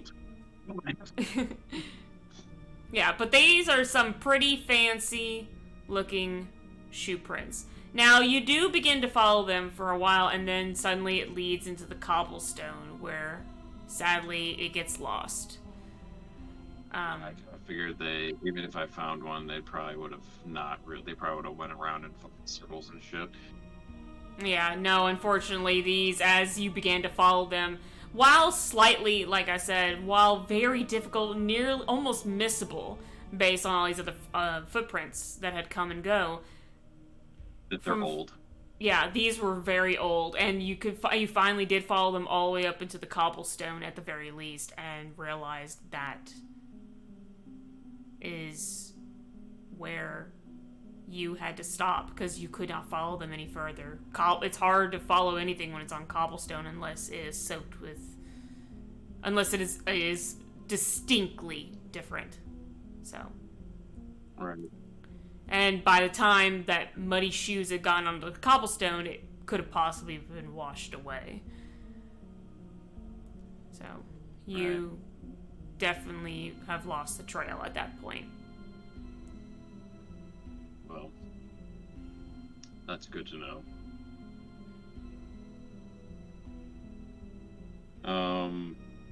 At that rate, I'd probably just keep on moving. Alright. I think I've garnished all I can get. At least for today, yeah. So it is at this point that you make your way back home. And I'm going to find, yeah, I think it's this one. Yeah. You make your way back home to your mother. And at this point you see that the elven patient that had come earlier is no longer there. She looks up at you and she goes, "Oh, good, you finally brought the water. You took a lot longer than before. I was a little worried. Is everything all right? You didn't get hurt, did you? Let me see you now." I couldn't hear you, Garth. What's that? I took a different way home. Oh. Oh, okay. Is everything all right? Yeah, just got some unsettling news about some goings on in the city, and I'm a little interested in maybe fixing the problem. Your mother gives you a very... she gives you this look. It's a look that you know her to give you often, And it's one that she doesn't have to say what this is. You know it's her, tell me what it is. Well, You better say something now, boy. That's basically the look she's giving you. She's like, you better talk to your mama right now, young man. well, do you by chance know a member of the Sisterhood named Dee? Dee. Oh, yes. She was one of the first. It was when you were helping that farmer here before he and his wife left the city to go to Waterdeep. Yes, she had come to me and said that her sisters might need my help. That I could create some herbs for them to take. That they'd be able to repay me in time. And they have. Slowly. It's not a lot. But I told them they didn't have to. As long as I was able to help them in some way. They could repay me when they could. Why? Is everything alright? Did you by chance meet Dee? Yes, I did not know she existed until we ran into each other today. Ah. While I was getting water. Yes, I only met her once myself, so I only met her, as I said, once, so I was wondering when she'd come back. She practically promised that she'd been paying attention to us since we've been here and knows where we've been going and who we've been dealing with, and that's a bit concerning to me, but they seem, at least at the moment, not threatening. That being said, I hope I can trust them, but it's just another thing to be concerned about. Anyway, there's a string of murders going on, and there's a certain scumbag who needs to stop doing that. And they were going to ask me if I could possibly help with this. To which, of course, being me, I agreed. Oh, darling, I was going to say, please tell me you didn't agree. You actually agreed?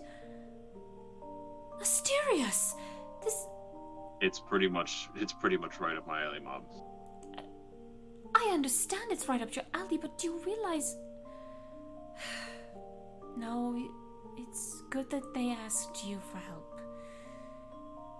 Even though... If anybody's going to do it, it's going to be me. Yes, might as well be you. I don't know if you've seen me, but, you know. Oh, she comes over and she like reaches up and again you lean down for her to take your face into her hand. Or yeah, she takes your face in her hands and she says, "My sweet boy, I'm glad you agreed. Although I'm sure there was another reason why you said yes, but you don't have to say it now. I just hope that we're able to find whoever did those grisly murders to those poor girls. 6 of them, was it? The poor dears." Newly 7, evidently. 7? 7? But the broadsheets, they said 6. Only 6 girls have been murdered so far. Evidently they weren't new enough. Oh dear. That's why you were late coming home. There was one in this district. She's the 7th, isn't she? That is so, yes.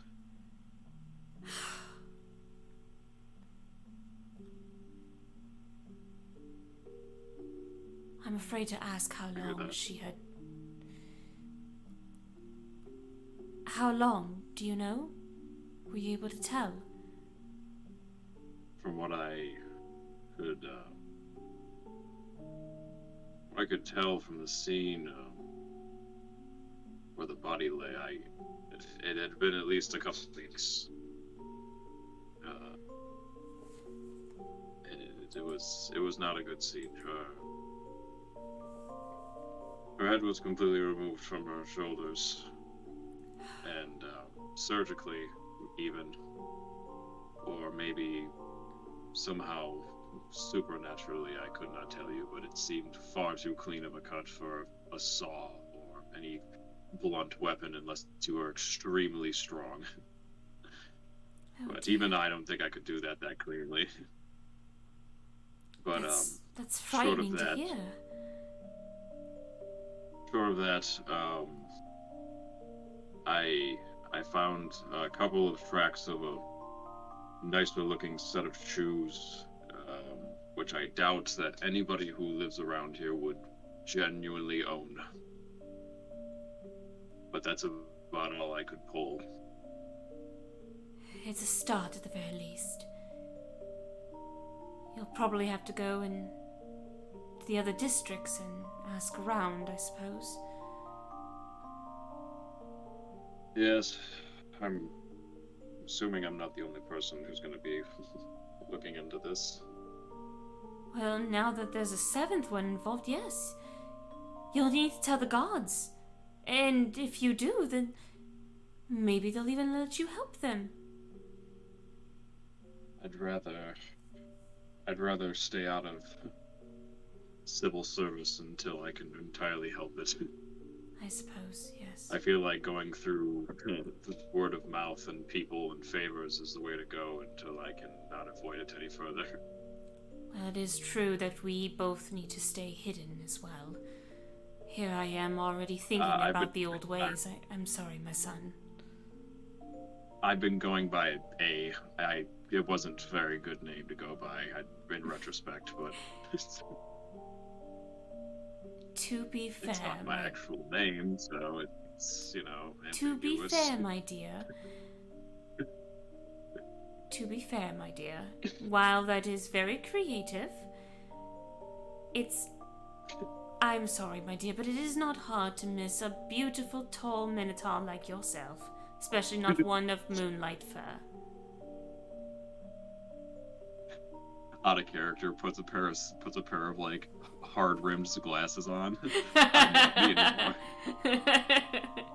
Oh no, where did he go?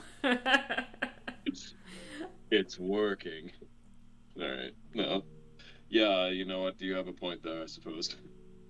But, for what it's worth, it's just one more layer I don't need to worry about.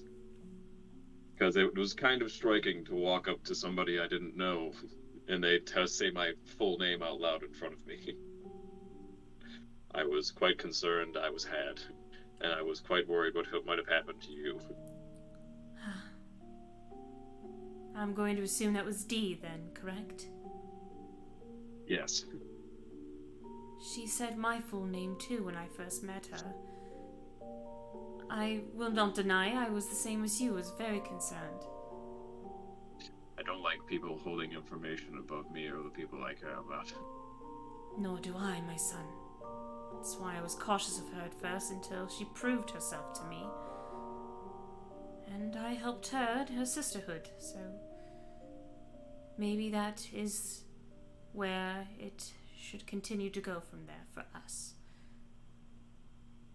But if you are to investigate this series of murders, then what do I need to do? Do you want me to help you or come with you? I would very much prefer you stay safe somewhere, but genuinely I don't know if that would be better around me or here. Hiding. Yeah, I mean... I seem to be doing all right here, and the people here could... You're quite capable woman, Mother. I know if somebody were to beset upon you, you'd probably be able to destroy them within a couple seconds. Well, it has been a long time since I've fought, but I believe I could put my old bones back to work. Yes. Or at least if worse came to worse. I am weary of a lot of things, but I like to hope if I could keep the work that I'm doing with this separate from where you are at, it would be the best case scenario. I agree. Well, no worries, my son. For now it is late.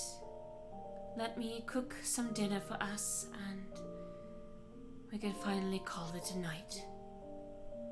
And tomorrow, I suppose we all have a task at hand. And she takes the bucket of water from you and leads you back inside their little herbalist hut. And you all have a lovely dinner. Look at... Yeah.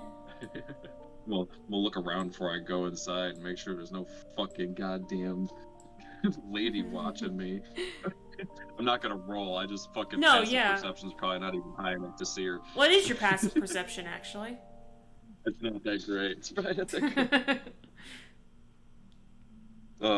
It's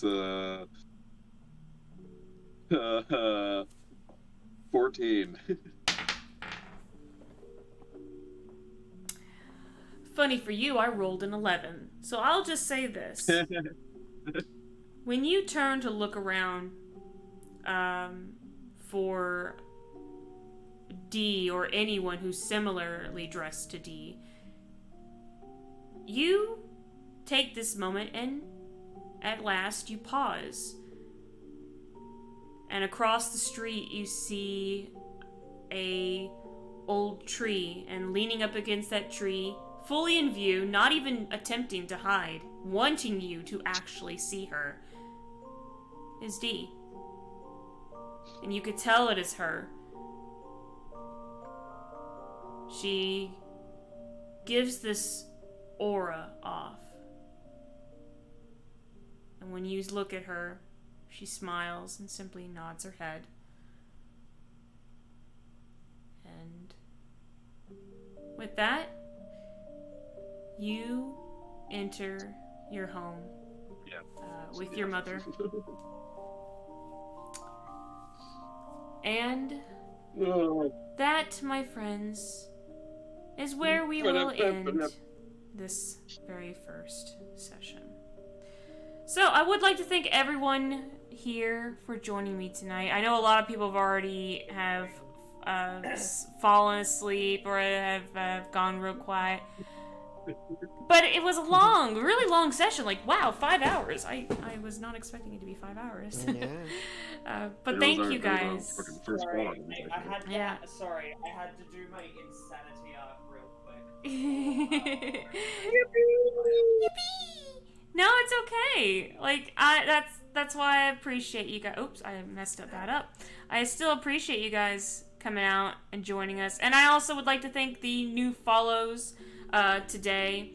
There were, from what looks like there were 3. Ghostly Rose, King Indigo, and Crazy K. And Mupster also came into the street. And and so I would like to, and I know Crazy K was speaking a lot in the chat. I apologize for not replying a lot. And also to YouTube Mupster, I also apologize for not replying to you guys as well. Big ups. Yeah. But yeah, I still appreciate it. Also, the one question that Crazy K had asked earlier, are y'all the players or fans? And everyone that was, everyone that was that was talking in this campaign were all the players, save for one who was in the chat that actually was a player, which I think was Cherry, or it might have been, maybe it was Cherry. I don't know. It was Cherry. Okay, Midnight Angel Eyes. Yeah, that was her. Cherry social media engager. So thank you all very much for joining me tonight. I greatly appreciate it. And yeah, let's see. Mubsy says, chill, new 5 Nights at Freddy movie sucked, and I'm over here playing Cyberpunk. So, yep, that sounds about right. No, don't ruin it, no. Well, I have not seen the new FAF. I don't know how you would say the abbreviation well. But the point is I'm glad you were able to enjoy your night with us. FNAF? I don't... Yeah, that's how you say it. That's how you say it? It is FNAF? Okay. Well, either way, thank you for joining us tonight. I appreciate it. One night. Yeah, first session! One night with us, motherfucker. The arc is not over, but the first session tonight is. So... Do you guys know what FNAF stands for? I'm afraid to find out. Fucking natural as fuck. It stands for Friends Never Abandon Friends. Ooh. Aww. I like that. And you would know that if you were a good friend. I thought it stood for fuck, need a fart. No, it stands for Friends Never Abandon Friends. Now let's finish this. Aw. Wow. Because there've been a lot of memes going around where it's like fucking a line of dialogue from the movie. Not real, but Please, no spoilers. I haven't seen it yet. I haven't Yes, seen the Faith, movie. I know you haven't seen it yet. Oops, I didn't mean to click it. I was just trying to lock something. There's, Anyways. There's been memes about Bonnie asking Freddy, about Bonnie asking Freddy what FNAF stands for. Freddy says, "Friends never abandon friends. Now let's finish this." Oh, I am so glad that my Route 44 drink from Sonic lasted me this long, actually. And I put freaking dragon fruit inside my Diet Dr. Pepper, and it was amazing balls, let me tell you. Okay, I'm sorry. Anyways, thank you guys so much for joining us tonight. Thank you to all my players for joining me tonight. It was very long. I was actually surprised at how long we were able to make that one. So thank you. Oh yeah. Thank you, my beloved future hunters. And look, we got to meet. Everyone got a chance to do something, and everyone met special characters. Y'all met, and Twig and Tack got to meet y'all's special NPC that introduced you to this ungodly nightmare. You mean, I think you mean my son. Yes, your goblin son. Yes, my goblin son, who is also the same height as me and will probably grow to be taller than me. And will outlive you. Yeah. I am snuggling with them whilst finally getting sleep after 6 nights. I haven't slept in 6. After all, In 6? You going to bed, Blues? Night, yo. Thanks for hanging out. Love you. Yeah, good night. Oh, no, I'm not leaving. Oh. I'm not leaving. Oh. I thought you were leaving. My bad. I'm an asshole. Sorry. No. Oh. Shush. This has hurt me. That doesn't make you an asshole. Wait! Wow. You know, I heard this saying once, and the saying was, FNAF! Oh my god. Friends never abandon friends. Friends never abandon friends! Oh Now my, let's finish this. Fucking, I also fucking meeting aliens, fuckers. That's gonna come back for the very final boss fight. Oh my god. Friends never abandon friends! Friends never abandon friends. You can call me FNAF Faith, because friends And then- never abandon friend Faith. And then fucking as we're fighting. Yeah. As we're fighting, I invent Freddy Fazbear. Whoa, shout out to Freddy Fazbear. Gotta be my favorite bear. We all sound like the fish from SpongeBob who was really old and wanted chocolate. No, don't tell me Twig sounds like the old fish from SpongeBob. Chocolate? Chocolate? Chocolate! I remember chocolate. Oh, I'd really like some chocolate, but it's expensive, and the last time I stole it, I kind of got chased out of the city by the guards again. The last time I had chocolate, I hated it. You know what time it is? You know what time it is? Now that we're done playing D&D, What? For percentage. it's Persona time. Fortunately, I must go because I've That's- got a place to be. That's What the perfectly fuck, fine. Faith? It's Persona time. My name's not Persona Faith. It's FNAF. It's I should Demon go. Slayer Faith. I'm sorry. I'm gonna be going to. That's fine. That's because perfectly I'm fine. gonna Thank be you. Playing Alan Wake. Yeah. Oh my god, I love Alan Wake. Said that. I love Alan Nice. Wake. You know I love Alan Wake. I still want to play the remake of Alan Wake. I'm just surprised that after like a little over 10 years they remade it. I was just like, what? Anyways, I'm sorry. Sequel? I don't know. No, it was a remake, baby.